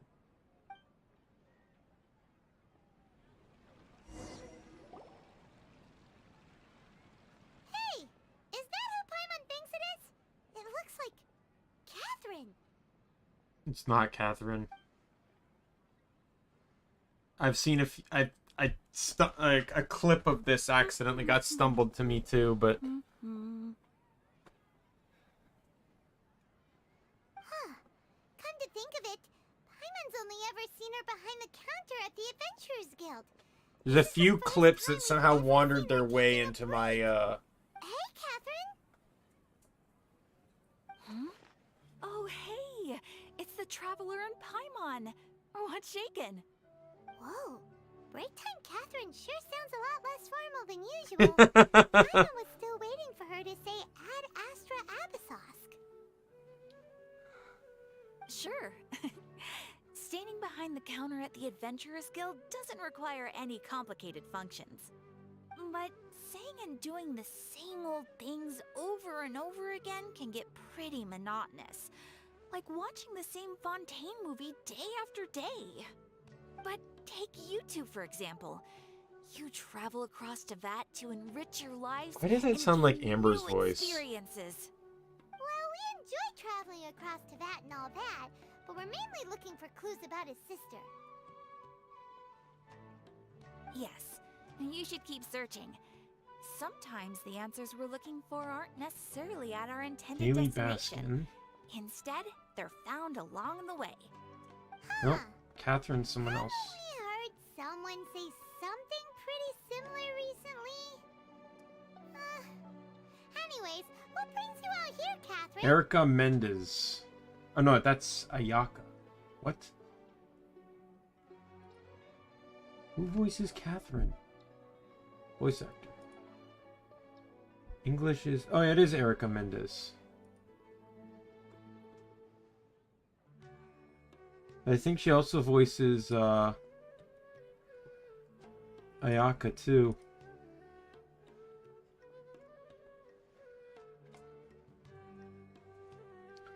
Yeah, she voices Ayaka as well.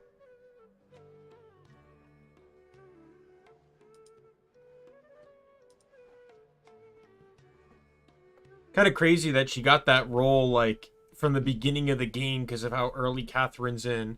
Carried it within Liyue, gets called back for like any major events, and then gets a playable character.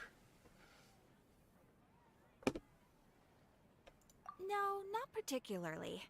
I guess you could say that I'm loving the recent atmosphere here.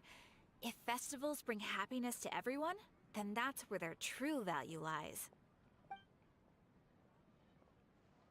Oh, it looks like it's about time for me to be heading back now. Alright, we'll see you next time at the Adventurers Guild. Oh, by the way, thanks for connecting us with the Eremites. We've already made some great friends in Sumeru City thanks to you. I'm sure you two will get along well with the people here. You've already been blessed by the element of Dendro after all. See you around.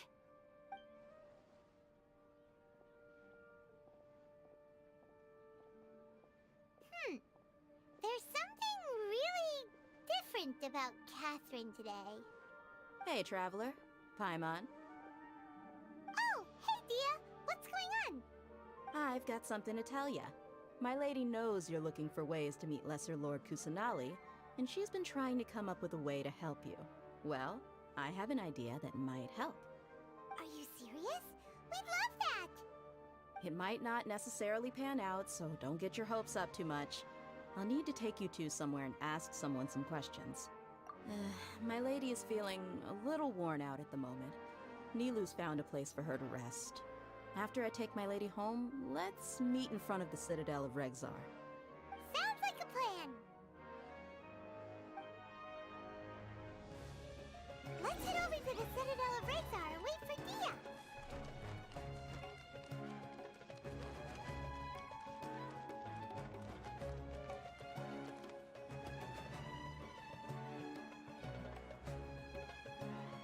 I'll call the stream after I unlock Sorry, commissions in here and stuff. Took some convincing for the master and mistress to believe that Miss Dunyarzad was only sitting in the port for a while because she was in a bad mood. Anyway, I guess I should be thanking you. I haven't seen Miss Dunyarzad that happy in a long time. If it wasn't for you two, she probably would have been caught and dragged back much earlier. You sure sound a whole lot nicer than when we first met, Dia. Who would have thought you had such a soft spot for Dunyarzad? It's called being a professional. I'm a bodyguard, and I work for whoever's paying. Look, Dia's blushing. Yep, that's a blush if I've ever seen one. Listen, you two. I don't expect to be working for Miss Dunyarzad very long, but I hope to finish things on a positive note if possible. Let's cut the chit-chat and head into the Citadel. We'll see if the person I know has a way for you two to meet with the Lesser Lord.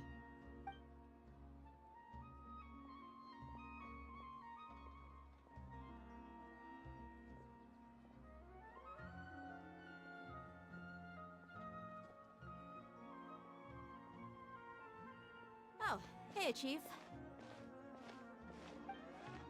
Ah, Dia, what are you doing here? And well, didn't expect to see you three together.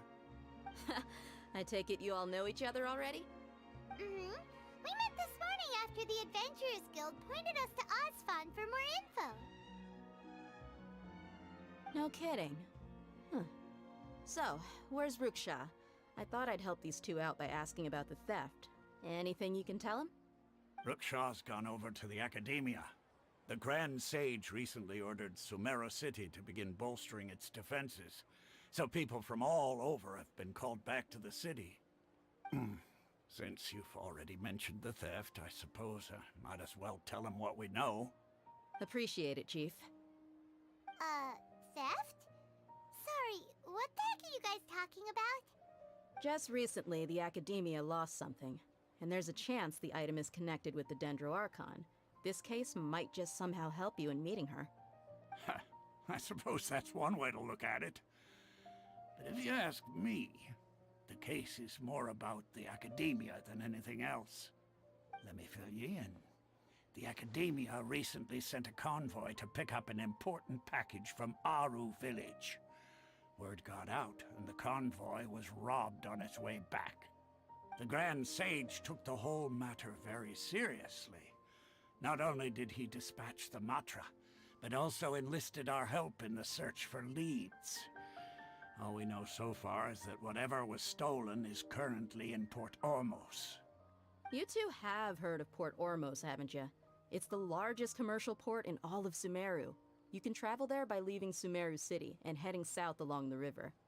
The Academia's grip isn't long enough to reach all the way to Port Ormos, so the city's a little more laid back, meaning the population's also a mixed bag. You never know who you'll meet there. Apparently what was lost has a great deal to do with the Akasha, knowledge, and even the gods. I'm afraid I don't have any other details for you, though. If you're interested, maybe you could head to Port Ormos and ask around yourselves. If you want my advice, try introducing yourselves as students of the Academia once you're there. Why should we do that? Are you serious, Chief? All the Academia students are in Sumeru City, you know. Why should they pretend to be students in Port Ormos? If you're also interested, just go there and see what happens. Count me out. I've got plenty of work to do here for the Homayani family. And take it from me, if you two really do decide to visit Port Ormos, you'd best watch your backs. Let's just say that the Eremites there aren't nearly as friendly as those here in Sumeru City. There are even some extremists who go around shouting slogans like, "Retake Sumeru for King Deshret." Word is that more and more are joining their movement. They're becoming a real headache for Chief and the others. You bet they are. King Deshret's been dead for thousands of years. Now they start spreading rumors of his return. Ridiculous. Not everyone's like you, Chief. Even the desert natives who abandoned their homes in the wilderness still wish to have a god of their own. Well, Traveler, that's about all the information we have for you. Thanks, Dia, and you too, Osfond. Since we've gathered all we could for the moment in Sumeru City, let's head to Port Ormos and see what we can find next. Miss Dunyarzad is looking forward to seeing you both at the Sub-Zeru's festival, so be sure to get yourselves back here in time for that. Hey, Timmy. Yeah, I got Raiden too. Good. Then we'll Got see you Raiden and I both got at Sub-Zeru's. C1 Ayato. I managed to pull out C6 Seiyu, which I'm happy about. I did get one Sara, so I just have the character, even though I don't really care to use her. And I got about 37 Rosarias.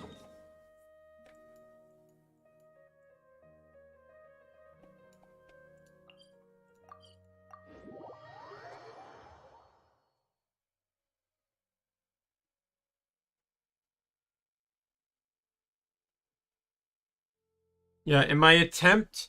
So what happened was I tried to pull for Ayato. Took me a little bit to get him. And during that time, I managed to get C6 Rosaria, no Saras, and 2 Seiyus, putting me at C5. Then I switched banners and immediately pulled Raiden first pull. Right after getting Ayato. So I back-to-back 10 or 5-starred again. I keep saying again because I've done that way more often than my friend Twig likes to admit. But because I had C5 Seiyu and I use Seiyu a lot, I wanted to get C6. So the first C6 I actually cared to get, and it was only because I was at C5 and she was inactive on the banner. So I went back to Ayato's banner and kept pulling. I pulled, I pulled way too many times. Every single banner was Rosaria. Some cases, it was 2 Rosarias. My god, I kept pulling Rosaria, except for the 1 5-star. I also got Diluc during this process too, so I'm continuing the process of not repeat pulling the standard banner characters. I've gotten 5 standard banner characters, 1 off the standard banner, 4 off the event banners, and I've got no repeats. So the only one I'm missing is Chi-Chi. Yeah, I've heard her C2 is pretty good, but I wasn't paying attention to constellations. The reason I pulled on Ayato is because Ayato was a character I wanted for this team. He was replacing Child on the build. And my highest DPS team is this team, my Hydro Bloom team. So that's why I pulled on Ayato, was because he was going to see potentially more play than Raiden was.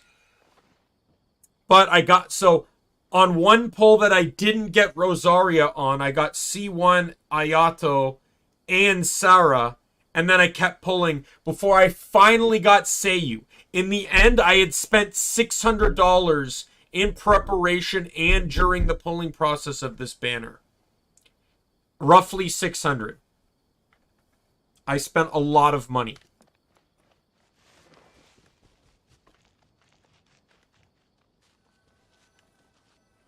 I'm not proud.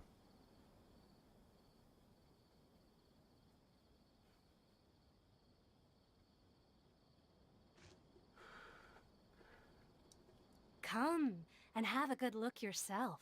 Traditional Because spice, Shinobu's done well for me. made with I use pride and Raiden on my Seiyu team.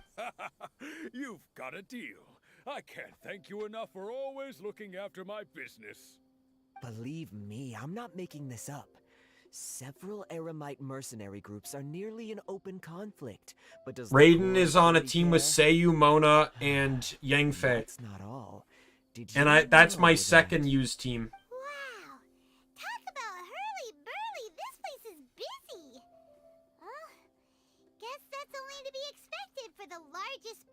I technically have 4 teams, but 2 of them are kind of meh. Like, they work, and they're okay to use, but it just feels like something's missing from them. Shake the feeling that there's also danger lurking in these crowds. Ooh. Let's get our bearings so we can start looking for leads. My other teams are so I have Noelle on this team to round out the Hyper Bloom. My other team, I got Albedo, Kokomi, Chongyun, and Miko. And that team actually works rather well, not gonna lie. It pulses out Crystallize, and then you basically play on either Chongyun or Albedo after putting out Kokomi's skill, Miko's skill, and Chongyun's skill. Then you just play as one of the melee characters. Or if you want to pulse reactions, you can use Kokomi or Miko for damage. And then the other team is Diluc, Barbara, Ketching, and Rosaria, which is a good like switch pressure team because they attack more. But it still feels like something's missing from that team. The idea is that the Hyper Bloom team is my Dendro team. The Chongyun team is my Geo team. The Seiyu and Raiden team is my Animo team. And then I want another team that doesn't use any of the 3 elements I mentioned. No Geo, Dendro, or Animo. I want a team that's exclusively the those 4 base ones. Pyro, Cryo, Hydro, and Electro. I really actually want Chi-Chi so I can switch up the team a bit and get rid of I can move Barbara off and replace Rosario with Chi-Chi and put in another Hydro user.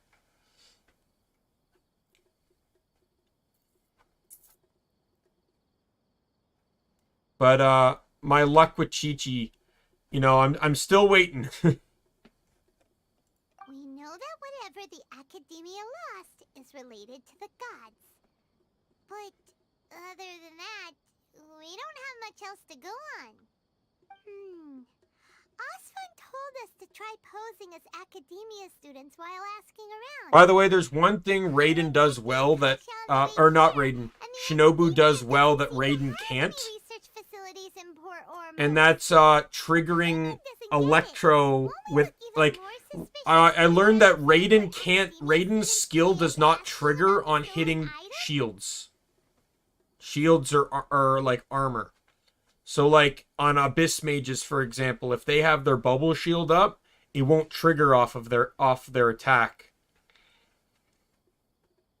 So it'd be hard, from what I understand, it'd be hard to trigger Hyper Bloom when you can't trigger the slash on those types of enemies. Now, if they're not the only one around, then, you know, you can kind of work around it. But if they are, then, you know, you can't really trigger Electro. You'd have to rely on her burst only. Or you could technically use her skill too, don't get me wrong. You can do that, but you couldn't do it off-field. Shinobu, I can do it off-field.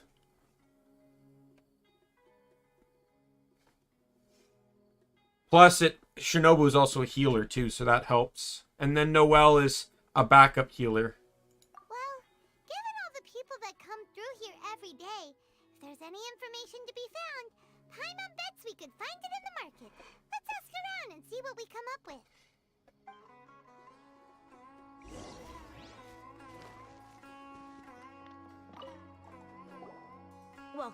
Welcome. How can I help you two? My idea behind my teams is that I don't want to use repeat characters. Each team has to use 4 different characters. Of course. Especially around this time of year. Students from Sumeru City that are about to graduate often come to Port Ormos to cut loose a little. Many people often talk about how hard it is to get accepted into the academia, let alone graduate. But those who finish their studies and go on to become full-time researchers at the academia have it even harder. Sure, we may not be Sumeru City, but Port Ormos offers beautiful scenery and a stress-free environment.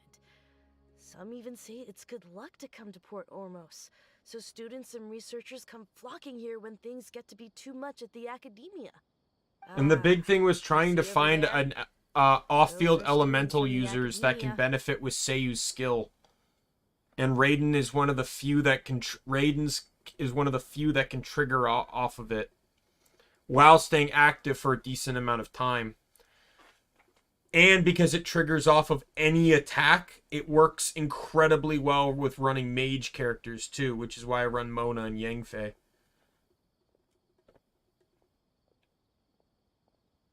They've been looking worried and miserable ever since they got here a few days ago. If you ask me, the life of a merchant is better. So long as the Akasha teaches us what we need, then life is good. Those students seem to be discussing something. Let's see if we can listen in.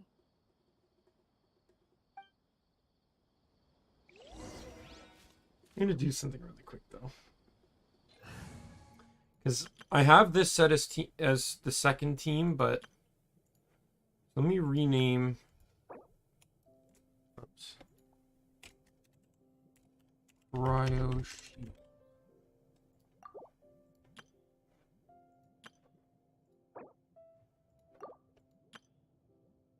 I spelled this one Cyro Shield. Whoops.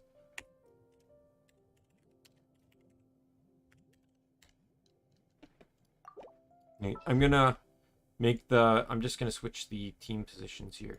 Where's Seiyu? Can I go catch Seiyu. up on my sleep? Who's second? It was Mona. This is how it must be. Raiden. What is the situation? And Yangfei. Next time, be sure to make a proper appointment. Whoops. And this one's Albedo. Let's investigate this further. Kokomi. We'll need a strategy. Changyan. And Miko. Whatever would you do without me? I'm going to deploy this team for a little bit.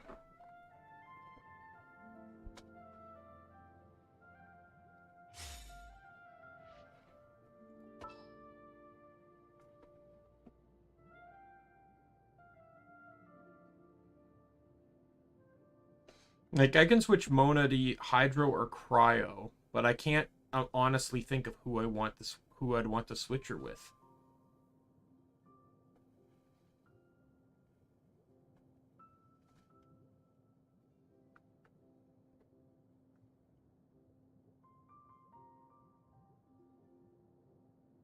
Because I like having the casting. There's no Cryocaster in the game right now. I refuse to use Bow.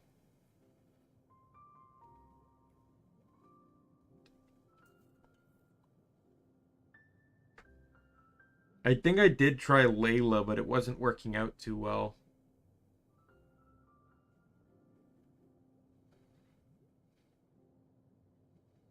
Problem with Layla is Layla has such short cooldowns that it almost feels like you're constantly switching to her. Seems like I should have just stayed in bed today.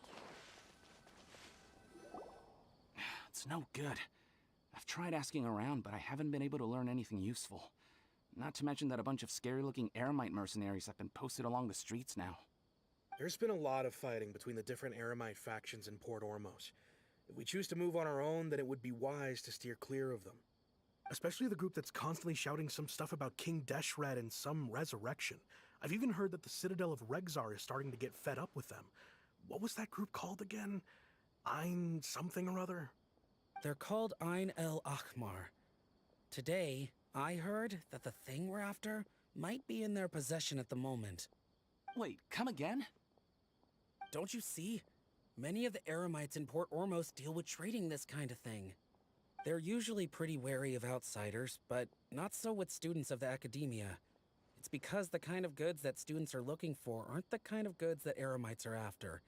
As long as they know you're a student, then deals can be made. I've heard that Ein al-Hakmar likes to set up shop at the Jafar Tavern. Supposedly, if you're willing to part with 500,000 Mora, they'll give you info on anything. Wait, did you say 500,000? If information alone costs that much, then how could we ever afford to buy what we're looking for? I guess we might as well give up on trying to graduate this way. I wouldn't worry too much. Our field of research is very niche. Who else could possibly be after that kind of shady knowledge? I bet it's practically worthless to anyone aside from us. Well, I guess that makes sense. Then the only thing left for us now is to find a way in. Why don't we all just pool our money together and pay for the information? Whoa! Did you hear that? A niche field of research and shady knowledge? It all sounds pretty suspicious to Paimon.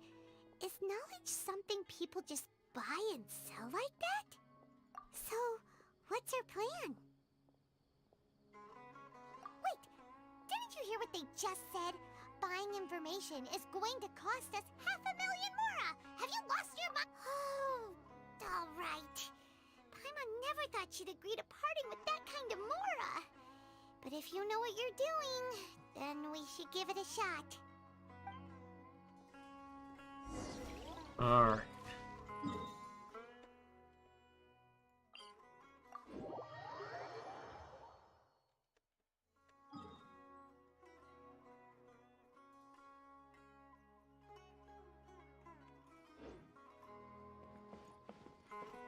Time to jump off and glide.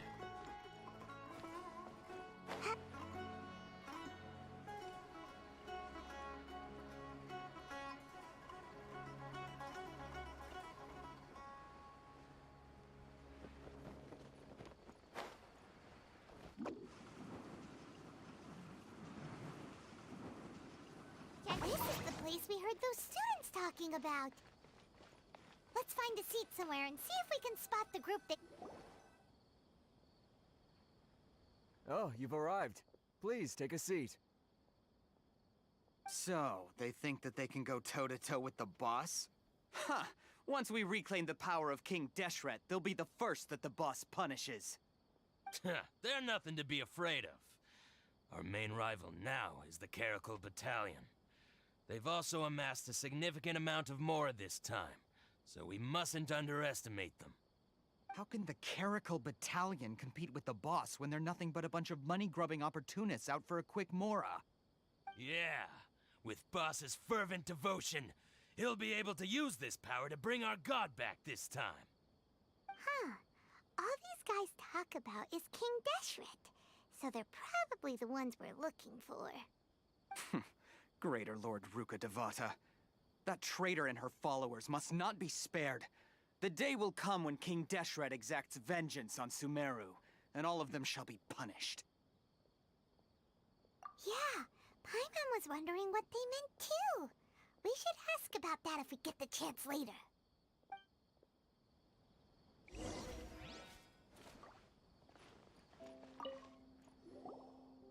Huh?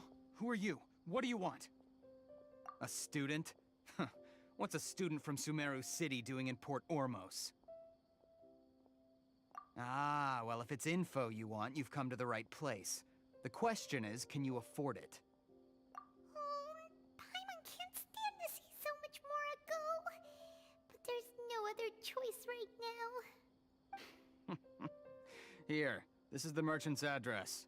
Whatever you're looking for, you'll find it there. Hmm? Well, what are you waiting for? Oh, that's right! We heard you mention King Deshret just now. We're actually interested to know... Fine. Since you've already handed over the Mora, I guess I can throw in a little extra info. As you can see, members of Ain al-Ahmar are devout believers of King Deshret. Years ago, King Deshret founded the great desert nation that was our homeland. It was an advanced civilization, far beyond anything you'll see in present-day Sumeru. King Deshret was the rightful god of wisdom, but he was betrayed by a companion he trusted. She even stripped him of his title, God of Wisdom. So, you mean the traitor was... Greater Lord Ruka Devata, yes. That shameless wretch destroyed King Deshret's civilization, and our ancestors were forced to flee to this land where we were made to suffer the tyranny of our enemies. Furthermore, she conspired with the Academia to cover up the truth of her actions, and create the merciful and benevolent facade for which she is now known. Ugh, just thinking about it sickens me. But the story doesn't end there, oh no. King Deshret isn't truly dead. The voice of the Oracle has been heard in the desert, prophesying his resurrection. Mark my words, our god shall return. And when that day comes, all followers of the traitor and all the desert dwellers who have forgotten their true god will suffer retribution together. If what I'm saying makes you shiver with fear, it might not be too late for you to become a believer of King Deshret.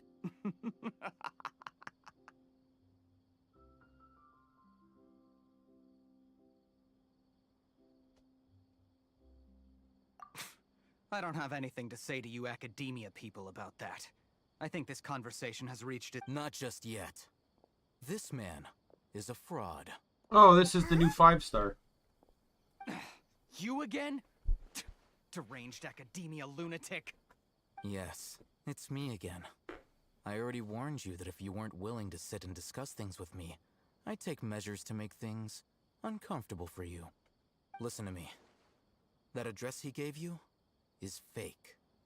Or at least, you won't find a merchant waiting for you there. This group has been boasting all around that they can provide information on a certain item as a means of luring people into their territory. Once you show up, they keep up the act until they have hard evidence that you want to purchase said item. Then they use that to squeeze you for all the more you're worth. Hey! Shut it all, Hatham! What are you playing at, trying to ruin our business like this, hmm? I told you the other day. I wish to discuss my terms with your boss. Ha! The boss made it perfectly clear that he won't negotiate with you. Yes, and in no uncertain terms. But that was then. It does not preclude him from changing his mind in the future. I'm warning you. Don't push us, or this could get ugly. We don't usually get rough with people from the academia because it just complicates things. For a lunatic like you, though, we might just have to make an exception. If you're suggesting that we escalate this from a verbal exchange to a physical one, I accept. After all, even the Archons used war to negotiate the ownership of Teyvat.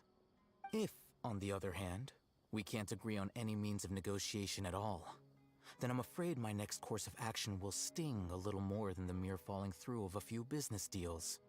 I will jeopardize the Eremite's reputation, which I know you value above all else. I am quite confident that if I began to take such action, your boss would willingly approach me himself. However, I fear that by then, some things will have happened that cannot be undone. Also, a word of advice.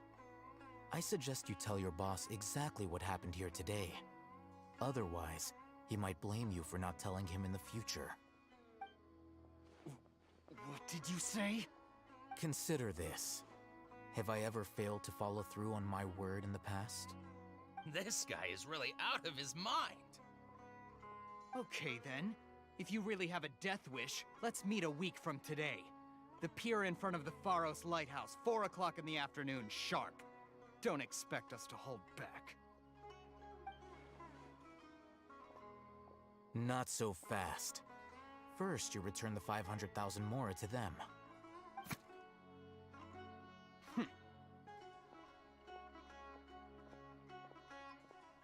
Please, I beg you, don't provoke them. We can't afford any trouble with this crowd. They haven't even paid for their food yet.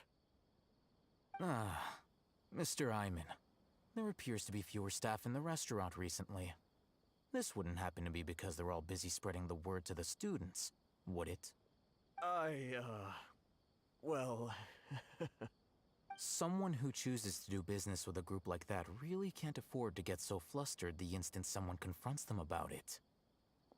Consider the meal compensation for our silence. I'd say you're getting an excellent deal. Whoa, did you see that? He not only got us our Mora back, but sent the Emirites running too! Plus, he seems to know a lot about what's going on around here. Let's catch up with him and ask some questions! He went that way! After him! I am on chapter 2, right? I'm still on Act 1? I have to beat Act 2 to gain access to commissions.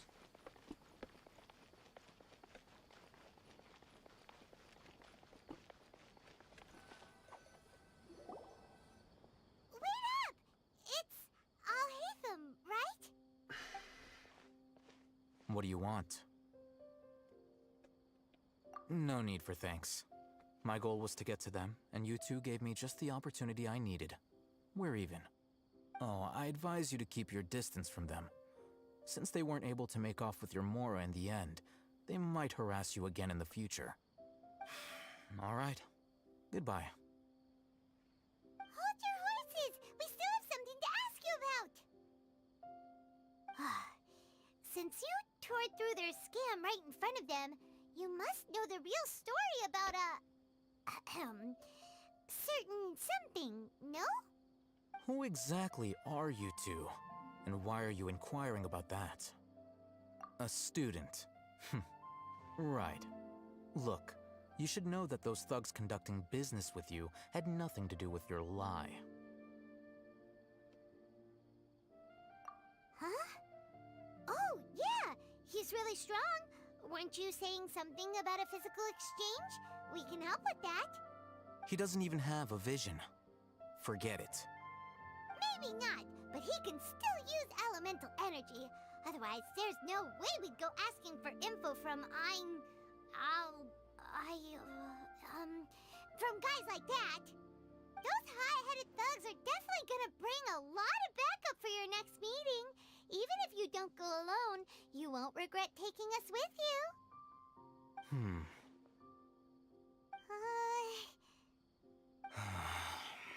All right, I accept.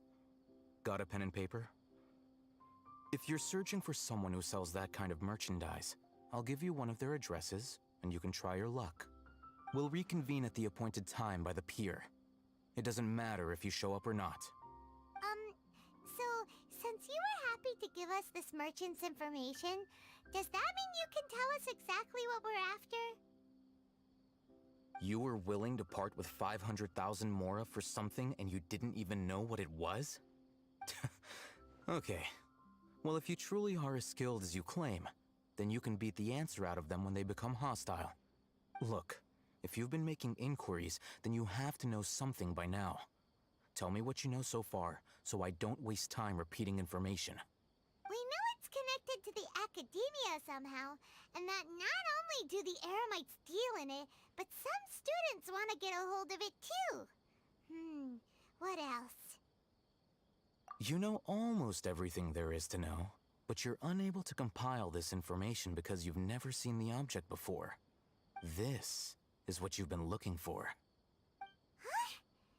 Paimon can't tell what it is. It looks like some kind of ornament. This is a knowledge capsule. To put it simply, it's a vessel that can store a fixed quantity of canned knowledge. It's like a miniature Akasha. Anyone who links it to their personal Akasha terminal instantly becomes privy to its contents. Correct. Anyone. Unlike the Akasha, which heavily regulates who can access what information, knowledge capsules confer their contents without any requisites. That's amazing. It's essentially a convenient and harmless vestibule for knowledge. Unfortunately, it's illegal in Sumeru to privately possess or trade them. They were created as a means for scholars to transfer knowledge gained from Irminsul into the Akasha, and are intended to be destroyed immediately after use. But despite strict regulations, some of these knowledge capsules will always escape destruction. After all, there will always be those in this world who are dissatisfied with life as designed for them by the Akasha and wish to change their fate. Over the past century, a wide variety of canned knowledge has been leaked from the academia. Now, in Port Ormos, the valuable ones are a means to Mora for the Eremites. Meanwhile, those which the Eremites deem to be useless to them occasionally prove useful to the common citizens and hapless academia students. Well, I think that about sums it up. So that's your true... With our current arrangement, I don't believe I can offer an answer. You're still resolved. Fine. Let's talk somewhere with fewer people.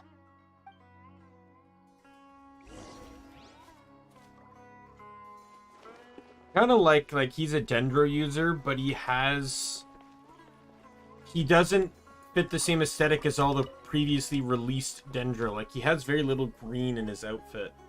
Let's continue. Green our is actually a conversation highlight here. or an accent. If you wish to learn more about the knowledge capsule that the Academia lost, then you must help me with something.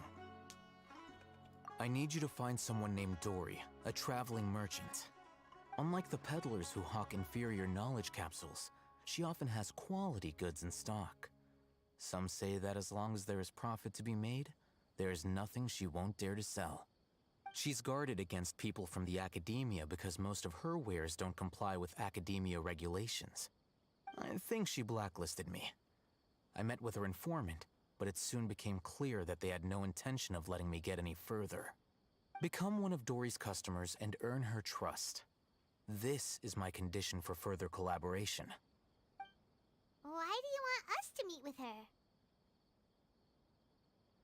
Until you complete this task, you don't have question privileges. Fine. So how do we go about doing this? You two are outlanders who haven't been here for long, so Dory should view you as safe clients. I'll give you the informant's address and their contact password. Beyond the password, though, I have no way of knowing what other tricks she might have up her sleeve. You'll have to improvise. This is kind of nerve-wracking. The true challenge begins after you meet her. She has a keen nose for Mora and a shrewd eye for wares, and she only likes customers who she deems to have good taste. I'll prepare some funds for you. Buy her highest quality wares and earn her approval. But we only just saw a knowledge capsule for the first time. We don't know how to tell which ones are good and which ones are bad. Is that something we can learn quickly? That's true. Have you two heard of elemental sight? Oh, that's a surprise. Guess I'll have to hold you in higher regard. Anyway, that ability should resolve your issue.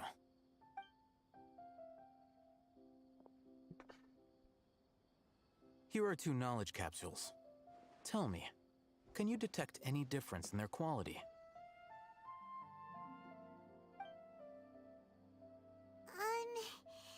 They look the same to Paimon.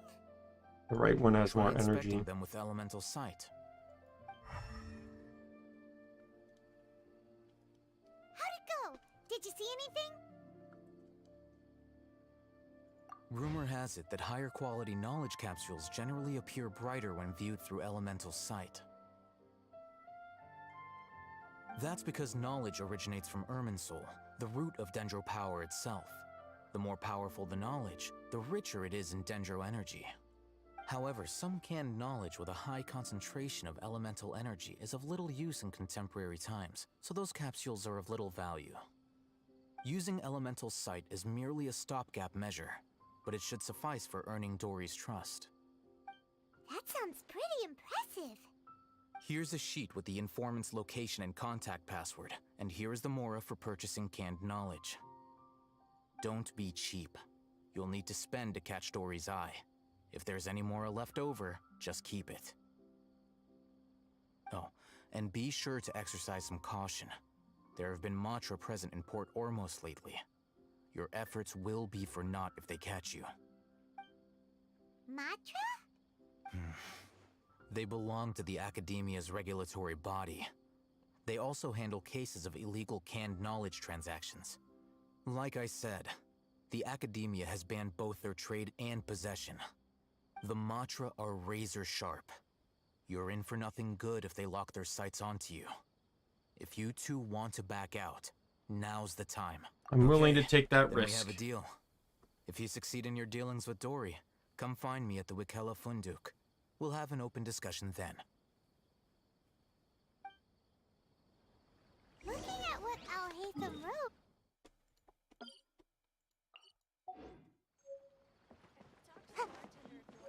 Let's follow these instructions and try to get in contact with him.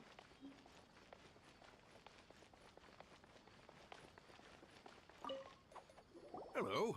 What are you two looking to buy? Wait, are you sure you're remembering that right? Paimon doesn't think it was that on the paper. What a unique palette. We have unripe horror fruits, but we usually keep them in the back. I'll have someone escort you. Following the paper got us past the first round. Ronak, these two want to buy unripe horror fruits. Show them to the warehouse. Got it. You two, please follow me. You two have a fascinating fashion sense. We haven't seen a customer wearing a Sumeru rose for quite some time. Hold on. Let me think. Sumeru rose means common merch. No, look again. We're obviously wearing morning flowers. Ah, my mistake. I do apologize. Whew. That pop quiz sure was scary. Ah, the warehouse is up ahead. Please follow me.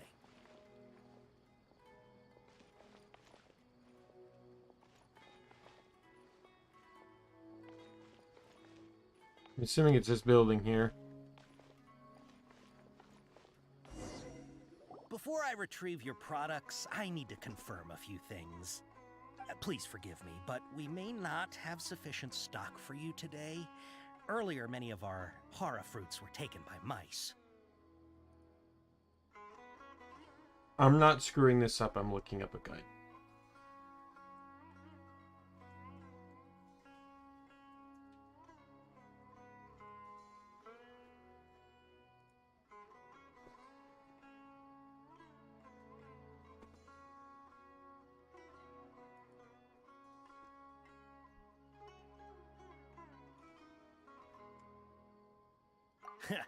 Thanks. If better goods come in, you'll be the first to know.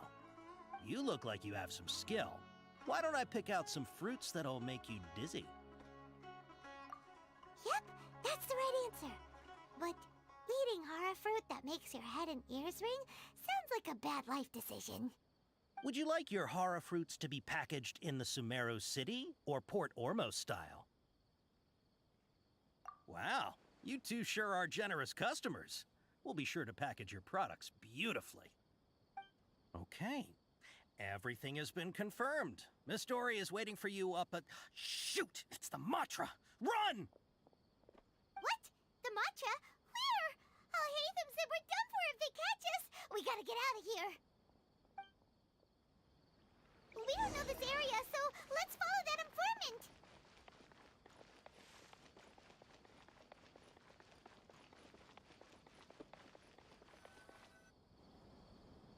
He ran that way!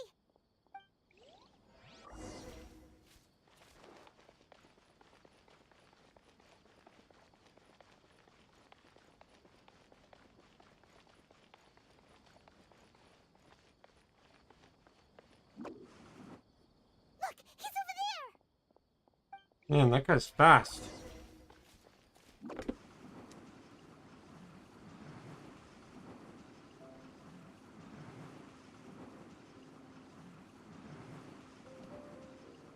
I'm out of here! Hey! If you're hiding from the Rishbaland tiger, come this way! Another password! Huh? Oh, that voice came from behind the building! Here, over here. You can stop running now.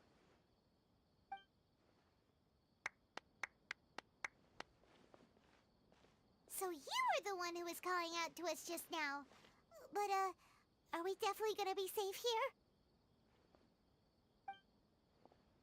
These two good customers wish to buy some hara fruit, Miss Dory. And if there's nothing else, I'll just excuse myself. Oh, very good. Thank you. Huh? Wait, you're Dory? Paimon sure thought you'd look a whole lot scarier. Hey, what are you trying to say, Princess Pea-Brain? I can be scary enough when I need to be, believe you me. If you don't watch what you say, then you can forget about doing any business. But it seems you two have actually done pretty well so far. Not only did you manage to find the informant, your reactions were also pretty sharp. You don't really look like criminals or anything, but I bet my Mora that you've been involved in some shady dealings, haven't you? Paimon's not sure if that's supposed to be a compliment, but We'll take it. I can't risk doing business with people who start huffing and puffing after just a few paces. No matter how much Mora they might have. Not only will they get caught by the Matra, but they'll also get us into trouble. As decent folks trying to run an honest business. We don't need any of that. Wouldn't you agree? So that's why I prefer to have customers like you. It's your first time here, but don't worry, I won't ask too many questions. Even if you wish to buy enough knowledge capsules to decorate your house with, please, knock yourself out. As long as you have lots of round, shiny Mora, then we're all good. Ah, yes, of course, of course. Go ahead, help yourselves. Voila! Wow, she has a trove of canned knowledge. Whew. She'd probably be in serious trouble if the Matra caught her with all this. What kind of products do you seek, my dear customers? Don't worry, I'm not interested in your reasons for buying. I can, however, offer some suggestions. Take this one, for example. An analysis of the sociological ideology and dialectics of the Hilichurls. Only 3 people in all of Teyvat have ever studied it, making it extremely rare.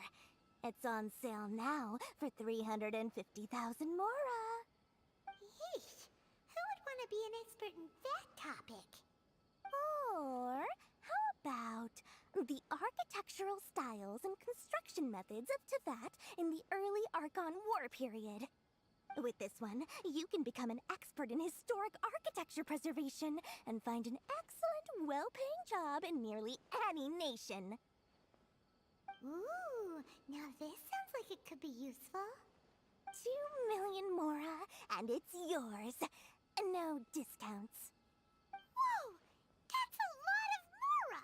That seems like a lot of it does seem like a lot of Mora, but The contents and price of each if what she's saying is true, it's technically stable employment. down at the bottom. Alright, let's try the method that Al-Haytham mentioned.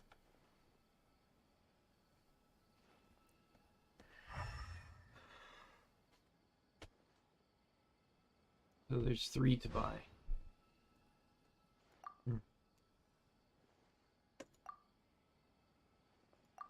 Ah, you've really got a good head on your shoulders, and quite the eye for quality. We'll take these, please and thank you. My oh my, you are blessed with a taste for both the exquisite and the extravagant. Customers like you are a rare breed. 1 in 100. No, 1 in 1,000 even. Listen, I have a special offer for you two. If you spend just 100,000 Mora more, you can pick any knowledge capsule of your choice up to a value of 1 million Mora. Say what now? Hey, did you hear that? Spend another 100K and we get a capsule worth a whole million! But all the canned knowledge we just bought is easily worth 500,000 Mora. If we spend just a little more, we can get something worth 1 million Mora. Isn't that a Think about it. We've gone to all this trouble to get this canned knowledge. Aren't you even the least bit curious about how this whole canned knowledge thing works? We're talking instant knowledge here. Don't you want to try it yourself? I think you're the one who's curious. Come on, come on. We still have around 100,000 of Al-Haytham's Mora left. Why'd you say his name? By finding something useful for you. Excellent. And then please select. Hold on a second. Paimon thought we could choose whatever we wanted. Why can't we choose the ones from over there? Oh, but my dear customer, the knowledge capsules over here are worth 1 million Mora each. I'm sure discerning customers like yourselves will be able to find something to your liking. Please, take your time. Uh-oh, Paimon has a bad feeling about this. Let's use Elemental Sight again to check these. Huh? Why? Hey, we're getting a capsule worth 1 million Mora. Well, anyway, the Mora's already been spent, so let's at least try to find something useful. Let Paimon take a look here. An introduction to traditional Sumeru brewing techniques, the art of growing spices, an overview of ancient runes. Oh, not sure we'd ever find volumes 1 through 7, but at least this knowledge should be useful, right? Let's go with this. Dory, we'll take this one. All right, very good. I'm expecting some new goods in the next couple days, so be sure to check back again soon. Whether it's canned knowledge or anything else you need, bring your Mora to Dory and doors will open. Our dealings with Dory went smoothly enough. Let's head to Wakala Funduk and meet up with Alhaitham.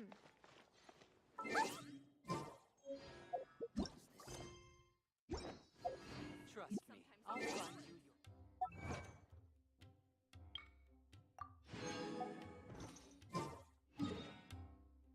Does make me wonder though how old Dory is.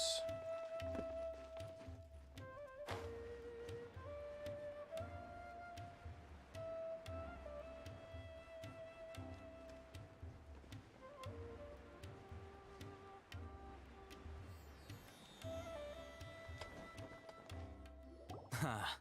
You two made it. And from the looks on your faces, you were successful. Whoa, there's so many people from the academia here. Why would you pick this place as our meetup spot?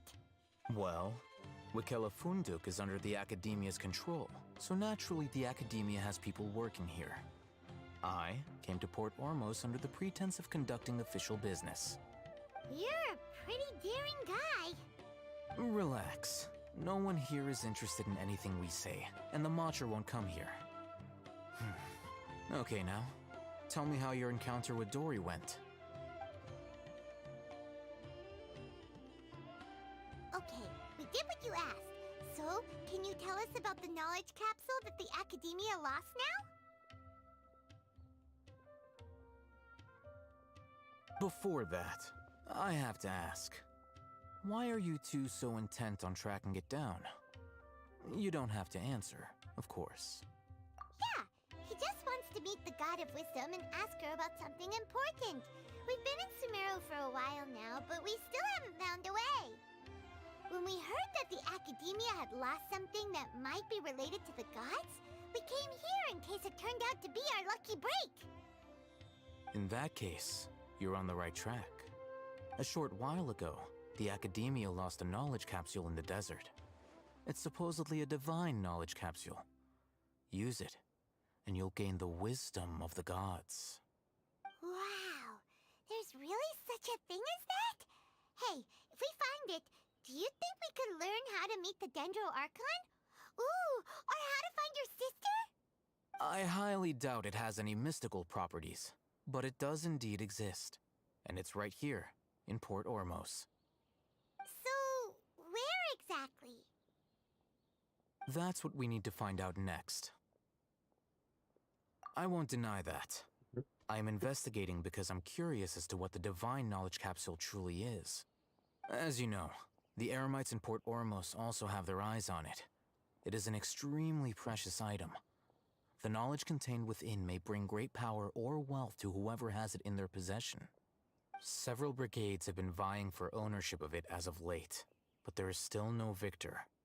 My personal finances and connections cannot compete with those of the Eremites. After attempting various methods, I finally managed to reach a tentative agreement with several brigades. I agreed to forego ownership of the divine knowledge capsule in exchange for the opportunity to study it. After all, there's no harm in understanding what it is. However, there are those who are less amenable to negotiation, such as those from Ain al-Ahmar. They adamantly believe that the divine knowledge capsule contains King Deshret's power, and that he will return to this world when they obtain it. They refuse to let anyone from the Academia tarnish their deity's soul. So you kept hounding them because they refused to cooperate with you? Yes. Ain al-Ahmar isn't exactly wealthy, but its members are determined to get that capsule by any means necessary. To that end, they've resorted to many methods more foul than fair in order to amass sufficient funds. So, I've been sabotaging their business to force them into negotiating with me. The Divine Knowledge Capsule should be up for a secret auction within the next few days. Each brigade will place their own bid, and the prize will be covertly given to the winner. To ensure the capsule's security and to evade the Matra's notice, the winning brigade will not publicly disclose their victory. Unless I know whose hands the Divine Knowledge Capsule ends up in, my agreements with them will fall through. Dory is the most reliable source of information, but that avenue was previously closed to me. With you on board now, the situation is different. In other words, you wanted us to befriend Dory so you could find out where the Divine Knowledge Capsule is. Yes, you can say that. But this arrangement harms none of us. The day after tomorrow, go back to Dory and try to purchase information on the Divine Knowledge Capsule's whereabouts. If she has no information, wait 2 days and approach her again. If I get the opportunity to study the Divine Knowledge Capsule, I will relay my findings to you. Will that suffice as compensation?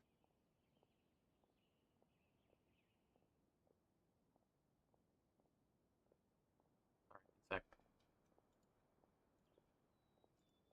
Oops. I was looking at something. Okay. Then we'll meet up in 2 days. Haytham, before you go, we actually bought a knowledge capsule for ourselves, but we're not sure how to use it. You two want to try using a knowledge capsule? Sure, I can teach you. Doing so right under the Academia's nose is a bit problematic, though. What do you say we head to the outskirts of town?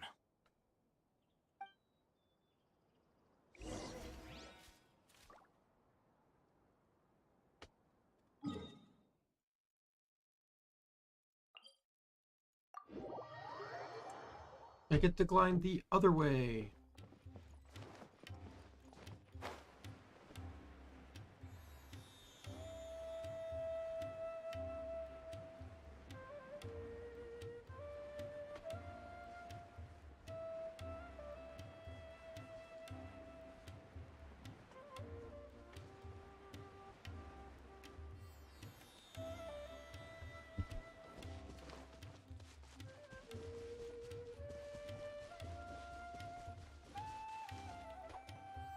All right, this place works. Show me the capsule you purchased. Here. Sword Fighting Techniques 8. Huh. A combat class knowledge capsule. This class is something of a rare find these days, since most have been taken by the Eremites to augment their battle capabilities. Really? Ah, yeah, what a great buy! If you want to determine the efficacy of this capsule, I can evaluate your combat ability.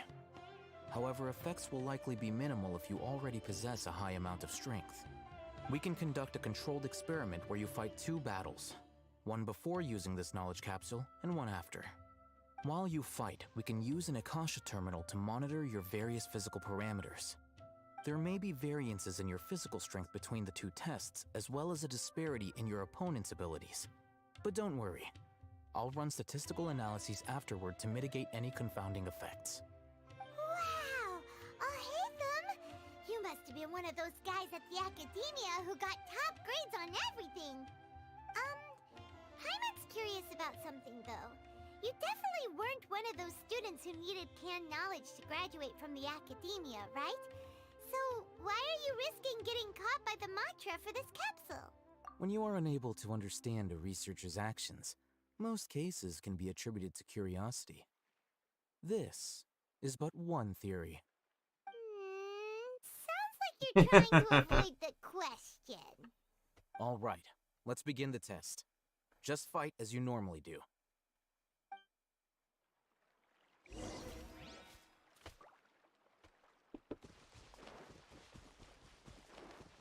Heyo. There is no escape! Incinerate!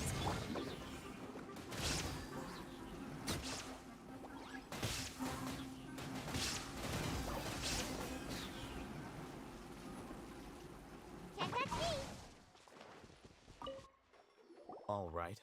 I'll link your Akasha terminal to record data. The next step is to use this knowledge capsule. Hold it in your hand. I'll help you establish a connection with it so you can activate its power.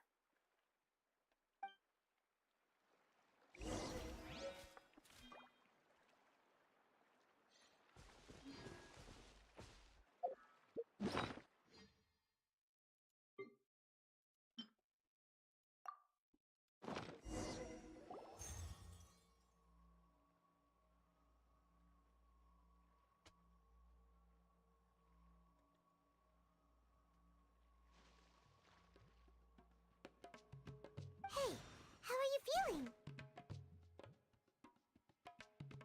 You mean that it worked? All right, time for round 2.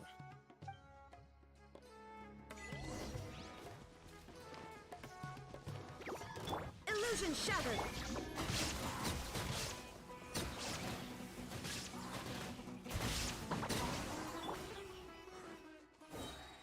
I don't really notice anything different, but that's probably because I have high strength. Now, I'll start recording data again. Oh, hey, Thumb. How's it going? Well, the knowledge capsule you purchased did improve his combat capability. During the second fight, his overall fighting performance increased by 0.073%. Wait, how much?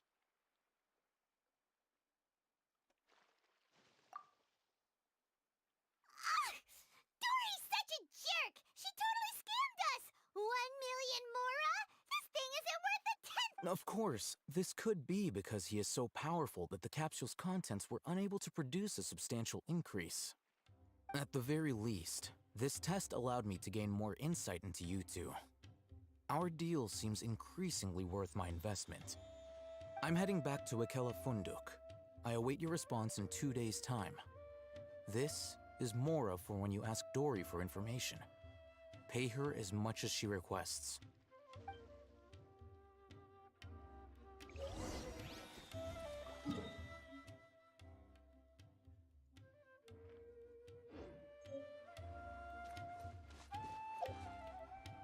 Wait until 2 days from now.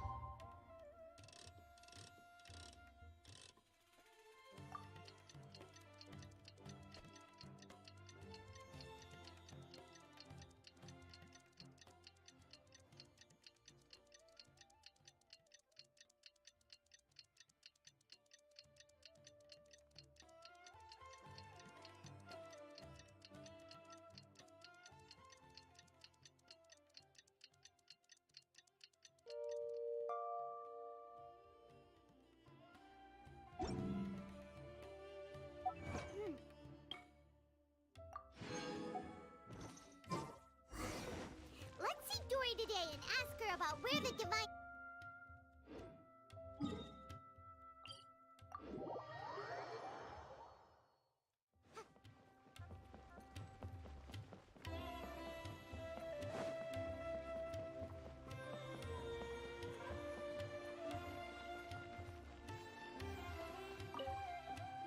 Here, over here! Oh, welcome back, my loyal patrons. What can I do for you this time? You name it. Canned knowledge, supplies, or anything else you need. I'll find a way to get it. Where there's a waterfall of Mora, there's a way. Can you really get us anything we want? Anything at all? Aha!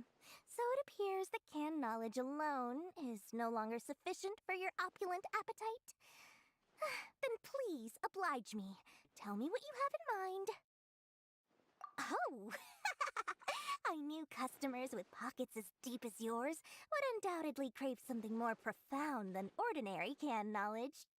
But you know, that kind of information isn't going to be cheap.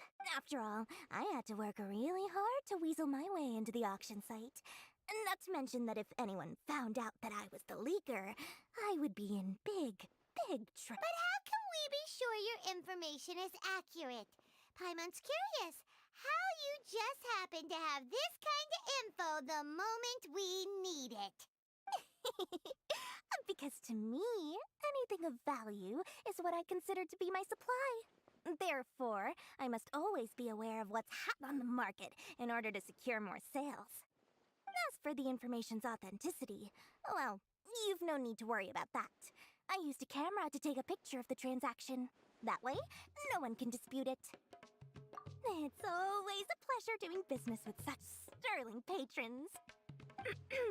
Now that you've paid in full, here's the scoop. The Divine Knowledge Capsule was purchased yesterday by a certain Misery, the leader of Ain el Ahmar. Ain el Ahmar? You mean the Eremites who worshipped King Deshret? Ah, so you're already familiar with them. The group has done everything in their power to obtain the Divine Knowledge Capsule. After all, they believe it contains the power of King Deshret. That divine knowledge capsule is unlike any other canned knowledge I've seen before. It was glowing bright red. The capsule is clearly visible in the picture I took. You can look for yourself. Thanks for the info, Dory. Please, it's my pleasure. It's all thanks to discerning customers such as yourselves that my efforts yesterday were not in vain. Please, don't hesitate to contact me if you ever need anything else in the future. More effort, Dory. Open stores. Well, we figured out where the I was wondering how Dory would get involved in this story, but she's basically a black market dealer, so they could technically include her anywhere. Let's head back and talk to Alhaitham.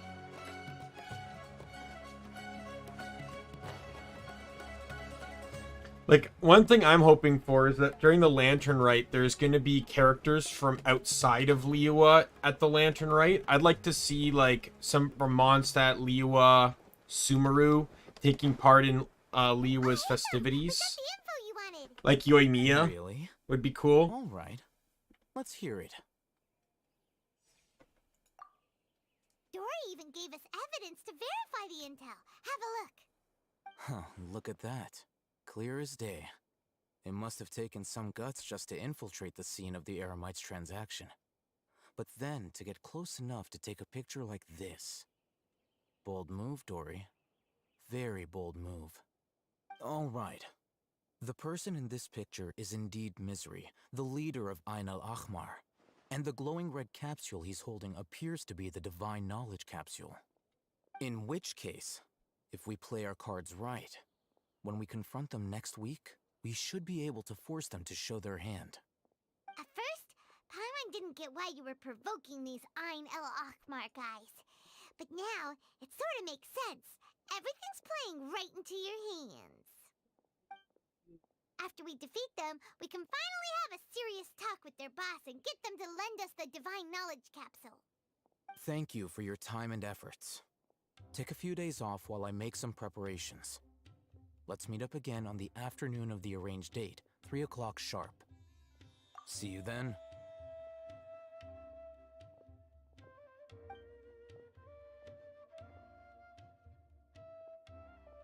Alhaitham sure is taking his time. Where could he be? Oh, there he is. Sorry to keep you waiting. Let's head to the pier in front of Pharos Lighthouse. Yep, let's go.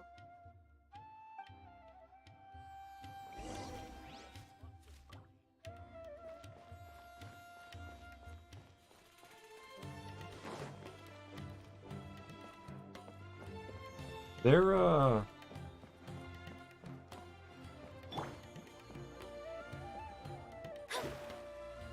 okay. I was like, is there going to be a pier area where I can... Because I know sometimes Mona doesn't always run off the surface very efficiently.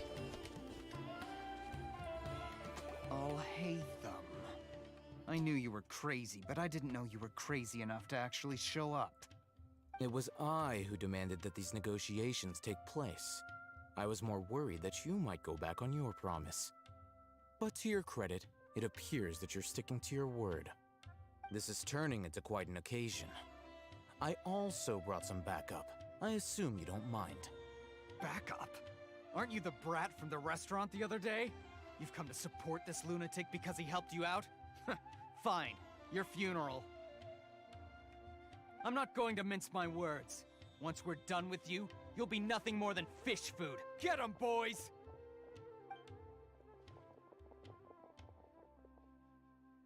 Uh-oh, here they come. Good luck, you two.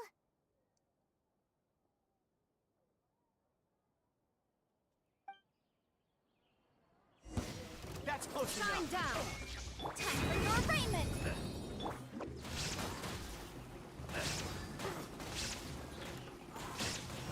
I'll be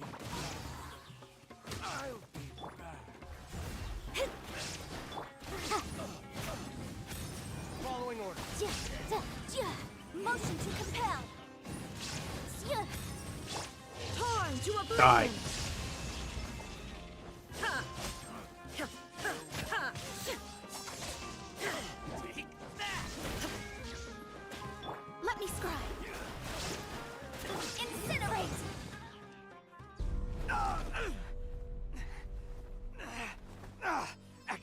scum!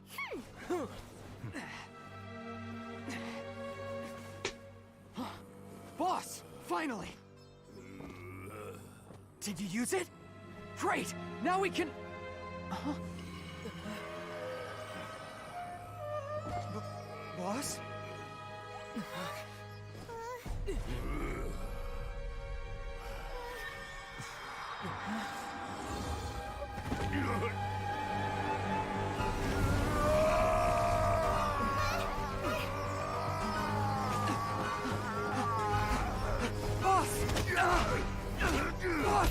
What's wrong? What happened to him?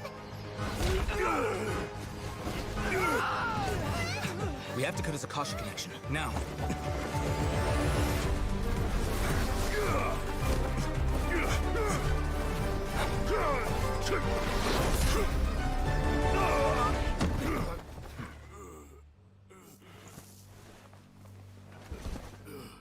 Target acquired. Arrest him!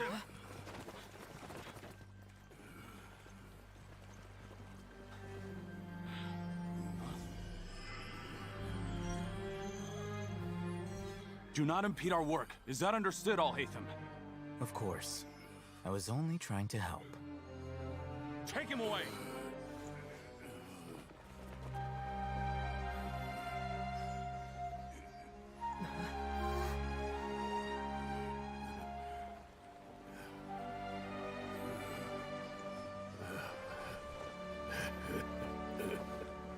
World, forget me.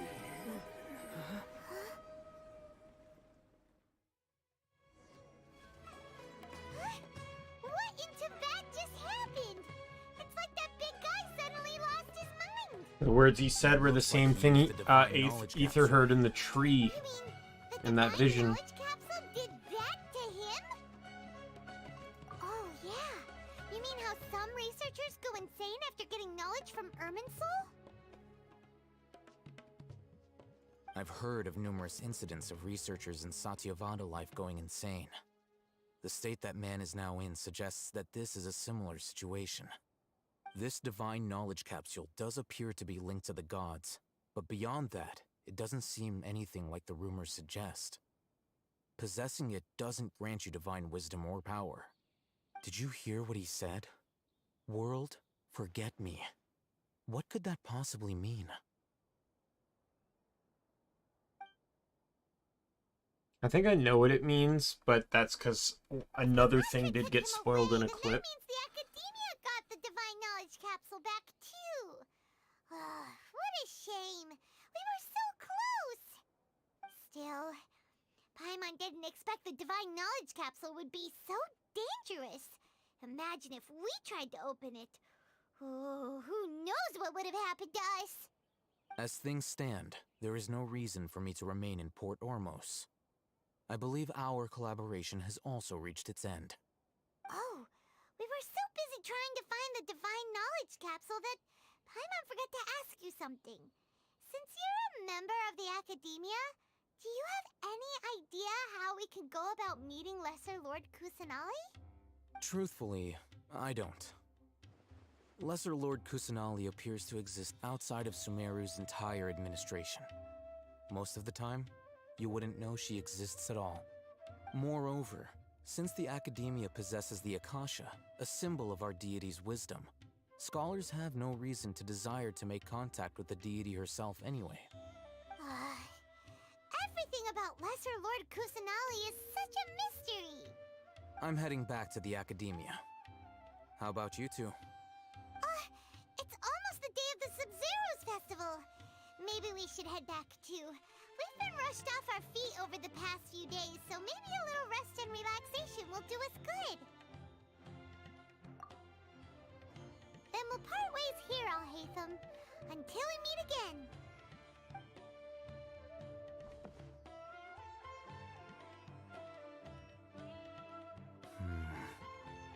Now, do I deal with this thing first? Or should I produce the report that the higher-ups require?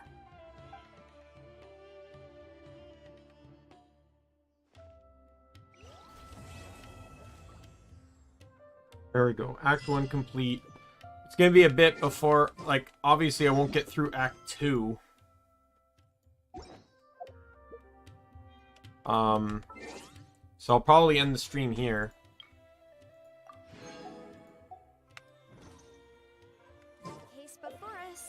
Oh, you know what? I have some standard banner wishes I can do. Let's end the stream on standard banner. I got 6 here.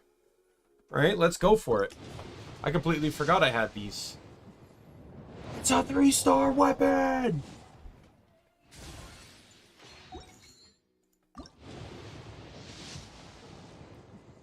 No way. Is that another 3-star weapon? It's the slingshot. I was actually thinking it was going to be the slingshot before it appeared. What is it? Debate club, right? It's going to be the debate club. Ah, no. I was close. That's a great sword, right? No, it's not. That's a regular sword. This is the debate club.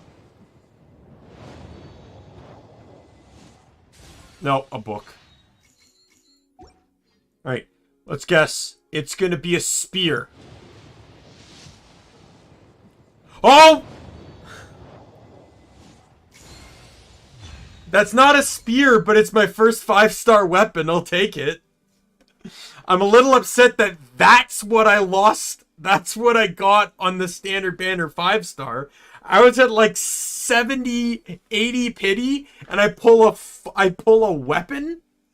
Oh no, we'll see how good that thing is. Alright, well, here's another 3-star for us.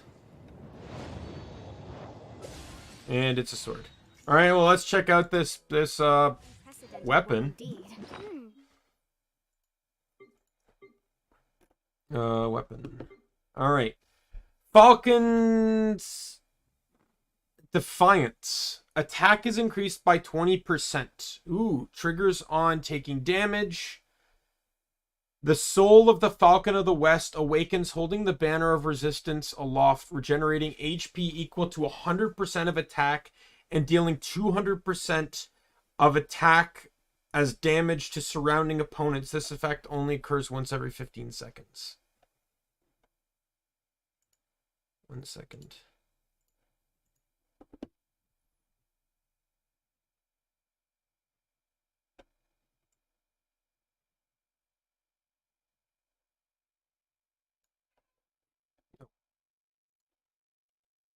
No. Oops. Delay 5 seconds. New.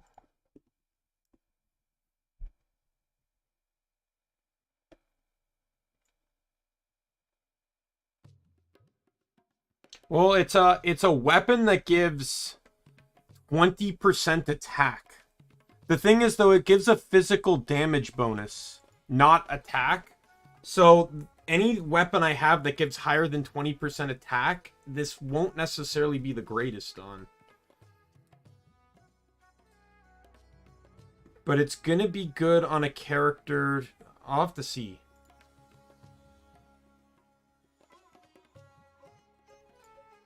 What's it called?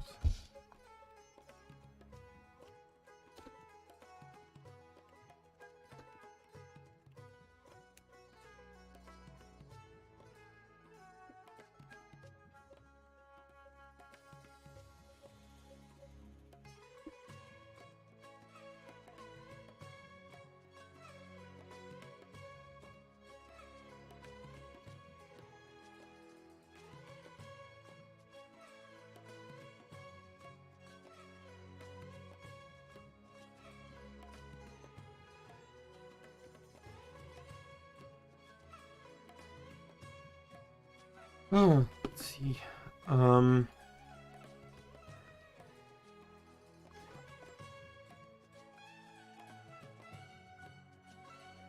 Yeah, so,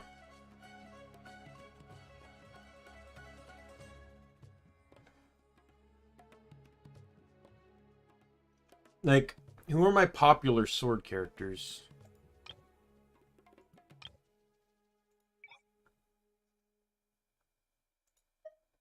Okay, so here's sword. So, like, I have I have Geo Traveler.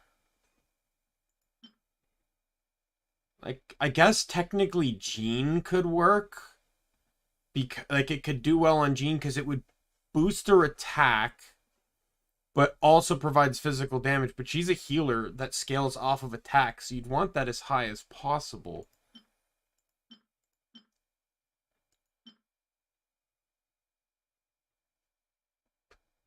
Because physical damage is basically non-elemental damage.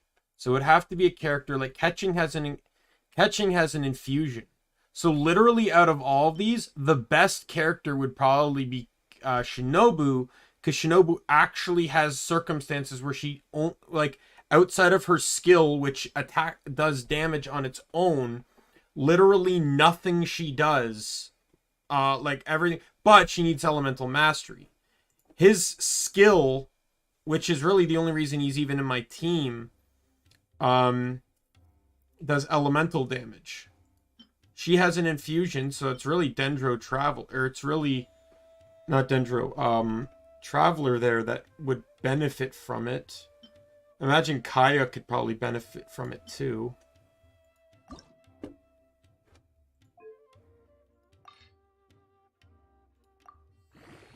Might as well increase it at the very least. I don't see why not.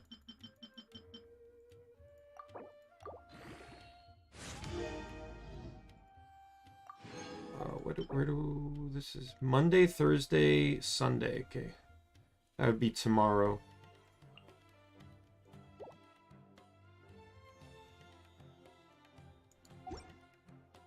But yeah, like, I'm just trying to think. With the attack being a flat bonus, you'd want someone that can more benefit from the physical damage of things. You know, he scales off defense, so he's kind of useless. Scaling off attack, you'd want an attack weapon more because, like, see, this one goes to 30%. Right? That, like, now, obviously, the number's in blue, so that increases as you refine it. Like, let me look up this sword.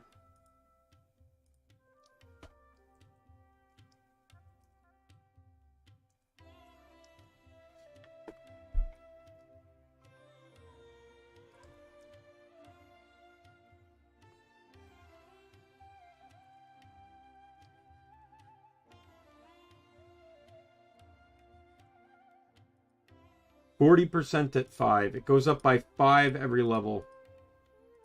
So 40% would be pretty high. But that's like obviously expecting to have a 5 out of 5 in this, which is not in my cards right now. So as it stands right now, I can't really see a character that completely benefits from it. Maybe Bennett, but I really want energy recharge on him. And I don't really see a character that benefits on this completely right now.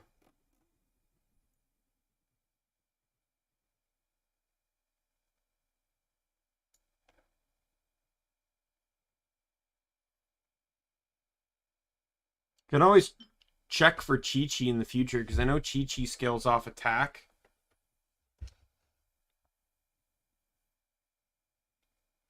Right, but I'd have to get Chi-Chi. So right now that sword's just going to sit in my inventory.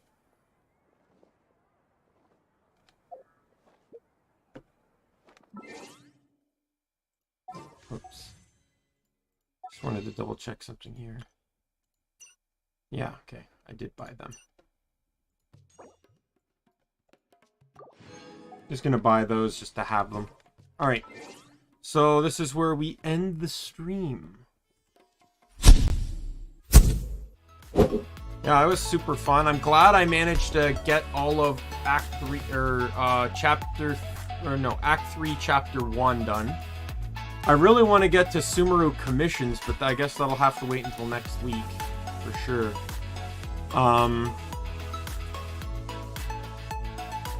I got really excited when I saw the 5-star, but I completely forgot you can get weapons from that banner.